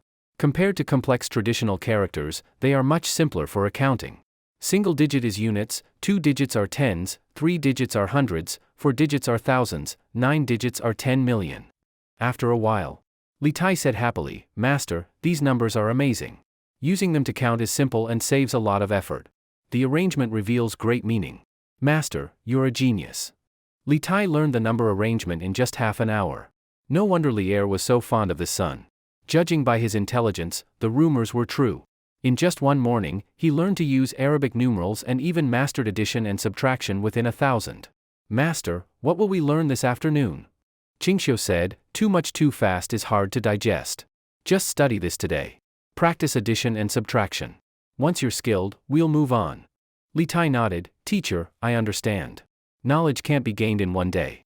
I'll continue to study addition and subtraction on my own. But first, I want to ask you a question." "Ask." Li Tai asked, "How can we solve drought problems?" Qingxiu asked curiously, "Why ask this?" Li Tai sighed calmly, My father said a drought happened at Xiaoguan. Tens of thousands of commoners may have no harvest. He and his officials are worried. I want to know if you have any good ideas." Qingxiu smiled and said, "Solving famine is a small matter." Li Tai got very excited. "Master, please teach me how to solve it." Knowing that Li Tai's father was the Tang Emperor Lier, telling Li Tai meant telling Lier. Qingxiu casually spoke for a cup of tea's time. Li Tai's little face turned red from excitement, and his eyes sparkled. He suddenly stood up and bowed. "Thank you, Master. I must go to Chang'an now to help my father solve this problem." Qingxiu waved his hand. "Go quickly." "Yes, Master." Li Tai ran out and called for the guards to bring a horse. The guards strongly suggested he take a carriage, but he refused and insisted on riding. In just the time of 3 incense sticks, he reached the Taiji Palace. Inside the Hall of Martial Virtue, the officials were still in court. A eunuch ran in and said, "Your Majesty, Prince Wei is here to see you." Lier frowned. Didn't he go out with the retired emperor? Why is he back now? The eunuch said, "Prince Wei said he has a way to solve the Xiaoguan drought without spending grain or money." "Oh? Really?" Lier raised an eyebrow and smiled at the officials. Chang Sun Wuji laughed. "Your Majesty, Prince Wei cares about the people." "That's good. But he's only 8. What does he know about such matters?" "Prince Wei cares about the people. Even at a young age, he eases your Majesty's burdens. I congratulate your Majesty and the Tang dynasty." "We congratulate your Majesty and the Tang dynasty. Your Majesty, Prince Wei is too young to be involved in state affairs." "Don't cross the line," said a goat-bearded old man sarcastically. Chang Sun Wuji frowned. "Wei Zheng, His Majesty hasn't even agreed to let Prince Wei in, and you're already stirring trouble." Wei Zheng squinted and said, "Humph, Lord Changsun, His Majesty favors Prince Wei and has awarded him beyond the rules. This has caused dissatisfaction among other princes. I'm protecting him. Insolent! Changsun Wuji shouted angrily. Who do you say envies Prince Wei? His Majesty's sons? You insult their character. Your Majesty, this old thief insults the royal family. Please punish him. Wei Zheng sneered, Lord Changsun, don't exaggerate. I'm a counselor. I can speak in court. Whether it's accepted is His Majesty's decision, not yours. Humph, Changsun Wuji snorted coldly, old thief, you're stirring up conflict between His Majesty and the princes. You're vicious and should be punished. As Wei Zheng tried to argue, Li Er slammed the table in frustration, enough. You two, shut up. I'm not dead yet. This is the court, not a market. Why are you bickering like fishwives? Fujiji, Wei Zheng, both of you shut up. I'm tired. We'll discuss this another day. Court dismissed. If you have a petition, present it. If not, leave, shouted the eunuch. The officials hadn't left yet when Li Er said, senior officials from the 3 departments stay. Left and right prime ministers stay. Others go home. Also, bring Prince Wei to me. Wei Zheng's eyes widened in anger. Changsun Wuji mockingly said, what's wrong, old thief? Still here after court is dismissed? Want to mooch food? Prince Wei didn't break any rules by not attending court. Now that court is over, can't the emperor talk with his son? Wei Zheng wanted to speak but stopped, finally snorting and leaving the hall. Wei Zheng had been the former crown prince's supporter and even helped him suppress Li Er. Although Li Er let go of the past and used him, the old ministers of Tian Su House didn't trust him at all. Prince Wei, Li Tai, entered the hall covered in sweat. This made Li Er feel extremely distressed. He quickly asked a maid for a handkerchief, pulled Li Tai into his arms, and carefully helped him wipe his sweat, even complaining, Qin Ke, why are you sweating so much from running? Father Emperor. Li Tai, out of breath, patted his chest. Li Er hurriedly offered a cup of tea to help his son catch his breath. Speak slowly, don't rush. Calm down first, then talk. Li Tai took a sip of tea, rested a moment, and then spoke excitedly, Father Emperor, your son has an idea. Without spending a coin or grain from the national treasury, it can solve the famine in Xiaoguan. Changsun Wuji, Fang Xianling, Du Ruhui, Xiao Yu and others all laughed. Li Er also laughed and asked, then tell Father Emperor, what's your method? Li Tai said seriously, Father Emperor, our great Tang indeed values the people, but merchants belong to the low class, even lower than commoners. This makes some people hesitant to go into business. More than half of Great Tang's wealth is in the hands of merchants. They're overflowing with riches. Why don't we collect more merchant taxes? If we raise the status of merchants in Great Tang, I believe many merchants won't oppose paying taxes. Increasing merchant taxes can not only quickly fill the treasury, but also encourage people to go into business. As more people trade, more tax is collected. Great Tang will soon become wealthy. Li Er and the others looked at each other. Changsun Wuji looked Li Tai up and down, surprised, Prince Wei, who told you these things? Li Tai respectfully replied, Uncle, don't worry about who told me. Anyway, taxing merchants is the fastest way to fill the treasury. Fang Xianling smiled and said, Prince Wei, you only see the benefits of taxing merchants but ignore the biggest drawback. If everyone goes into business, who will farm the fields? Without farming, where does grain come from? Li Tai proudly said, Grand Chancellor, it's simple. Father Emperor only needs to order that commoners in trade must not neglect farming. Nobles doing business who abandon fields shall be punished by law. If even such decrees can't stop the trend, then we collect grain tax as before, 2/10. If they can't pay, punish them. Won't the problem be solved? After speaking, Li Tai spread his hands, quite proud. Li Er almost spat out his tea. He looked at the ministers again. Fang Xianling pondered for a moment, then suddenly exclaimed, Brilliant! Your Majesty, Prince Wei's method hits the mark. By taxing 2/10 as before, even if people do business, they won't neglect their land. If that's not enough, add another rule, the grain tax must be paid with grain from one's own fields. That perfectly solves it. Changsun Wuji was overjoyed, Qin Ke, you thought of all this? He and Du Ruhui looked at Li Tai with admiration, as if seeing the future of Great Tang. Li Er laughed heartily, my son is truly clever. He not only thought of increasing merchant tax to quickly fill the treasury, but also perfectly solved its drawbacks. Qin Ke, you are truly my lucky star. Li Tai scratched the back of his head and smiled foolishly, it's all thanks to the good teaching of my master. Li Er quickly shouted, Wang De, send 200 taels of silver and 10 bolts of silk from the inner palace to Wang Gue. Say it's my reward and thank him for training such a good son for me. Ha ha ha. Li Er laughed happily. Li Tai's small face wrinkled up, but thinking of Grandpa Emperor's words, he said nothing. He only sighed silently. Clearly, it was Master Qing's credit, but Wang Gui ended up getting the reward. If Grandpa Emperor hadn't ordered him not to tell Father Emperor anything about what happened in Sanha village, he would have mentioned Master Qing directly. Li Er said to Fang Xianling, have the Central Secretariat draft the decree. Also notify Li Yuansong and have the Ministry of Justice draft relevant laws. Find an auspicious day to issue the decree together. Great Tang will be prosperous. The more Li Er looked at Li Tai, the more he liked him. Li Tai said, Father Emperor, please don't. Why? Everyone was puzzled. Li Tai said, Father Emperor, I think the famine in Xiaoguan should be solved first. It's not too late to issue the policy afterward. Oh? Li Er squinted and smiled. Could it be, your famine solution is related to merchants? Li Tai grinned, yes, Father Emperor. Then tell me, how will you solve the Xiaoguan disaster? Li Tai said mysteriously, Father Emperor, it's not that I don't want to say, but if I say it now, it might not work. Please allow your son to keep it secret. Why not let your son handle the relief? Li Er frowned, Qingke, disaster relief is no game. One misstep and many could starve. Changsun Wuji bowed, Your Majesty, better let me go with Prince Wei to handle the matter. If something's not right, I can point it out in time and help improve it. Li Er nodded, okay, do as you suggest. Li Tai was overjoyed, thank you, Father Emperor. I'll depart for Xiaoguan tomorrow. In less than a month, the issue will be resolved. But before that, I wish to ask Father Emperor for a noble title, not a big one, just a baron. Li Er was confused, you're already Prince Wei. Why do you want a baron title? No need for Father Emperor to worry. Just grant it. Li Er laughed, all right, I'll draft the baron title decree and send it to your uncle's residence. As for whom to grant it to, let your uncle fill it out.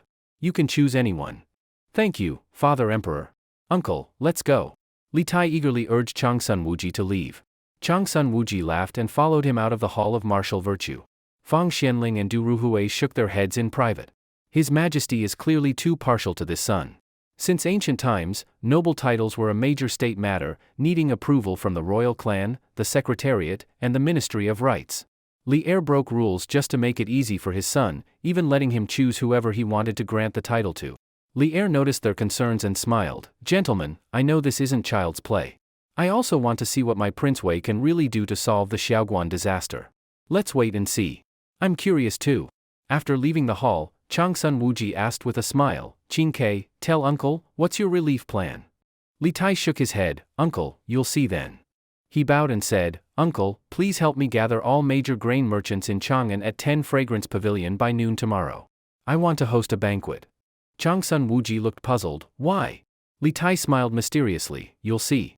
Please return to your residence. I need to go out of the city. Then he called his guards, mounted his horse, and left, leaving Changsun Wuji completely baffled. Su Xiaochun sat bored at the counter, resting her chin on her hand, helplessly watching the endless stream of people. Old Zhang the Blade and Old Ma the Second were also sitting inside the shop, dozing off. Su Xiaochun turned to look at a few large wooden barrels, with 2 labels stuck on them, Biluakan and Flower Fairy Jade Guanyin. Su Xiaochun sighed, it's been the whole morning, and we haven't sold a single coin's worth. Could these teas we roasted be a complete failure? Old Zhang and Old Ma didn't understand business at all and just kept dryly smiling. Madam, this old man thinks the Duke wouldn't do something without confidence. Yes, the Duke isn't a reckless person. Let's wait a bit longer. It was already close to noon. Though there were many people in the East Market, no one stopped by Xinglong Tea Shop.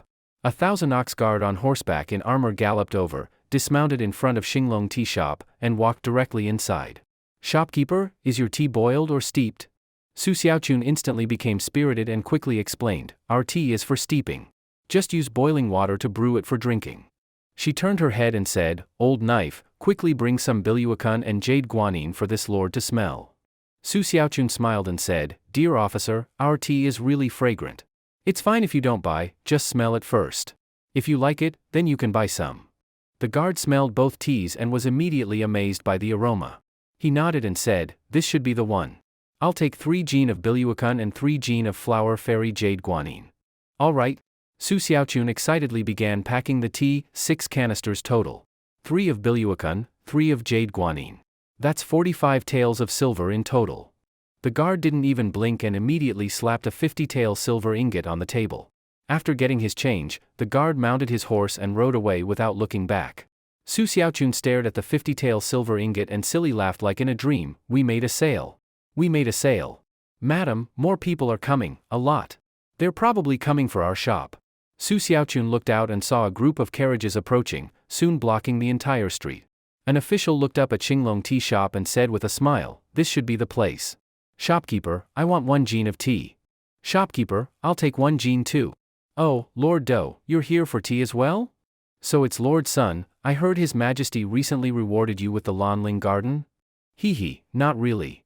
Even Lord of the State of E is here for tea? Oh dear, black charcoal head. A chubby middle-aged man sneered at a dark, burly man, you old black stick came for tea too? Isn't that a waste? Yu Qigong rolled his shoulders and coldly laughed. Cheng Yaojin, what the hell are you saying? Didn't you come for tea too? The two contrasted sharply. Cheng Yaojin was plump and fair, looking friendly. Yu Qigong, on the other hand, was black as iron, tall and sturdy, 8 feet in height and girth, with shoulders broad enough for a horse to run across. Looking closer, he had no neck at all. Seeing the crowd lining up in front of the shop, Su Xiaochun knew big business had come and shouted outside, our Xinglong tea shop has 2 types of tea. One is Biluakun, the brewed tea is fragrant, sweet, refreshing, and invigorating. 5 taels of silver per jean. Old Zhang shouted, the second is flower fairy jade guanine. Not only fragrant and sweet, but it also whitens the skin. 10 taels of silver per jean. Limited supply, first come first served. Old Zhang craned his neck, smiled, and cupped his hands toward Cheng Yaojin and Yu Qigong. Lord Yuqi, Lord Cheng, long time no see. Cheng Yaojin stared and sized up old Zhang, then his eyes widened. Damn, isn't that old Zhang the blade? You're still alive? Old Zhang chuckled, thanks to you too, I'm strong and healthy, could easily live another 30 years. Yu Qigong laughed dryly, old knife, it's been nearly 10 years since we met. Back then, the two of us couldn't beat you even when we fought together. Old Zhang said, Lord Yuqi, Lord Cheng, how about we find a place and spar a bit later? Cheng Yaojin shrank his neck and shook his head, no way, I'm a civil official now, busy with state affairs. Where's the time to spar?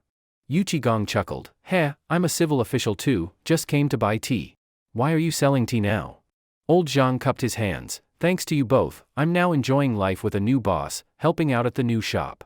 If you're an old friend, I'll support your business. 5 jean of jade guanine. Cheng Yaojin slapped down a 50-tael silver ingot. Yu Qigong followed, 5 jean of jade guanine. Another 50-tael ingot. I'll take 5 jean too. I want 3 jean. I want 1 jean. 1 jean of Biluakun, 1 jean of jade guanine. Su Xiaochun smiled so hard her eyes nearly disappeared, busy collecting money, while old Ma and old Zhang packed the tea. Some merchants and young masters strolling the East Market saw the commotion and gathered over. What are they selling? Can't you see? Xinglong tea shop, they sell tea. This tea doesn't need boiling, just brew with boiling water. Fragrant and refreshing. Really? I'll try a jean too. More and more people joined the tea-buying crowd. In no time, the silver piled up into a small mountain. Li Tai bid farewell to Changsun Wuji and went to Sanha village, heading straight to Qingxiu's residence. Entering, he saw Qingxiu and the cook eating. Though starving, Li Tai upheld manners and bowed, Master, I've returned. Sit down and eat. Li Tai sat down to eat, 4 dishes, 1 soup, plus braised meat and meatballs. While eating, Li Tai praised, Master, your cook's skills are amazing. I've eaten countless delicacies in Chang'an, yet none taste as good as this simple meal. May I send 2 cooks to learn from Aunt Yunyang? Aunt Yunyang? Qingxiu twitched his mouth. Yunyang panicked, blushed, glanced repeatedly at Qingxiu, then lowered her head, shyly eating without looking up. Li Tai blinked, did I say something wrong? Qingxiu said sternly, call her sister Yunyang. She's not married yet, still a maiden. Li Tai said awkwardly, I thought Yunyang was your second wife. That was a perfect blow. Yunyang covered her face with a bowl and ran to the kitchen, not coming out again. Qingxiu snapped, if you're so good at talking, talk more. What did you do back in the city? Li Tai respectfully said, Master, I told Father everything you taught me. But don't worry, I didn't mention you. Father agreed to let me and Uncle handle the matter. Qingxiu frowned, you're only 8, and you dare do this? Li Tai proudly said, Father loves me the most. He accepted my proposal, even awarded me, and let me handle the Xiaoguan disaster. Qingxiu flipped his chopsticks and said, give me your hand. Li Tai was confused but reached out. Qingxiu struck his palm 3 times with the chopsticks, leaving it red and swollen. Li Tai held back tears, eyes wet, and asked, Master, why did you hit me? Qingxiu frowned, to teach you a lesson. The tallest tree in the forest is the first to be blown down. A little success made you arrogant. Remember, you're still a child. If you show off too much, you'll invite jealousy and disaster. Ching-Kei, remember one thing, if heaven wants to destroy someone, it first makes them arrogant. You're too young to compete with adults. Your father might tolerate you, but others won't. If you do everything yourself, others will feel useless, and their status threatened. That's not good for you, especially in officialdom. You must learn to hide your talents and protect yourself. Understand? Li Tai suddenly understood, stood up, and bowed solemnly. Master, your lesson is right. I was wrong. He also firmly remembered Qingxiu's words in his heart. After Li Tai finished eating, he left. Sitting in the carriage, he thought the whole way about what Qingxiu had told him and finally figured something out. That was, in the future, he should avoid showing off, even if he had to, it should only be in front of Father Emperor. At the same time, he warned himself, don't be arrogant, don't be conceited. Master truly is a good teacher. To be accepted as his student, how fortunate I am. After understanding this, Li Tai laughed happily. By evening, Su Xiaochun and old Zhang the Blade had returned by carriage. As for Lord Ma II, he had voluntarily chosen to stay at the shop to watch over the tea that hadn't been sold yet. As soon as Su Xiaochun got off the carriage, she excitedly ran home, shouting while running, "Husband, husband, I'm back." At that moment, Qingxiu was in the courtyard opening up a vegetable garden. From the wall to the main house, there was a plot of over 100 square feet, which he and Yunyang had already turned over. Since the weather was warm, he had decided to plant the seeds he had brought through time tomorrow. Upon hearing Su Xiaochun's voice, Yunyang's expression turned panicked and she seemed flustered. After all, she was just a servant, secretly stealing food behind the wife's back. Aside from guilt, she felt uneasy. What if they got caught? She was scared. Qingxiu slapped Yunyang on the butt and said unhappily, "Why panic? Use the nerves you had when you bragged last night. Put your heart back in your chest." Yunyang's face burned, and even her forehead began to sweat. With this half-baked mentality, she still wanted to act like a mistress? She'd probably get caught before anything started. Fortunately, at the moment Su Xiaochun only had silver on her mind and completely ignored Yunyang. That eased Yunyang's heart, and she wasn't so flustered anymore. Qingxiu smiled and said, "Wife, why are you so happy?" Su Xiaochun grabbed Qingxiu's hand and tried to pull him outside. "Husband, come, I'll show you silver." Qingxiu said irritably, "Your husband is blind, what silver is there to see?" "Oh right, I forgot husband can't see." Su Xiaochun smiled foolishly and said excitedly, "Husband, guess how much silver we made today?" Qingxiu said, 500 taels? 810 taels. Husband, we made a total of 810 taels today. Su Xiaochun was a bit too excited. Qingxiu nodded, as expected. Su Xiaochun continued, "There's something I don't understand. Bilyuakun is cheaper than jade guanine by 5 taels, yet far more people bought jade guanine.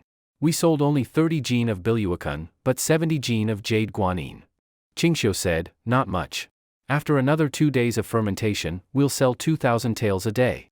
Maybe even who merchants and Persian traders will buy from our shop. Sales will go up even more." Su Xiaochun took out a handkerchief, wiped her sweat, and smiled, "Husband, I'll go arrange for people to move the silver." "Go ahead. Yunyang, you come help too." Oh. Su Xiaochun called for the house guards, moved several wooden boxes into the bedroom, and after everyone left, she went to the head of the bed, opened a floorboard, and began putting silver into the underground silver vault. The silver vault was something she and Qingxiu dug before laying the floor. It could hold at least tens of thousands of taels.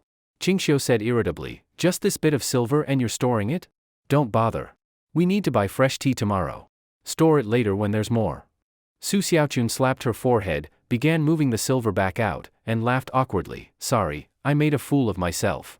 I forgot we still need to restock. Tea isn't a one-time sale." Qingxiu had no way of dealing with this penny pincher. That night, after bathing, the two lay on the bed. Su Xiaochun exhaled deeply, finally a moment to relax. Today was exhausting. Those officials in Chang'an City seemed crazy buying tea. At first, I didn't get it. Then I realized, it started from the palace. "Husband, you're truly amazing." Qingxiu said mischievously, "Then is there a reward?" Su Xiaochun blushed, her eyelashes fluttered, and she said shyly, "Husband, what reward do you want?" "No need for rewards. Just fulfill what you promised me. From now on, listen to everything I say. Let's start now." Qingxiu whispered something in her ear with a wicked grin. "Ah?" Su Xiaochun glanced at the seal, her shy eyes looked like they could drip water. Her cheeks blushed, and her cherry lips blew warm breath into Qingxiu's ear. The sweet whispers lasted until midnight. Early next morning, Su Xiaochun went to the tea shop early. Qingxiu invited Geng Taicheng to his home. The two chatted while drinking tea. Qingxiu said, "Uncle Geng, I plan to build a factory in Sanha village. I need you to organize some workers. Also, for all masons helping with house construction, give them 10 more won per day. For the factory building team, give them 50 won per day." Geng Taicheng asked, "What's a factory?" Qingxiu smiled, "It's a workshop." "Oh, a workshop. No problem. I'll go organize them later." "Qingxiu, what's the workshop for?" "To make tea." Qingxiu didn't hide it from Geng Taicheng and said directly, "I've asked my wife to go to the brokerage to buy slaves. Once the workshop opens, the slaves will handle the operations and produce tea in large quantities." Geng Taicheng said hesitantly, "Qingxiu, why not let the women in the village help you make tea? Why let the slaves do everything?" Qingxiu shook his head. "The tea-making process is simple. Almost anyone can learn just by watching.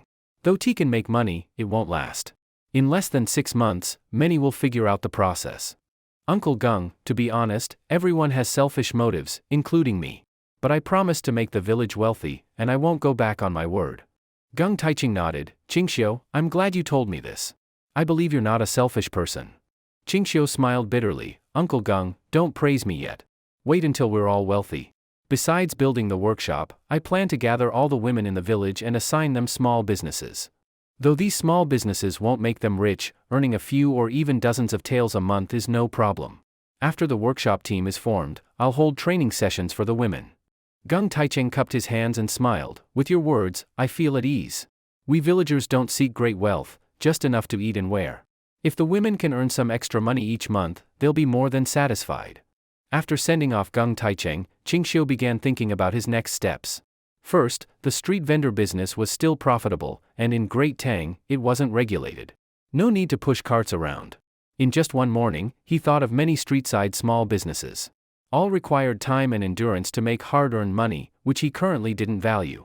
Even if the tea business failed, he had the wine business. If wine failed, he could still make soap.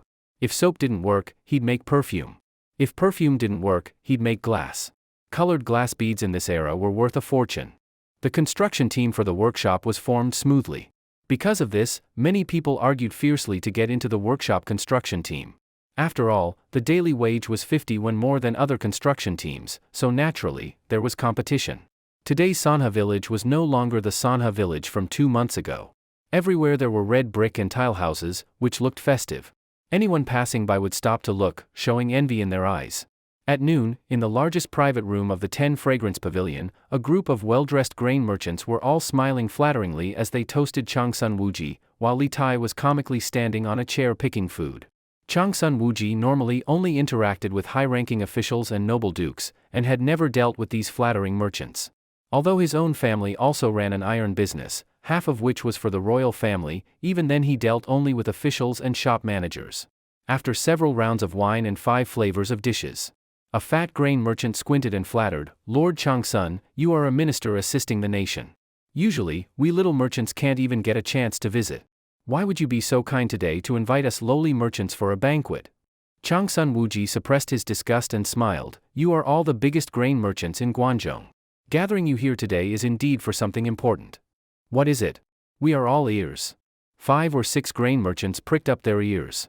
Changsun Wuji continued, "To be honest, let me reveal something to you. Yesterday in the morning court, His Majesty proposed to abolish the lowly status of merchants." "What? Abolish the low status of merchants?" One grain merchant's face turned red with excitement. "Heavens! Is this true? This is too good. If merchant status is abolished, even if I die, I can face my ancestors with pride." One merchant even began to cry, "His Majesty is wise. We merchants are so poor that all we have is money. But being of low status, no matter how much we earn, it always feels stifling. If this status is abolished, I'm willing to donate 1,000 dan of grain to the court." "Me too. I'll donate 2,000 dan." Changsun Wuji glanced at Li Tai and sighed, "Alas, but after His Majesty proposed abolishing the merchant status, it faced strong opposition from the ministers. Some said you merchants only care about profit, not conscience. Others said you are bloodsuckers feeding off the people, buying low, selling high, not worthy of sympathy. Others said merchants value profit over integrity, all blinded by money. Lord Changsun, that's unfair. One grain merchant slapped his thigh and cried, we may be lowly merchants, but we're not heartless. During the disaster relief under Wu De's reign, didn't we sell the grain we collected to the court at original prices? Yes. Did we earn even a single copper coin? Yet they slander us like this? Lord Changsun, what did His Majesty say? Changsun Wuji patted Li Tai and said, this is His Majesty's beloved son, Prince Wei. Everyone was shocked and immediately bowed respectfully to Li Tai. Forgive us, Prince Wei, we failed to recognize you. So it's Prince Wei, truly a remarkable presence. Prince Wei has inherited His Majesty's style. Changsun Wuji was already tired of hearing the merchants flatter and quickly said, it was Prince Wei who strongly opposed the criticism and said that the people of Great Tang are honest by nature. If merchants are blinded by money, it's only momentary. Prince Wei said merchants are not all bootlickers or parasites. They're just blinded by wealth and lack opportunities to show their sincerity. Prince Wei, already ill with cold, even knelt in His Majesty's chamber all night until dawn. Only then did His Majesty. Li Tai quickly interrupted, Uncle, don't say that. I just couldn't bear merchants being labeled as lowly. Besides, I didn't kneel all night, only half the night. Father Emperor then told me to wait for news back home. Li Tai smiled innocently, hard work pays off. This morning, Father Emperor, after much opposition, agreed to my proposal. But abolishing merchant status is a big matter and needs further discussion. I only managed to earn you merchants a chance to be seen differently by the officials. It's not some great merit. Ah, Prince Wei truly has sympathy for us merchants. As he spoke, Changsun Wuji secretly wiped his eye corners. Anyone could see he was just putting on a show. Thank you, Prince Wei, for restoring our name. If there's another life, I'd serve Prince Wei as a horse or ox to repay the kindness. Prince Wei is truly a living bodhisattva for us merchants. Please accept our bow, Prince Wei. Li Tai looked at them with pity, why are you doing this? You are all elders, don't humble me so. Let me show you something. Li Tai pulled out an imperial edict from his sleeve and raised it high, this is the edict I got after kneeling half the night. Father Emperor issued this for you, under heavy pressure from officials. An edict? Prince Wei, what does it say? Quick, kneel and receive the decree. One merchant had already knelt in eagerness. Li Tai opened the edict and laid it before them, saying, this edict is not for all of you, only for one of you. You can all read what it says. There are over 100,000 disaster victims in Xiaoguan. You are all old, established grain merchant families.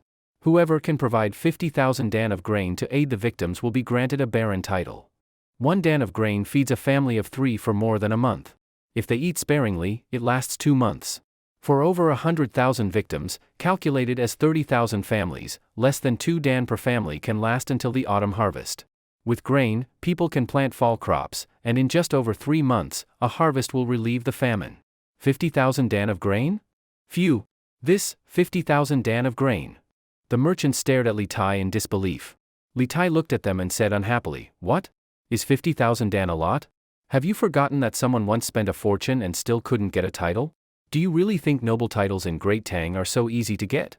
Do you know how much grain a fortune can buy? 1 guan, string of coins, buys 2 dan. Even with over 20,000 guan of silver, it's just enough. This is a chance to bring honor to your ancestors. Miss it, and you may never get it again. The grain merchants all hesitated. Li Tai sneered, it's just 50,000 dan.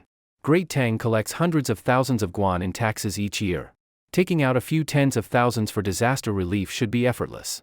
If you're not interested, then forget it. I won't waste words with you. I'll just return this edict and drop the idea of abolishing merchant status. Uncle, let's go. Li Tai turned and pulled Changsun Wuji to leave.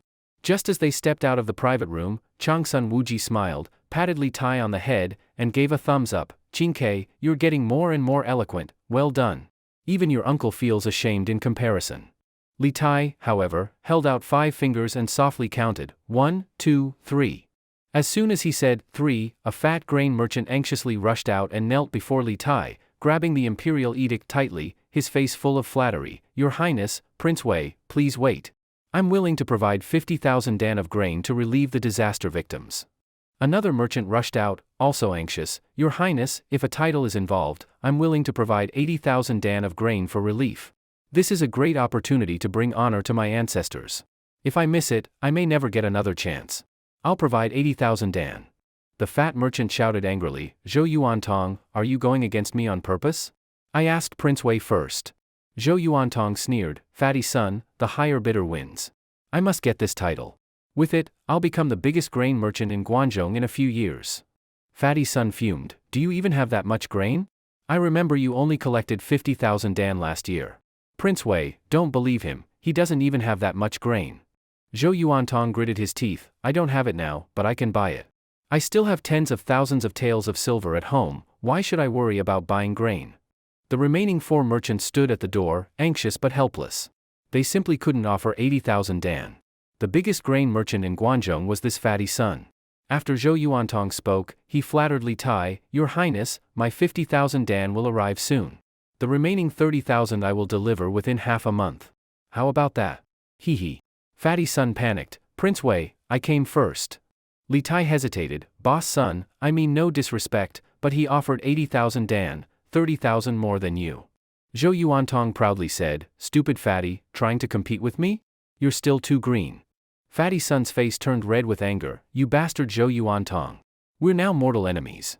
Prince Wei, I'll offer 100,000 dan, let's see you compete with that." Zhou Yuantong was stunned, then growled, "You're ruthless, Fatty Sunday. We'll see." Then he stormed off angrily. Fatty son looked smug. Even Changsun Wuji inhaled sharply at the mention of 100,000 dan. 1 dan of grain is 100 jin, and in Great Tang, 1 jin is 16 taels, around 600 grams. That means 1 dan weighs about 120 jin now. 100,000 dan equals about 6,000 tons. At 5 qian per jin, 1 dan costs 500 qian. So, 100,000 dan equals 50,000 taels of silver. Li Tai calmly handed over the edict and said, "I keep my word. The edict is yours. But the Prince of Wei's seal will only be stamped after all the grain arrives. Boss son, start dispatching the grain to the Prince of Wei's residence tomorrow." Fatty son excitedly looked over the edict again and again, then tucked it away like a treasure. He thanked Li Tai profusely, gave a triumphant glance at his peers, and rushed home to prepare the grain. Changsun Wuji and Li Tai got into the carriage outside 10 Fragrance Pavilion. Changsun Wuji sighed, "This fatty son really is a grain merchant with generations of wealth in Guanyi. He pulled out 100,000 dan just like that, more generous than His Majesty himself." Li Tai squinted and smiled, "Uncle, the reason I picked Fatty son is because he's greedy and lustful, and he's also the biggest grain merchant in Guanyi. 100,000 dan is nothing to him. I had someone investigate him yesterday. He collected over 200,000 dan of grain last year alone. In previous years, it was over 100,000 each year. With generations of accumulated wealth, he's probably richer than the treasury. He's a true parasite feeding off the people. Many families have been ruined because of him. Gathering evidence of his crimes will be easy. So slaying him brings me no guilt." Changsun Wuji praised, "Qin Ke, after disaster relief, you still plan to deal with him?" Li Tai nodded. "Master said, those who feed on the people's blood, everyone has the right to kill. Those who serve the people, everyone should respect. This fatty son has sucked too much from the people, it's time he gave it back. Master also said, you must fatten the pig before slaughtering it." Changsun Wuji's scalp tingled. His face turned ugly. "I didn't expect Wang Gue to be this cunning. He's from a prestigious Confucian family. Who knew he could devise such ruthless schemes?" Li Tai almost spoke, but remained silent. He didn't plan to reveal Qingxiu. Changsun Wuji suddenly smiled, "That's fine too. An invisible edict, secretly granting a title, no one knows. After the relief work, we collect evidence and strip him of the title. Qin Ke, even I admire you now." Changsun Wuji now felt his own mind wasn't even as sharp as this 8-year-old boy. Li Tai looked forward firmly and said seriously, "Uncle, Master taught me. Without him, I'd never have thought of this. He's truly a rare talent." Changsun Wuji wanted to argue but said nothing, only shook his head. Suddenly, Li Tai said, "Stop at the corner ahead."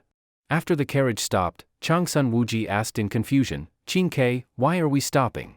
Li Tai smiled innocently, "Waiting for someone." "Waiting? Who?" Changsun Wuji was puzzled. But moments later, he understood, because a tall, thin man appeared before the carriage and bowed. "Zhou Yuantong greets Prince Wei and Lord Changsun." Changsun Wuji opened his mouth, a drop of cold sweat ran down his temple. He quickly looked at Li Tai. Li Tai smiled and lifted the curtain. "Boss Zhou, have your son report to the Prince of Wei's residence in half a month." Zhou Yuantong bowed, "Thank you, Prince Wei. I take my leave." After he left, Changsun Wuji stared at Li Tai like he'd seen a ghost. "Qin Ke, was that also your master's idea?" Li Tai nodded awkwardly, "Yes, uncle. Master taught me this too. Changsun Wuji's expression shifted. In his mind appeared the image of a kindly, stern-faced old man, Wang Gue. He couldn't believe today's events were connected to that old man.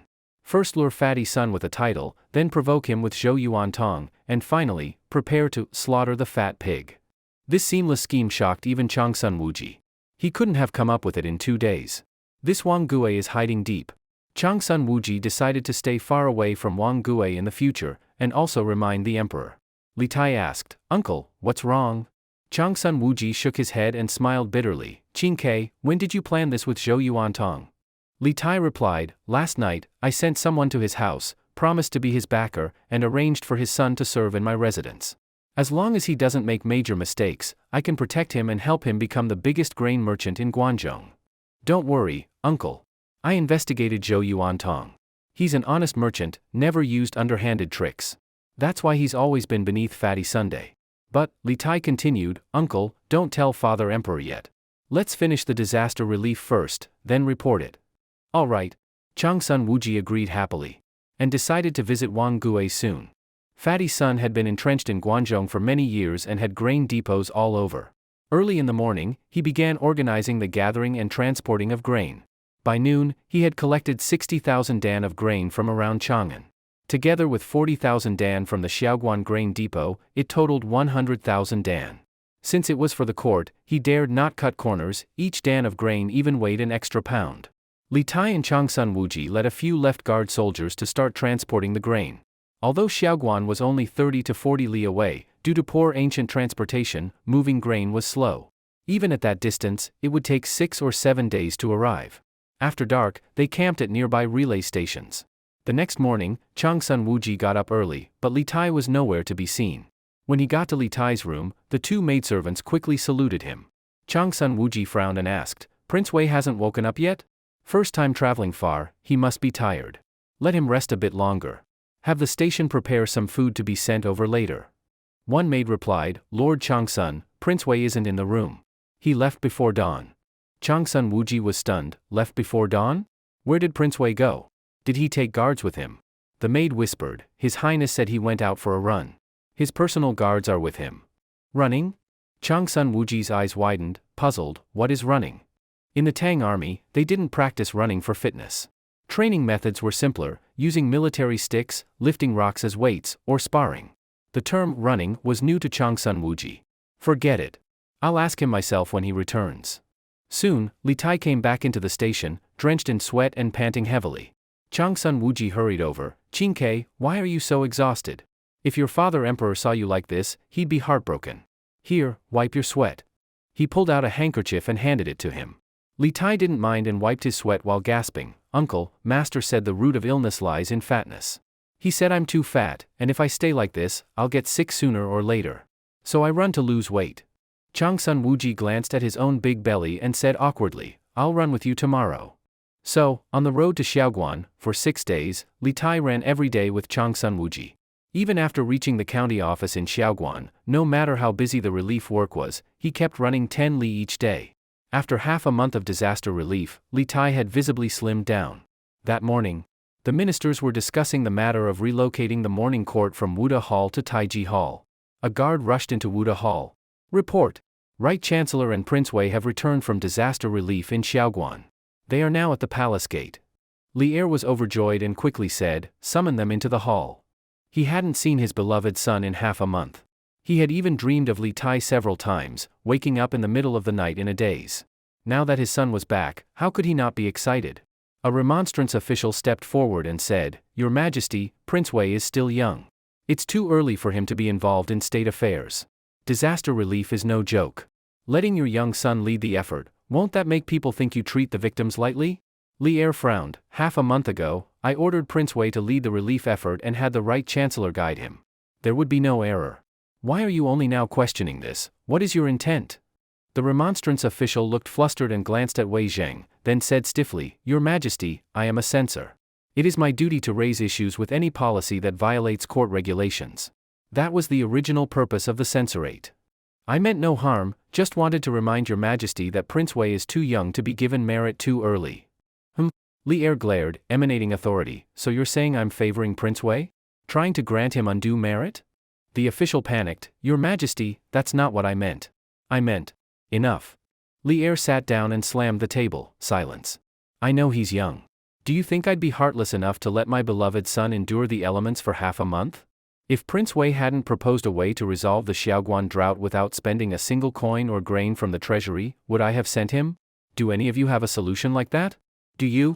The official was so terrified he said nothing and bowed to the ground. Li Er scolded, "Get out."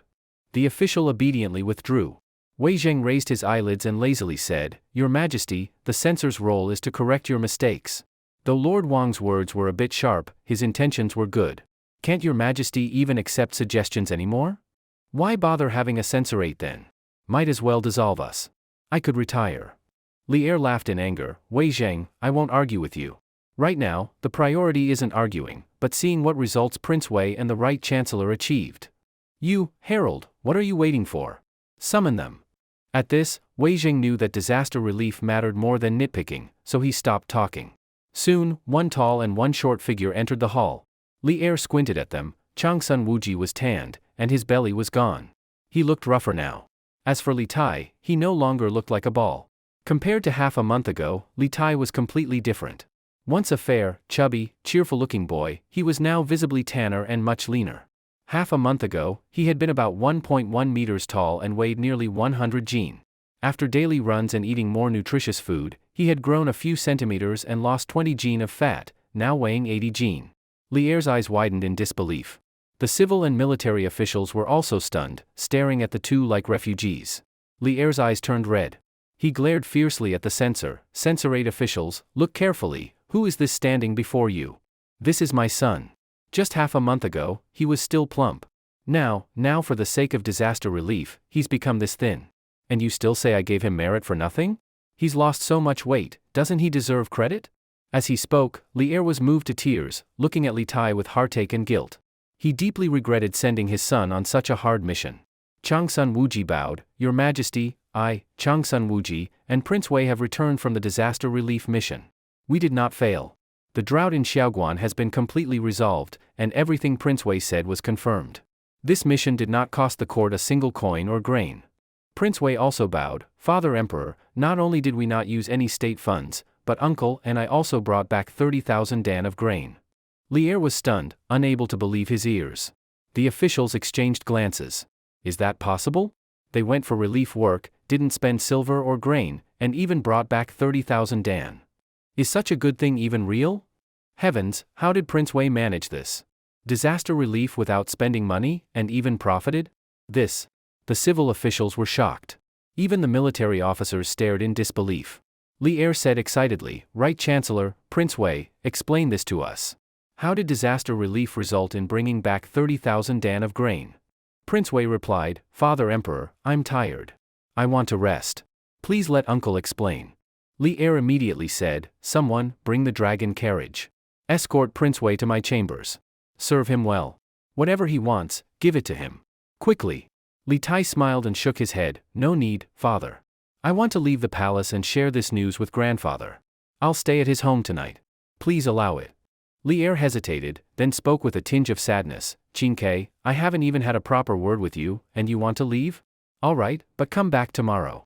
Understand? Yes, Father Emperor. Li Tai took his leave and went to Sanha village with his guards. He now couldn't wait to share the good news with his teacher. After Li Tai arrived, he urgently asked, Right Chancellor, explain to me and everyone how you managed to carry out disaster relief without costing the court a single coin or grain, and even brought back 30,000 dan of grain. Changsun Wuji did not speak but looked toward Minister of Rights Wang Gue. He cupped his hands and said, This was all thanks to Lord Wang Gue. Majesty, it was Lord Wang who gave the idea to Prince Wei. Why not have him explain everything? All the ministers, including Li Tai, turned to Wang Gue, a goat-bearded, kindly-looking, scholarly old man. Wang Gue was 57 years old, in poor health, somewhat stooped, and looked older than his age. Hearing Changsun Wuji's words, Wang Gue was stunned. He opened his mouth but didn't know what to say. Li Tai asked curiously, Wang Gue, did you teach me the method of disaster relief? Wang Gue came to his senses and said with confusion, Majesty, I don't understand. Although I am Prince Wei's teacher, I haven't seen him for over 10 days, nor did I teach him any method for disaster relief. The officials were all shocked. Changsun Wuji scolded, "Lord Wang, don't pretend. With this much scheming, if not you, then who?" Wang Gue panicked and beat his thigh. "Majesty, Right Chancellor, I truly did not teach Prince Wei. I didn't even know about this. Also, why did you reward me with 100 taels of silver last time?" He was still confused. First he was rewarded without reason, and now he was being credited with teaching the disaster relief method. Changsun Wuji frowned. "It wasn't you?"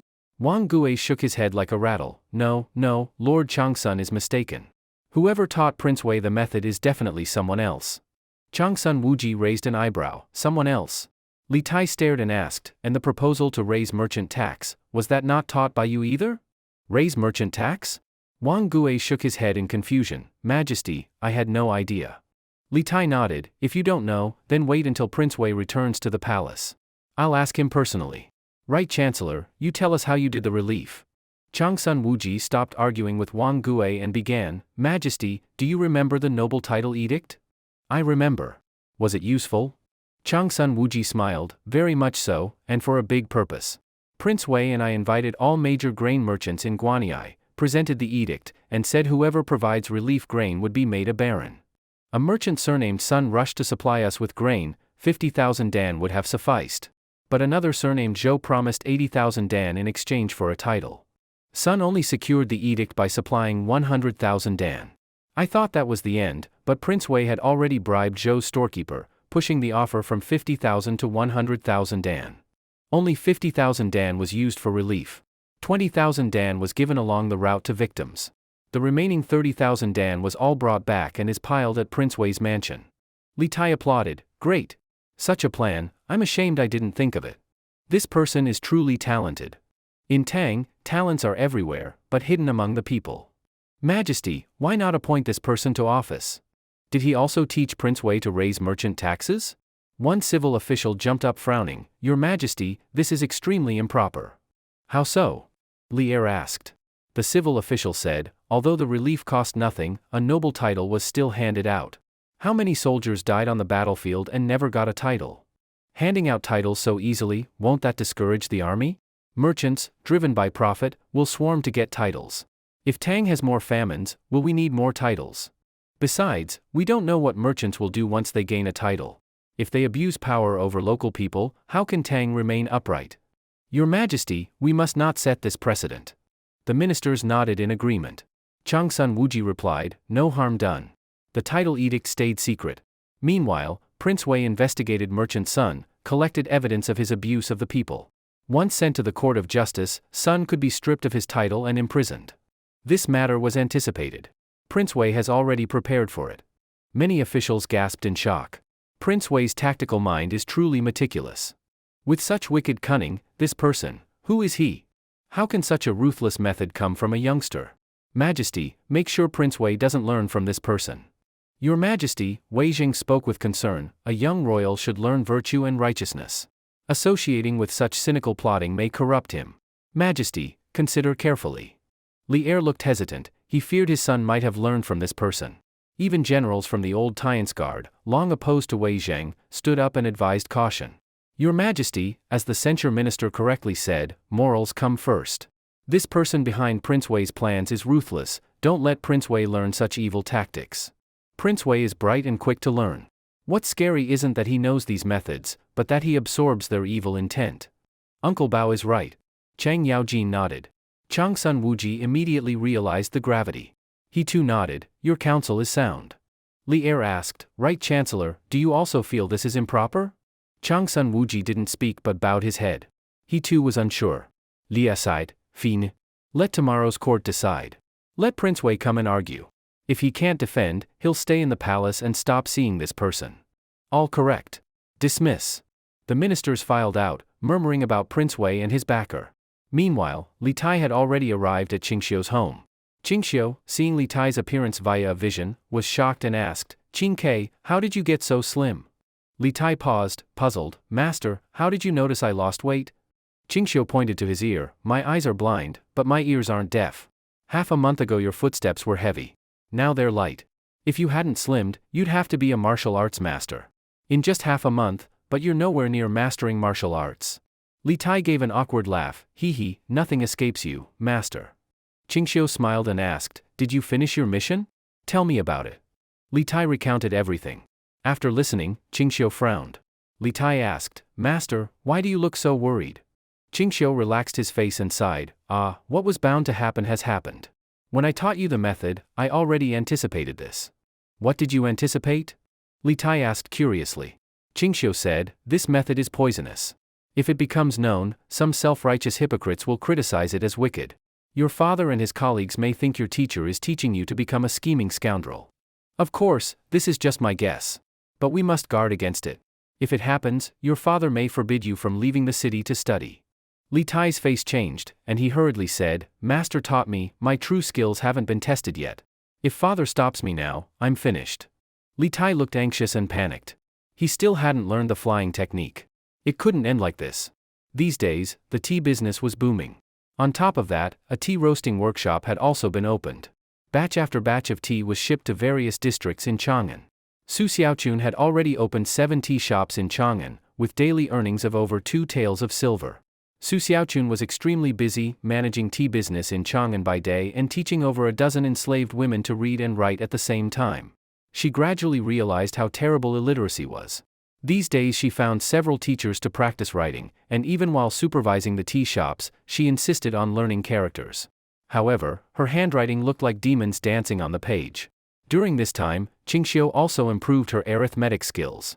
Arabic numerals spread exclusively among the dozen female slaves and Su Xiaochun, a clever little method for bookkeeping. For the past half-month, Sanha village had been very lively.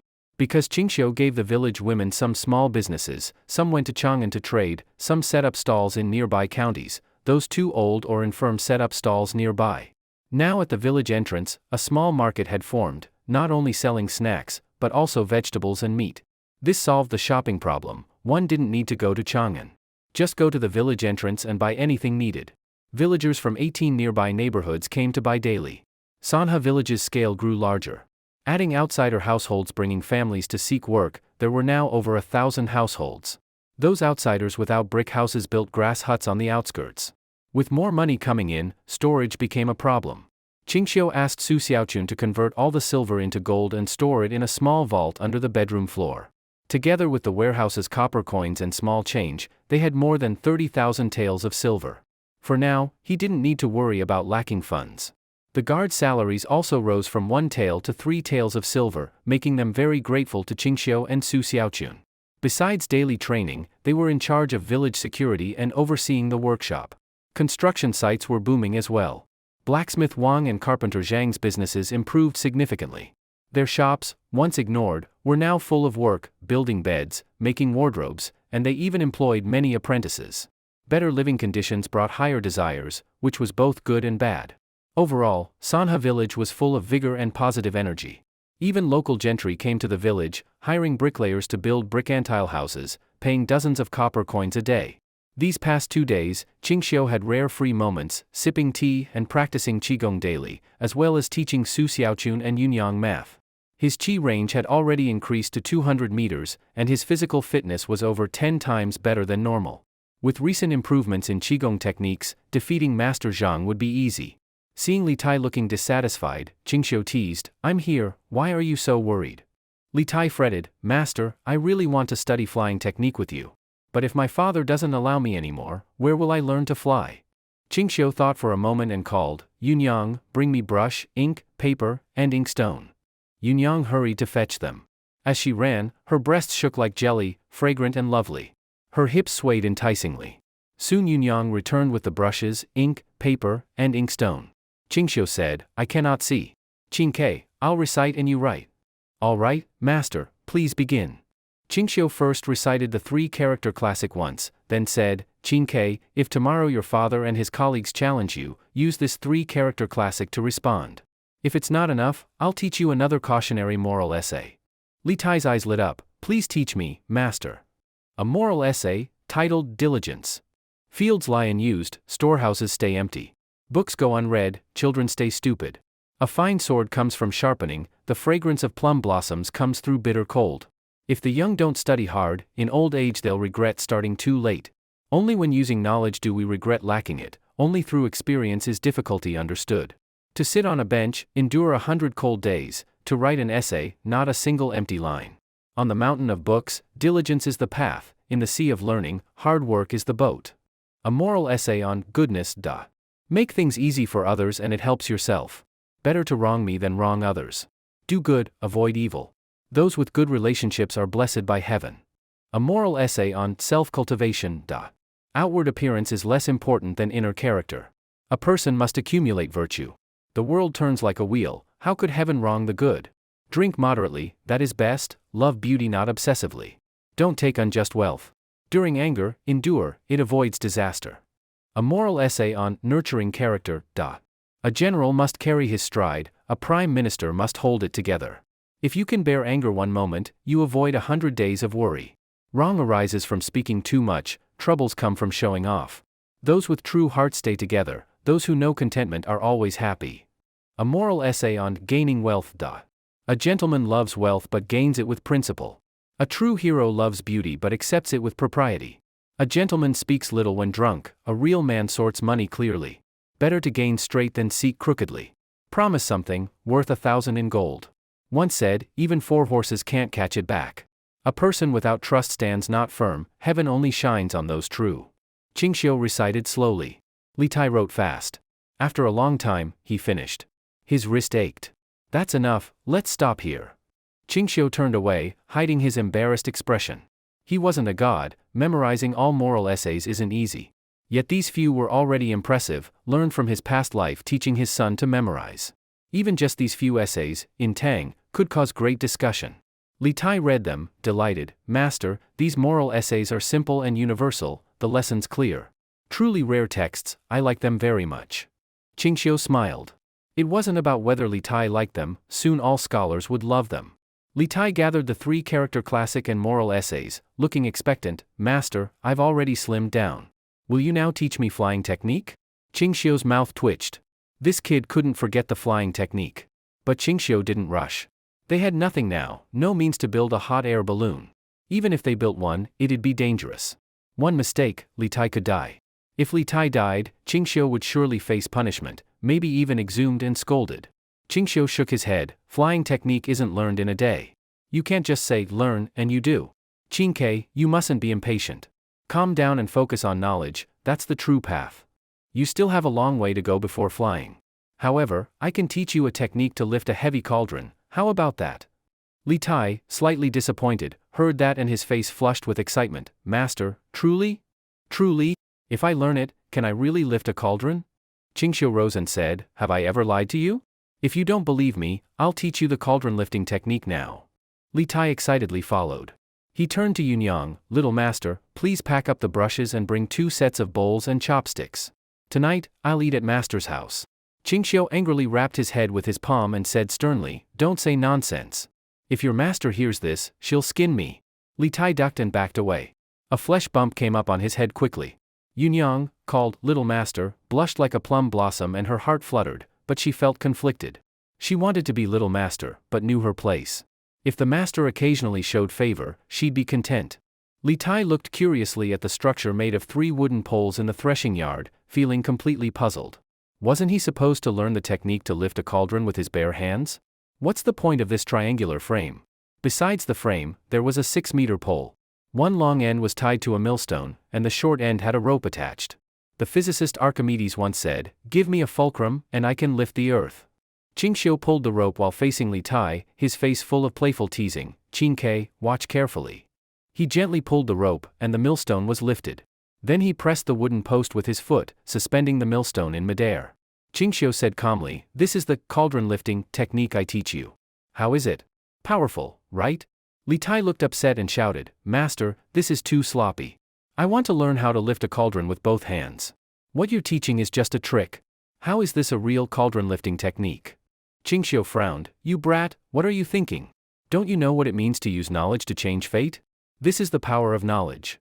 Our bodies are carbon-based, we're limited. Our bones can't support weights beyond what our bodies can bear, it would hurt. Though our bodies are limited, our minds and knowledge are limitless. I thought to use a frame to lift the millstone, can you think that way? Li Tai looked utterly hopeless. Master, is this so-called flying technique also a trick like this? Qingxiu nodded. Yes, but let me correct you. This isn't a trick, this is knowledge as power. Qingke, I know you're disappointed, but that's the fact.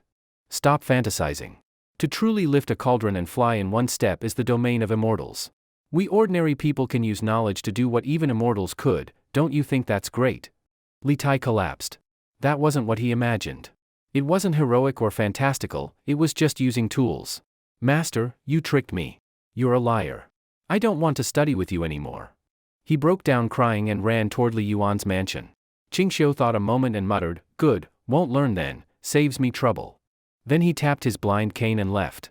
At that moment, Li Yuan was drinking tea with Li Taicheng and Ma Lauer, looking content. If the scenery here were better, drinking tea and wine, how wonderful. Just then, they heard a child screaming and crying as he ran in. Li Yuan turned, frowned, where did this brat come from, barging into my mansion? Believe I'll give you a spanking? Li Tai cried out, grandfather, don't you recognize Qingke? Qingke? Li Yuan looked closely, jumped up in surprise and anger. Qingke, why are you so skinny? Li Tai sat on a stool, bent over the table, crying like a baby. Li Yuan roared, who bullied my grandson? Qingke, tell grandfather, I'll wipe them out. Li Tai threw something he'd written that afternoon on the floor and cried, I don't want to learn scholarly things from Master Qing anymore. He's a big liar. Li Yuan frowned. Qingke, explain clearly. How did Master Qing lie to you? Li Tai cried, he said he'd teach me flying technique and cauldron lifting ability, but they're all lies and tricks. Li Yuan's expression softened, half laughing. Qingke, did you actually think flying and cauldron lifting are real? Of course these are tricks, I already knew that ages ago. Li Tai protested, if you knew, why didn't you tell me? Li Yuan smiled and explained, Qingke, when I was here repairing Taiji Palace, a column weighing over 1,000 jin had to be lifted by over 10 men. Even using tool-assisted trickery, it still took many people. But one person using tools can do it alone. Li Tai thought and nodded, grandfather is right, but I don't want to learn tricks, I want real skills. Li Yuan smiled indulgently, all right. If you don't want to learn from Master Qing, we won't study with him. He picked up the sheet of paper from the floor and asked, what's this? Li Tai looked at it. Master Qing taught the 3-character classic and the moral essays. Li Yuan murmured, a fine sword comes from sharpening? Diligence is the path. A flash of surprise lit his eyes as he studied it. A general's head can bear a horse. Too many words cause trouble. Good, very good. Li Yuan looked at Qingke sternly, you brat, do you know your crime? Li Tai was frightened and trembled, grandfather, why are you asking? I did wrong. Li Yuan waved the paper and said angrily, you're outright wicked. Master Qing taught you these, the 3-character classic and moral essays, don't you know they are classic texts that enlighten generations? Master Qing taught you this, did Wang Gui ever teach you? Li Tai shook his head. Li Yuan glared, these texts enlighten the people, they're lasting works.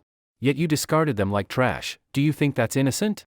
Even if Master Qing didn't teach you flying or cauldron lifting, teaching you this knowledge was a blessing. It deserves your lifelong respect. Li Qingke, when I first came here, this place was poor. In just 2 months, it's become prosperous.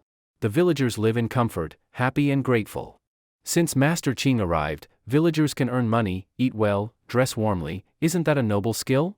Isn't it worth learning? There's a saying, conquering the nation is easy, ruling it is hard. Our Tang dynasty is the Li family's kingdom. A nation based on the people means stable rule when people have food and clothes. Master Qing taught you how to stabilize a kingdom, you won't learn? Then you're not worthy of the Li family. If you remain stubborn, I will expel you from the household. Li Tai's face turned pale. He swallowed hard. In his life, grandfather never got angry, but now he was, and threatened to expel him. No wonder he panicked. Li Yuan said sternly, tell me, did you offend Master Qing earlier? Li Tai was too scared to speak. He nodded repeatedly. Li Yuan called out, Feng Fei, bring a jar of Sanla wine. You and I will go to Master Qing's house. We'll apologize to him until he forgives you. Li Yuan held the jar of fine wine and, with Li Tai, headed toward Qingxiu's home. Yunyang sat at the table, with a basin of lamb on it. She was diligently skewering the lamb with bamboo sticks. While lighting the barbecue grill, Qingxiu said, Yunyang, you better save the kidneys and the lamb penis for me. If you dare sneak a bite of my lamb kidneys, I'll make sure you can't get out of bed tomorrow. Yunyang blushed, her eyes sparkling with watery emotion, silently picked up the lamb kidney from the basin and threw it on the ground. She said in a panic, Master, the kidney fell on the ground, it's dirty now, can't be eaten, please punish me, Master. Qingxiu, who saw everything, was so angry his nose almost twisted. He shouted, "What misfortune in my house? You clearly threw it on the ground yourself, think I don't know? Pick it up, wash it clean for me, and if you try to play smart again, I'll throw you out of the house." Yunyang panicked, quickly picked it up and ran to the kitchen to wash the kidney thoroughly. She looked at Qingxiu's back with a bit of grievance in her eyes and quietly continued skewering the lamb. Although last time Yunyang gave him a bit of oral pleasure, during the past half-month Su Xiaochun had been working hard from dawn to dusk. Qingxiu clearly had plenty of time to do bad things but hadn't touched Yunyang since. At most he joked verbally or slapped her but a little. This left Yunyang a bit resentful. Clearly he desired her, but always pretended to be proper. Was he waiting for her to make the move? As she was deep in thought, footsteps came from outside. Yunyang turned and saw Old Li leading his grandson Li Qingke in. She quickly said, "Master, Old Master Li and young Master Qingke are here." Without looking up, Qingxiu replied, "So what if they're here? It's not their first time. I say, Old Li, your nose must belong to a dog, huh? I haven't even started grilling the lamb skewers, and you already smelled it and came over." Feng Fei, the head guard, twitched his mouth and looked up at the sky, pretending not to hear. Li Yuan's face darkened, full of murderous intent. "You little brat, getting more and more outrageous.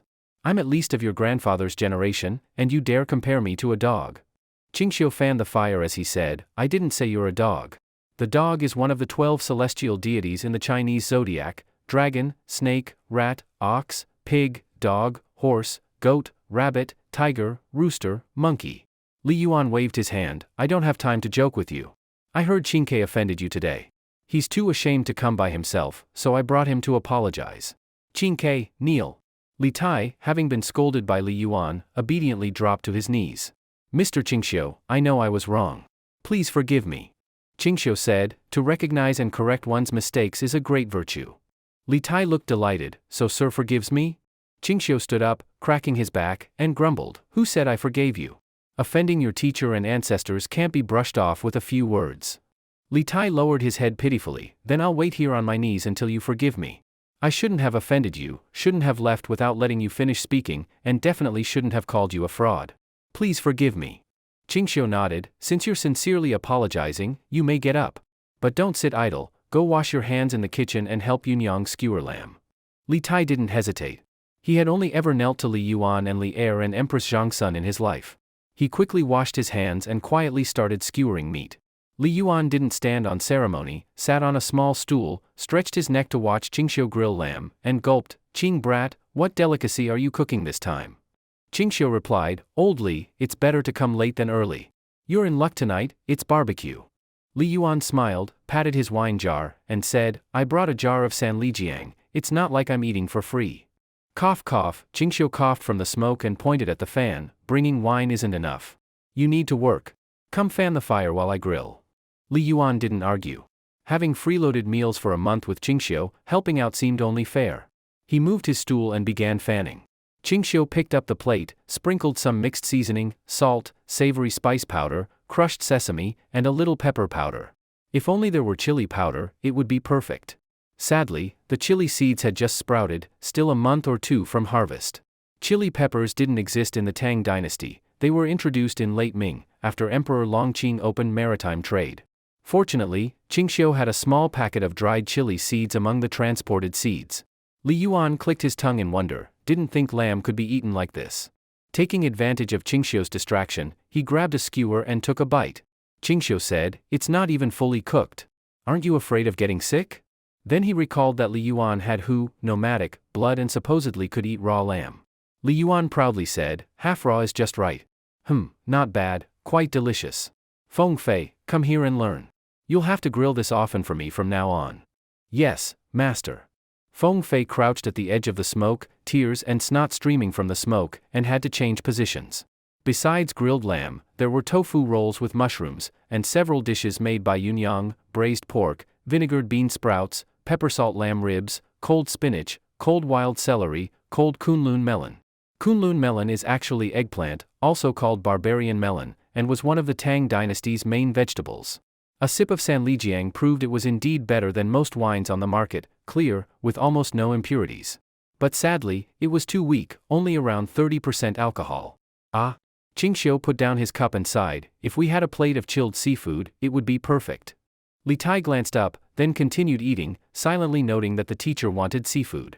From meal to now, the teacher hadn't said a word to him. He must not miss this chance to perform well. By torchlight, Li Yuan unfolded the calligraphy Li Tai had discarded and said, "Not bad, this essay on moral awakening is quite good. Why didn't you bring it out during the Moving Day celebration with the 3-character classic?"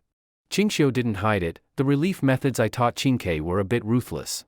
I feared his father and officials would think I'm leading him astray, and wouldn't let him learn from me anymore.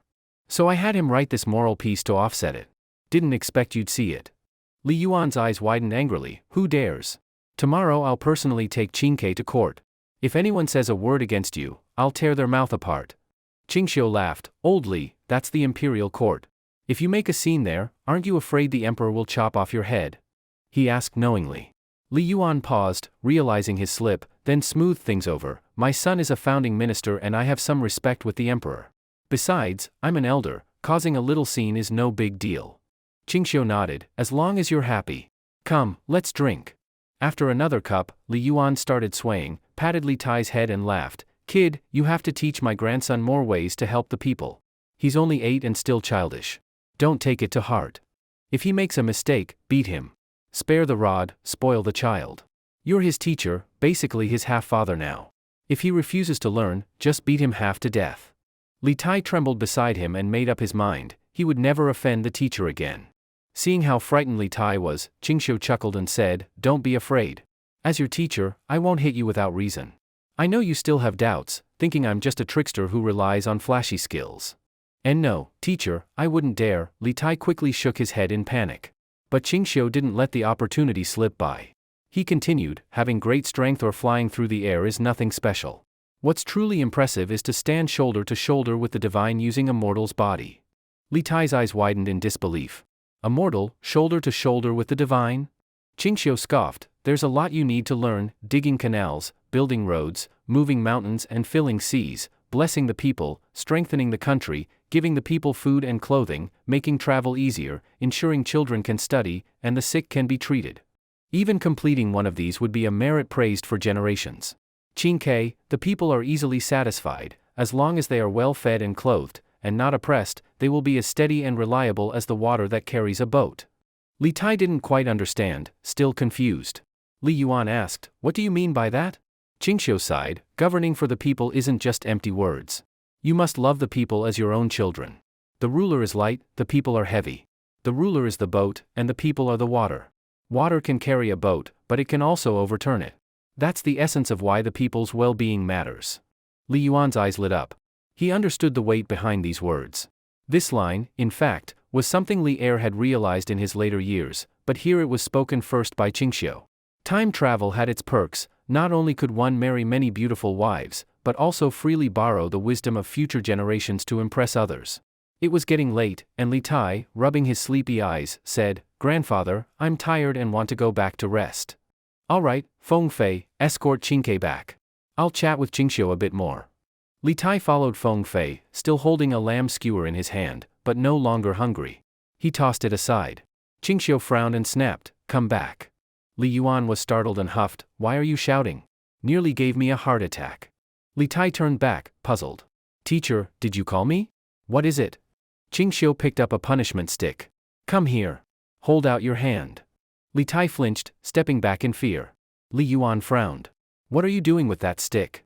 You're scaring the boy. I told you to discipline him only when necessary, not just whenever you feel like it. Give me a good reason." Qingxiu said, "Hoeing grain at midday, sweat drips onto the soil. Who knows that every meal on your plate comes from hard work? Wasting food is shameful. Do you still not see what you did wrong?" Li Tai glanced at the skewer he had thrown away, quickly picked it up, wiped it off on his clothes, and ate it in 2 bites.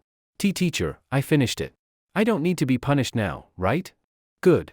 Since you know your mistake, just don't let it happen again. Never waste food." Relieved, Li Tai left, while Li Yuan praised the poem, visibly pleased. Though Sanlijiang wine was only about 30% alcohol, drinking enough still got them tipsy. Li Yuan had to be supported, and Qingxiu staggered with every step. If Yunyang hadn't held him up, he might have wandered off who knows where. Yunyang helped him to bed, gently removing his shoes and outer robes, looking at him with hope. She was ready to give herself to him. Rumor had it that drunk men would get wild, and her master was indeed drunk. Surely, he'd do something. But Qingxiu simply collapsed onto the bed and began snoring. Yunyang sighed helplessly and quietly stayed by his side. The next morning, Qingxiu woke to find Yunyang asleep at his bedside, her head resting on the covers. He gently shook her. She woke slowly, and upon seeing him up, hurried to stand. "Master, you were drunk last night, and I stayed to watch over you. I must have dozed off by accident. I'll go fetch water now." As she turned to leave, Qingxiu pulled her back. She cried out in surprise and fell onto the bed. Qingxiu lifted her chin, smirking. "Yunyang, do you like me?" Yunyang blushed deeply and stammered, "And no, I don't." "Then tell me, are you ugly?" he asked. Yunyang shyly and honestly replied, "I don't know if I'm pretty or ugly." Qingxiu grinned. "Then in your opinion, am I seeing you as ugly or beautiful?" Yunyang panicked, not knowing what to say.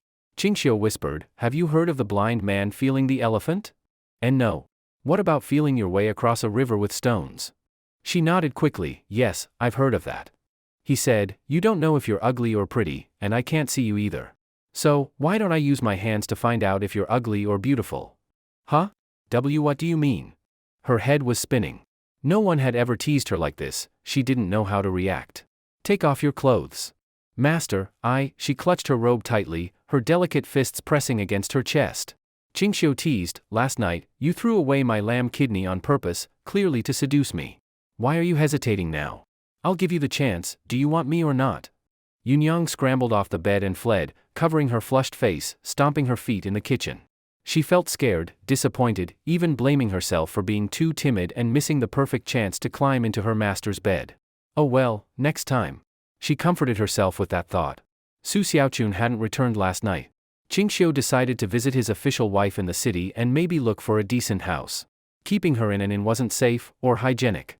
He ordered Taizhu to ready the carriage, loaded it with over 1,000 taels of gold, and set off with Yunyang and a squad of guards toward Chang'an. Inside the carriage, though she knew her master was blind, Yunyang didn't dare look at him directly. Instead, she peeked at him from the corner of her eye. After these few days together, she had learned that no matter what she did, he could sense it. Qingxiu smirked, lowering his voice, "Yunyang, your heart's beating fast." It is." Her cheeks turned crimson as she quickly placed her hand over her chest. Sure enough, her heart was pounding. Seeing her like that, Qingxiu teased, "Are you nervous?" "No," she muttered stubbornly, though her blushing cheeks betrayed her. Thinking of that night, Qingxiu suddenly felt warm. He took a deep breath and said, "Come here." Yunyang obediently slid closer. She seemed to sense what was happening. Her body trembled slightly, her face shy and flustered. "Here?" "Yes, right here." "Such boldness?" Yunyang bit her lip lightly, her eyes like spring water. Last time she'd missed her chance, blaming herself for days. This time, she seemed to have gathered her courage. After about half an hour, Yunyang looked up innocently. Seeing her expression, Qingxiu cursed himself inwardly. Her eyes were clear and pure, her face soft and pitiful. He suddenly felt a strong sense of guilt. But thankfully, Yunyang showed no displeasure. Her cheeks were still flushed, and she remained quiet and gentle. Once she cleaned up, Qingxiu lifted the curtain, and they had already arrived at Chang'an. Chang'an City was extremely prosperous. Even Qingxiu, a man from the future, couldn't help but sigh at its splendor. He had seen roads before, but never such wide ones. Zhuke Street was fully 200 meters wide. Even the vertical roads separating the wards, besides Zhuke Street, were each about 100 meters wide. The horizontal roads were narrower, but still 20 to 30 meters wide. The straight Zhuke Street had wards on both sides arranged neatly like tofu blocks. Each ward's street-facing buildings were roughly identical, uniformly divided and arranged, all looking the same. The chief designer responsible for building Chang'an City must have had OCD. When they arrived at Xinglong Tea Shop in Ani Ward, Qingxiu noticed through his mind's eye that at the shop's counter stood a foreigner wearing a scarf, long gown, pointed V-shaped shoes, and a big beard. From his attire and appearance it was easy to tell he was a foreign friend, just not sure which country he was from in this era. The foreigner was babbling something and gesturing wildly. Ma Lauer and Zhang Laodao looked bewildered, and Su Xiaochun was trying to gesture as well, attempting to communicate with the foreigner. But the two were clearly talking past each other, not understanding at all. Qingxiu burst out laughing, because he recognized what the foreigner was saying. It was the official language of future Persia, Persian. The funny part was that no one else understood, but he could. When he studied abroad in the past, he had studied Persian and had even worked as a translator for many domestic tourists. He had made hundreds of thousands of translation commissions in Tajikistan. Su Xiaochun saw their carriage from afar. She saw her husband lifting the curtain, smiling. She walked over, both surprised and delighted. "Husband, why have you come to Chang'an?" Qingxiu smiled indifferently. "Wife, you've been working too hard these days. I came to visit you." Su Xiaochun's face flushed, but her happiness was apparent. She smiled sweetly. "Since my husband cares for me so much, though you cannot see, I must support the family. With your concern, no matter how hard it is, I won't mind." Qingxiu asked, "Wife, I just heard you speaking with someone. Did something happen?" Playing blind had become Qingxiu's habitual role. Su Xiaochun froze, amused and exasperated. "Husband," a foreigner came babbling nonstop. I couldn't understand him. Zhang Laodao said he was a Persian merchant, but even he couldn't understand what that bearded foreigner was saying. Qingxiu tapped his blind cane and walked forward, asking in Persian, "What do you want?" The words escaped, and Su Xiaochun froze. She glanced at Yunyang and saw the same stunned expression. At the tea shop's door, Ma Lauer and Zhang Laodao similarly widened their eyes. "Laodao, did I hear wrong? Our master also knows a foreign language?" "Zhang Laodao couldn't stop himself. "You heard right. I heard it too." He spoke in Persian. The Persian merchant's eyes lit up, and he babbled excitedly. He and the shopkeeper had been talking past each other all morning and were already tongue-tied. Qingxiu tapped the counter. "Laodao, brew me a pot of tea." Zhang Laodao brought over a pot of tea, clearly brewed earlier, and poured a bowl for Qingxiu. Qingxiu didn't drink it himself. Instead, he offered it to the Persian merchant, saying in Persian, "Speak slowly. Don't rush. Drink some water first." The Persian merchant gratefully finished the tea, made a satisfied expression, glanced enviously at the tea barrel, and then explained his purpose. Qingxiu understood. The Persian merchant was named Zilihade and was here to purchase large quantities of tea. After clarifying the details, Qingxiu nodded. "Granted. Tea costs 10 taels of silver per jean. If you buy more, I can give you a 10% discount." The Persian merchant was straightforward, saying, "I want 500 jean of perfumed tea. I didn't bring silver. I can use this in exchange." He took from his cloth pouch a bead the size of a walnut. The bead was translucent, not perfectly round, with many bubbles and even some sand inside. Under sunlight the bead sparkled brilliantly. This immediately attracted many passers-by, all gazing at the bead in amazement. Ma Lauer's breathing turned rapid as he exclaimed, "Jade glaze." Zhang Laodao trembled. "My goodness, such a large jade glaze. It must be worth a lot." "Laodao, I remember Lord Li also had a jade glaze, but it wasn't this big. He treasured it, don't you remember?" "I recall, he even showed it off during his 60th birthday." Li Yuan was 61, more than 10 years past his 60th. Zhang Laodao and Ma Lauer stared at the glaze bead, their eyes filled with envy. The Persian merchant proudly looked around, as if to say these simple folk had never seen such a large glaze. At that moment, Qingxiu's lips twitched and his face turned pitch black. Without warning, he slapped across his head. "Damn it, you're trying to fool me?" Smack. The Persian merchant got hit so hard 4 front teeth flew out and he collapsed, seeing stars. This scene not only shocked the onlookers but also startled Ma Lauer and Zhang Laodao. Both understood well that Tang law and civil regulations prohibited mistreating foreign merchants. They were allowed to trade freely in Chang'an, as long as they didn't break Tang laws. However, they had to stay at a designated camp for foreigners at night. This was a form of control. Qingxiu, face dark, shouted in Persian angrily, "You son of a bitch, trying to fool me with a bead made from burnt sand? Do you think I'm blind or stupid?" The Persian merchant was stunned, shocked, and terrified. Tang people already knew glazed beads were made from burnt sand?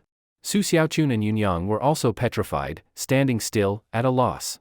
Not satisfied with one slap, Qingxiu swung his cane on him, though not too hard, enough to avoid killing him. Still, the Persian merchant howled in pain, rolling on the ground, repeatedly apologizing in Persian, "Sorry, Tang Lord. I'm afraid. I won't dare again." As Qingxiu beat him, he cursed, "I haven't even sold this for profit yet, and you try to cheat me. Do you take Tang people for fools? Take your broken glaze and get lost." He shouted this in Persian.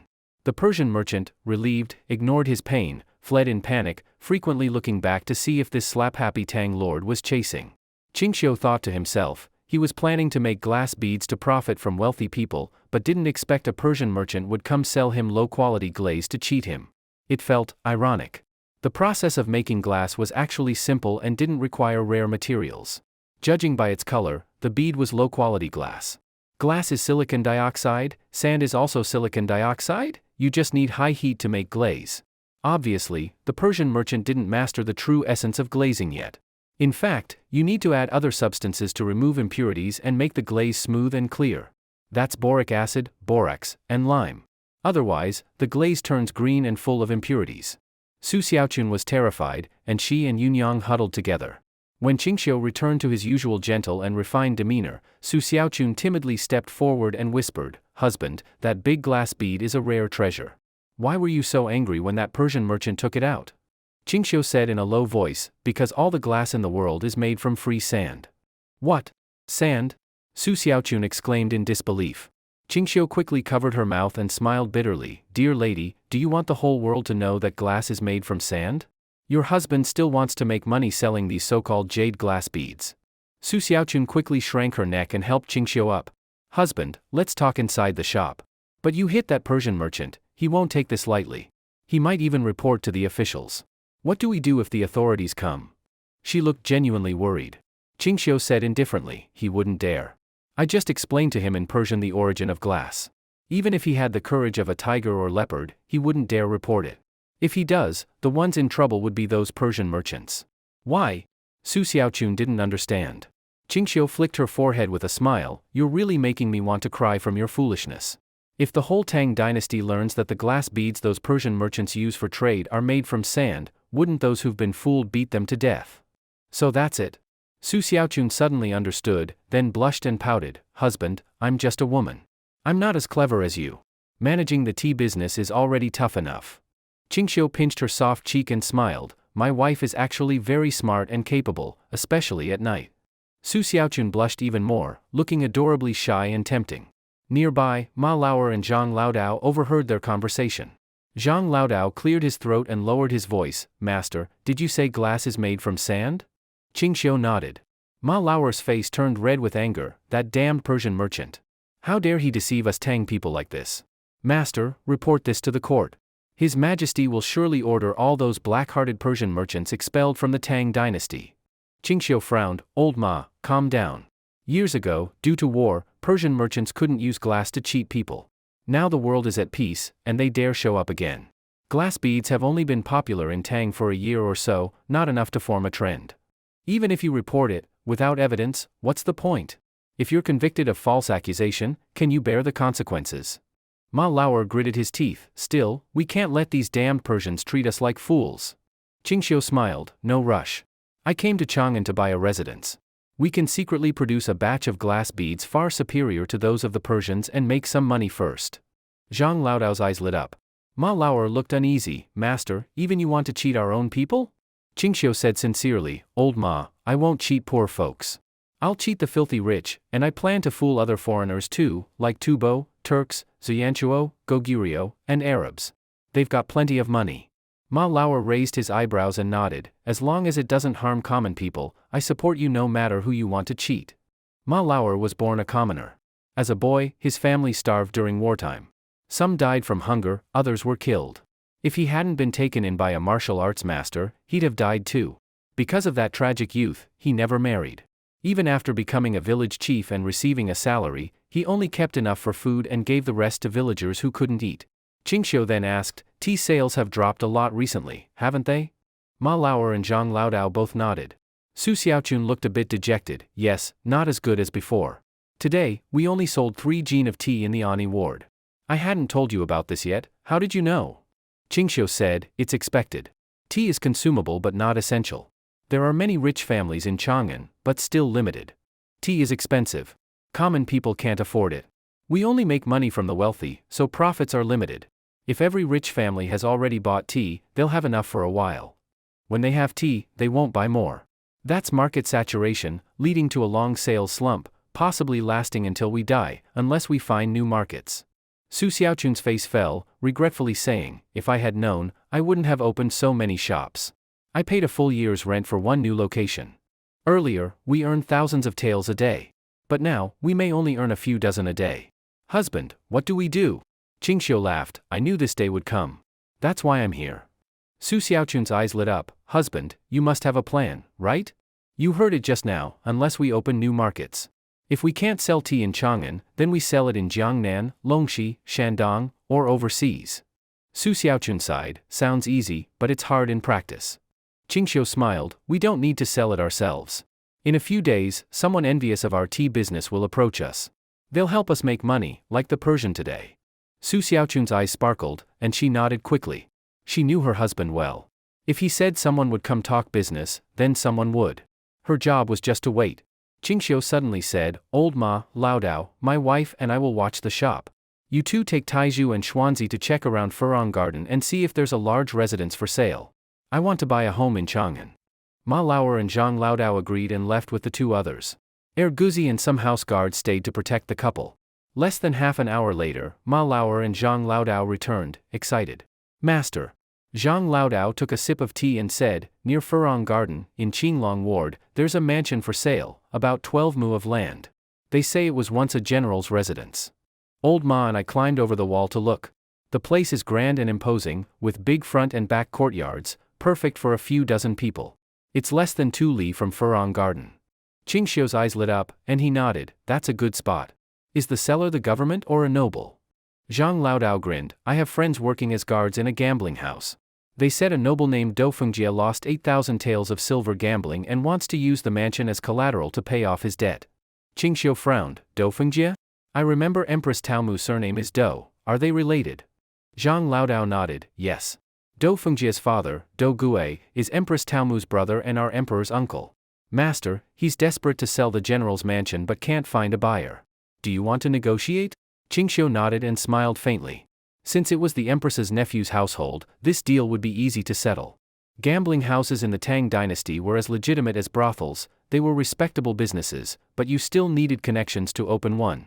In Chang'an, those who could open a gambling house were either imperial relatives or nobility. In Changle Ward, many gambling houses were located.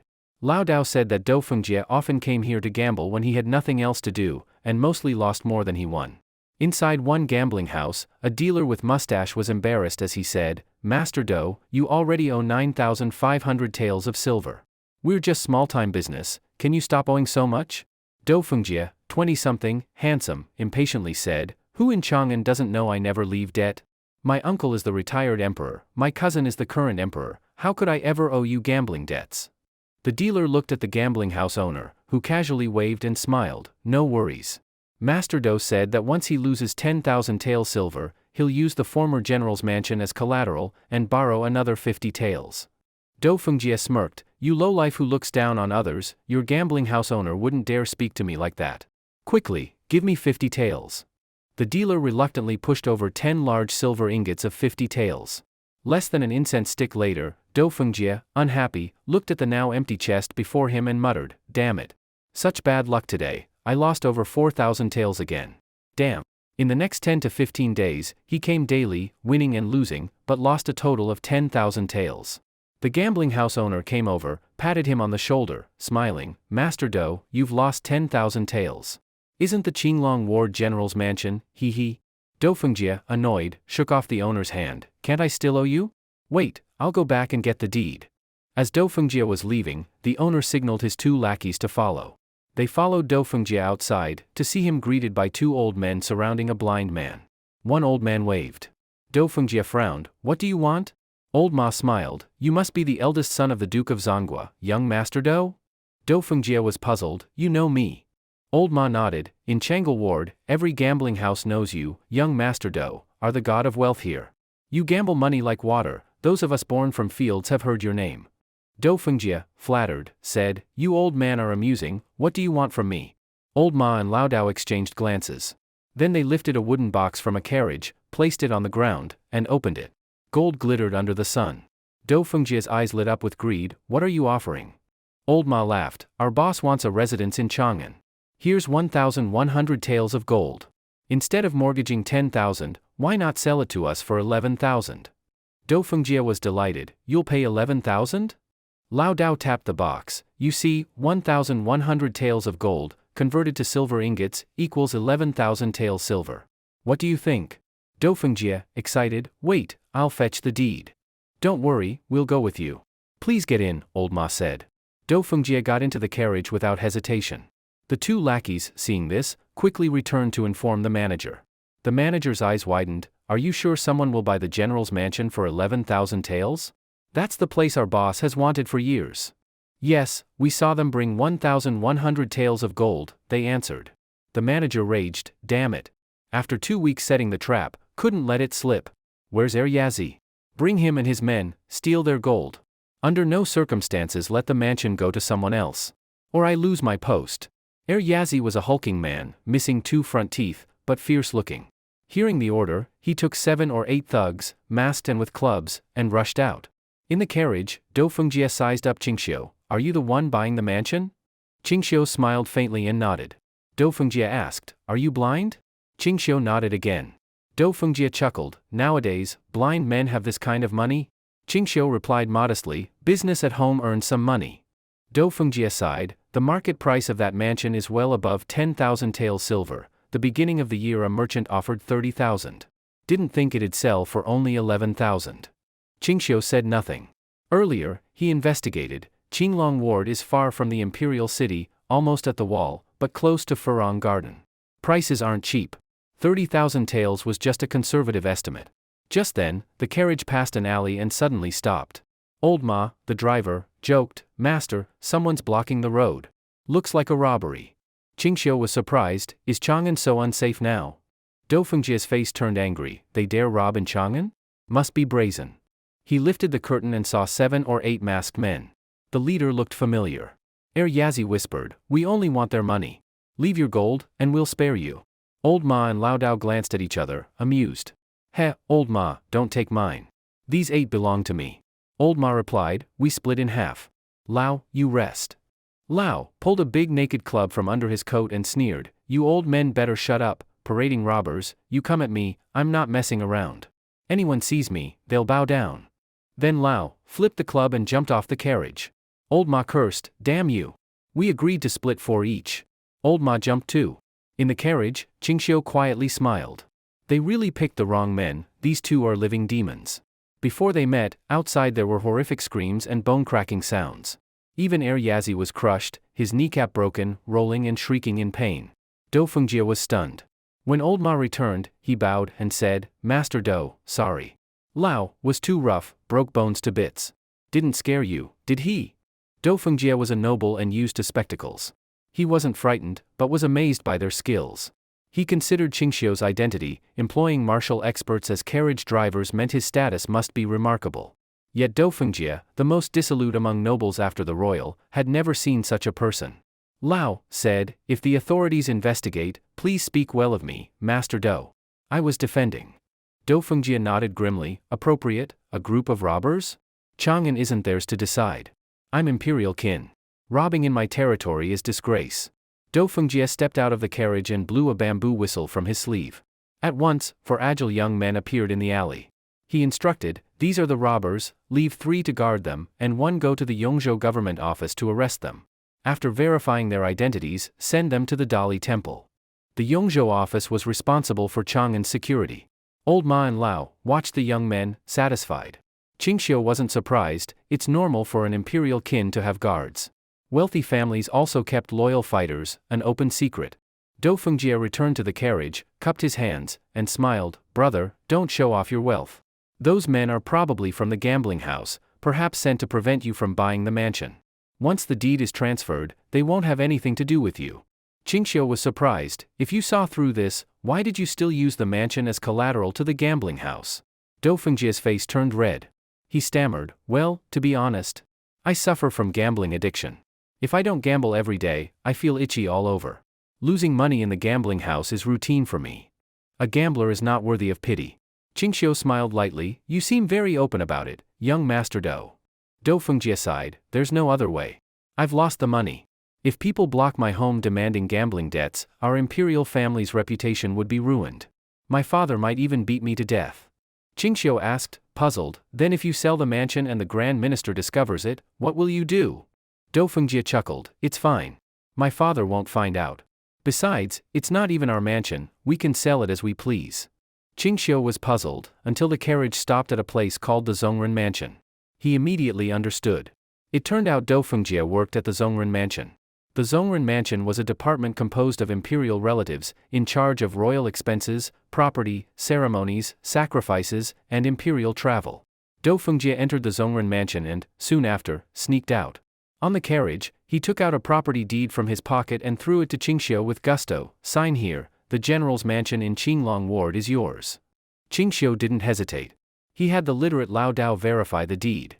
After confirming it was fine, he signed it. When returning Do Fengjie to the gambling house, Do Fengjie patted Qingxiu's shoulder before alighting. You're reliable. If I ever want to sell deeds in the future, you have first consideration. The price will definitely be cheaper than market. Zhongren Mansion has many deeds, not only in Chang'an, but also in Luoyang and Jiangnan. Qingxiu nodded. Of course. My shop is in Ani Ward, come to Xinglong Tea Shop and find me. Free business delivered to the door, isn't that something? If flipping mansions can earn 20,000 taels each, that's a fortune. He could even start a Tang real estate company. Do Fengjie was surprised. Xinglong Tea Shop is yours? When Qingxiu nodded, Do Fengjie's eyes showed a flash of jealousy. He said no more. After he got off the carriage, he signaled to a hidden figure, and soon a skilled guard quietly began to follow the carriage. Of course, this could fool Lao Ma and Lao Dao, but not Qingxiu. He noticed everything. The most popular business in Chang'an right now was tea. If nobility weren't jealous, they'd be unreasonably blind. Lao Dao and Lao Ma said many people were already investigating the tea shop owner. Meanwhile, early today, Ling Yuan took Ling Tai to the palace. Ling Tai first paid respects to his birth mother, Empress Zhangsun. Upon seeing her chubby darling thin and dark, the empress almost fainted with concern and cried for a while. If not for Ling Er sending people to summon Ling Tai, Empress Zhangsun might have forced him to eat more to regain weight. Ling Tai, relieved, left Lijing Hall and proceeded to Wuda Hall. At this morning's court session, Ling Er was uneasy, because Ling Yuan was secretly listening from backstage. Ling Er didn't want Ling Yuan involved in state affairs, but Ling Yuan wouldn't relent, so Ling Er could only let him continue messing around. Fortunately, Ling Yuan didn't disrupt anything. He sat quietly drinking tea behind Wuda Hall all morning. It wasn't until someone announced, Prince Wei has arrived, that sleepy Ling Yuan suddenly became alert, his face showing more joy and anticipation. When Ling Tai entered the hall, he bowed. Your Majesty, your son pays respects. Li II nodded calmly. No need for ceremony. Ling Tai asked knowingly, may I ask why your Majesty summoned me? Though he already knew the answer, neither Li II nor court officials had insight. Li II said, Prince Wei, your disaster relief efforts were done well, I'm pleased. But your methods are too ruthless, causing dissatisfaction among ministers. They worry my prince might pick up bad habits from unsavory people. Ling Tai replied calmly, are you unhappy with me, your Majesty? I wish to hear your Majesty's thoughts. Li II nodded, I feel the same. Your methods are cunning and ruthless. I and others don't know the character of the person teaching you. Can you describe whether he's upright or evil? Ling Tai remained calm. Your Majesty, to be honest, he is my teacher among ordinary people. Really? Li II raised his brow, interested. Can you tell me who this teacher is? Ling Tai hesitated and shook his head. Your Majesty, my teacher once told me he likes freedom, avoids palace intrigues, and instructed me not to reveal his name. Li II frowned, displeased. Prince Wei, your teacher says he hates factionalism, so why is he plotting with you? Ling Tai explained, Your Majesty, you don't know, when I became his student, I didn't tell him my true identity. Otherwise, he would never accept me as a disciple. Even grandfather with him didn't reveal status. We both interacted as common people. If he knew our royal identity, he wouldn't associate with us. Li II's expression darkened. Prince Wei, who is this godly person to clearly separate himself from the royal family? You and your grandfather lowered yourselves to associate as commoners? This greatly offends the royal dignity. Ling Tai smiled wryly. Your Majesty, my teacher is a disciple of an immortal, noble and pure, naturally. An immortal? Li II gaped, incredulous. Court officials were equally astonished.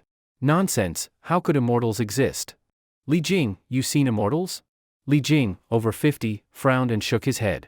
Prince of Hygiene, Li Xiaogong, chuckled and said, doesn't your brother with the azure beard still haven't returned from searching for immortals at sea? Li Jing flew into rage, grabbing Li Xiaogong's collar. Prince Hygiene, what do you mean? Li Xiaogong shrugged, pushing Li Jing's hand away. I just asked if you've seen immortals. Since you haven't, fine. Old Li, why make such a fuss? Li Jing snorted and ignored Prince Hygiene. Officials knew this topic was forbidden with Li Jing. Anyone who mentions it will face his wrath. This was a scene at court. Prince Wei's teacher is an immortal's disciple, totally shocking.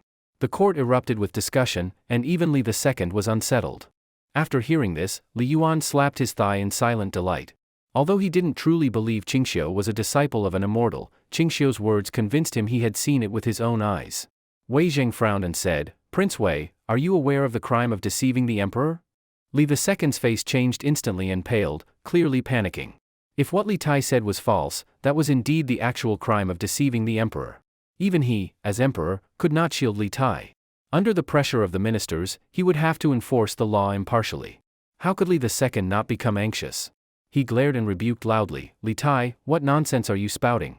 How could immortals exist in this world? Li Tai replied cautiously, Father, my teacher once met an old man in Qinling Mountains, who taught him knowledge. One day, the old man suddenly said he was going to Baiyujing.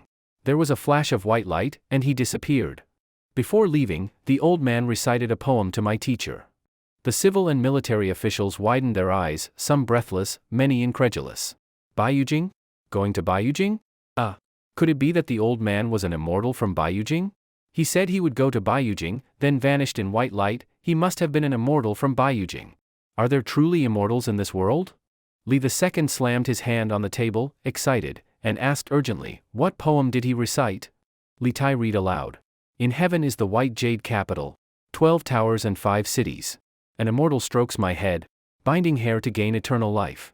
Xiao Yu and Pei Ji's expressions became extremely animated, even gleeful. They had heard this poem before at a previous event. But since Li Yuan had threatened them, they dared not mention it and had been silently bitter. Li II's breathing quickened. He pressed, besides this, what more proves he is an immortal's disciple? Second son, don't question Prince Wei. I'll answer for him. Li Yuan held a purple clay teapot in his right hand near his mouth, while with his left he held 2 sheets of calligraphy paper and slapped his thigh as he walked forward. Li II restrained his excitement and helped his father. Father, please sit. Li Yuan waved it off, no need. I'll stand. Li Yuan scanned the court and exclaimed, he was right. The methods he taught Prince Wei for disaster relief were ruthless. No wonder the ministers complained, Mr. Qing truly is divine. The officials all stared wide-eyed. Retired Emperor, are you saying this immortal disciple foresaw today's court debate? My goodness, how is that possible? How could he know? He's an immortal disciple, prescience isn't impossible. Li II, astonished, asked, Father, did he anticipate today's turn of events? Li Tai quickly said, Yes, Father. My teacher foresaw today. Initially, I asked how to carry out relief, and he taught me this method, but didn't tell me to do it myself. He wanted me to relay it to you. Yes. I didn't mention your Majesty's identity, I only said you were an official struggling with relief. Teacher saw my filial piety and then shared the method, saying I should tell Father. But I was too eager to show off, so I took action alone. When he learned this, he punished my palm with the disciplinary ruler. And collecting grain tax was just casually mentioned by him. Li Tai sheepishly tapped the back of his head in embarrassment. Li II, surprised, he intended you to relay it to me? Yes, Li Tai nodded. Teacher said I'm too young, like a tree that stands out and is easily killed by winds. He told me not to be pampered, to be steady, and not to stand out. Disaster relief is for adults. I should focus on learning and not worry about other things. Father, uncles, you know, I chose that fat shopkeeper because he had abused villagers, splitting families, destroying lives. My teacher said, one who eats from the people's toil deserves execution, one who ministers to the people deserves respect. You thought my teacher was sly, but he always cares for the people. How could he be cunning and ruthless? Yes. Li Yuan smiled. Mr. Qing truly cares for the people. In villagers by the Ba River, who were impoverished, he used his methods to make them prosperous within 2 months. Every household had endless grain and silver. Even women and children in the villages earned silver monthly to help at home. And every household was building brick houses. Li Yuan spoke proudly, as if it was his own accomplishment. Is there more? Li II's eyes widened. Father, why did you never tell me this? Li Yuan was displeased. Do you think I would tell you? I became close friends with Qing, and he's free-spirited. If he'd known I concealed identity to dupe him, he'd have left me. Besides, if he learned Prince Wei's father was the emperor, he'd expel Wei from his school. I didn't tell you. If Qing hadn't anticipated the minister's attack, I wouldn't have set foot in the palace again. Humph. Li Yuan snorted and flared his temper. Everyone exchanged glances. Li Yuan swept his gaze to Li II and said, Second son, I drank with Qing last night. He said something that moved me. What did he say? Li II asked eagerly. Li Yuan replied, he said, the Tang Empire was founded with the people as base, the ruler is light, the people are heavy. The ruler is a boat, the people are water. Water carries the boat, but can also capsizes it. Remember this, and you secure the kingdom. Li II's body shivered. He abruptly stood from the dragon throne, eyes gleaming, and praised, "Wonderful, wonderful, a metaphor of water carrying and capsizing the boat, comparing people to water and the emperor to a lone boat. Such a brilliant analogy. This Mr. Qing is indeed a great talent." Li Yuan dismissed, "That's nothing. The knowledge Mr. Qing taught Prince Wei is true knowledge." He slapped the 2 sheets of calligraphy on the desk. "Look, this is what he taught Prince Wei. This is only a drop in the ocean. He has much more real talent yet to reveal." Li II eagerly unfolded the papers, muttering, 3-character classic? People at birth are inherently good. Yes, yes. Wonderful. Li II's face turned crimson with excitement. The 3-character classic is a great primer for young children. He unfolded the other sheet, and its content made him breathe rapidly. The edge of a treasured sword comes from sharpening, the fragrance of plum blossoms comes from bitter cold. On the path of the book mountain diligence serves as the way, on the sea of learning hardships make the boat. As each philosophical line was read, the court officials could no longer remain calm. Fang Xianling, Du Ruhui, Zhang Sun Wuji, all these civil ministers looked visibly shaken. They were scholars, and recognized the profound, clear truths embedded in the 3-character classic and the admonitions for the wise, simple, well-known wisdom. Li II read the admonitions for the wise and the 3-character classic several times, then suddenly exclaimed, "I must meet him. I will entrust him with great responsibility. With such talent and learning, it would be a shame not to appoint him Grand Scholar of the Hongwan Academy." The diligence chapter in the admonitions is a stunning exhortation, constantly reminding people to study diligently. As for the virtue chapter, anyone capable of writing those ideals cannot be a cunning or ruthless person. Li II looked around, clapped his hands, and laughed. "This Mr. Qing is such a great talent. Appointing him as chancellor would be appropriate. With such talent serving the state, how can our Tang dynasty not prosper?" Xiao Yu's expression shifted, and he lowered his head. He was the left prime minister, the current chancellor, but the position meant little to him now. As a senior minister of Li Yuan, he was nearing retirement. But Zhang Sun Wuji's pupils contracted. He sensed a major threat to his career. Everyone knew once Xiao Yu stepped down, Zhang Sun Wuji would be the next left prime minister. Li Yuan sneered and said, "Second son, forget about left prime minister. From what I know of him, he wouldn't care even if you offered him the throne." Li II was startled, sat down with a sigh. "Yes. Such a person, who does not seek fame and fortune but only wants to benefit the people, and avoids court factionalism, he is truly indifferent to status. How could he be for me?" Li Yuan smiled and nodded. "That fellow is stubborn and unyielding, harder than a stone in a cesspit." Li II and Li Tai both laughed. Li II nodded. "I begin to believe he really is an immortal's disciple. Prince Wei, does your teacher have any other works? Your father would like to hear them." Li Tai tilted his head, thought, then shivered and said fearfully, "There is a poem. Last night, my grandfather and I had dinner at Mr. Qing's house. I dropped a skewer of lamb, and Mr. Qing nearly disciplined me with the ruler. Mr. Qing said, 'Hoeing grain at midday. Sweat drips onto the soil. Who knows the food on one's plate? Each grain is hard-earned. Wasting food is shameful.' He said I deserved punishment, but fortunately I picked up the lamb and ate it. Otherwise, I would have been spanked." Hearing this, even the court officials were moved. Li II carefully recited the poem several times, then exclaimed excitedly, "Wang Da, copy the 3-character classic, the admonitions, and this poem to the Hongwan Academy immediately. Spread them across the Tang dynasty. Prince Wei, what is this poem's title? And what is your teacher's name?" Li Tai respectfully replied, "Father, this poem is titled Sympathy for Farmers, Min Nong, and Mr. Qing's name is Qing Xiu." Li II said, "Sign it under Qing Xiu." "Qing Xiu?" Li II murmured, "This name seems familiar." Zhang Sun Wuji suddenly realized and said, "Your Majesty, this Qing Xiu is the Baron of Lantian County you ennobled, the brick burner." Li II's eyes widened. "What? The brick burner Qing Xiu?" Li Yuan nodded with a smile. Li II gave a bitter smile. "So it's him, the Mr. Qing you mentioned. Father, may I visit the country estate you speak of?" Li Yuan warned, "What are you trying to do? I caution you not to ruin my relationship with Qing. If you do, I'll hang myself in Wuda Hall." Li II's face changed. He pleaded, "Father, please don't say such things. Even if I don't meet him, I don't want to see you hang yourself there. What would people think? I promise, if I meet Mr. Qing, I won't reveal his identity. Also, please tell me what Mr. Qing dislikes so I can prepare myself." Li Yuan thought and said, he's not much for taboos, but he's frugal. Though he earned some money, he didn't squander it, he used most to help villagers build houses. Li II was deeply moved, Mr. Qing is truly virtuous. I am ashamed. Li Yuan proudly added, he's not only frugal, he opened a vegetable garden in his yard and grows his own food. He added sadly, it's a pity, he still doesn't own a house in Chang'an. Whenever I visit, I must travel for half a day. That's why I built a house for him at the estate, haha. His words, innocent as they were, spoke loudly to Li II. Li II moved and said, Wang De, does the Zhongren mansion still have available houses? Wang De thought and replied, Your Majesty, the best house is the Lanfeng Garden, granted to Sun Fu recently. The rest are fine but not as grand as noble residences in the city. Li II frowned, I wish to give Mr. Qing a house to thank him for accepting Prince Wei. Can't do that?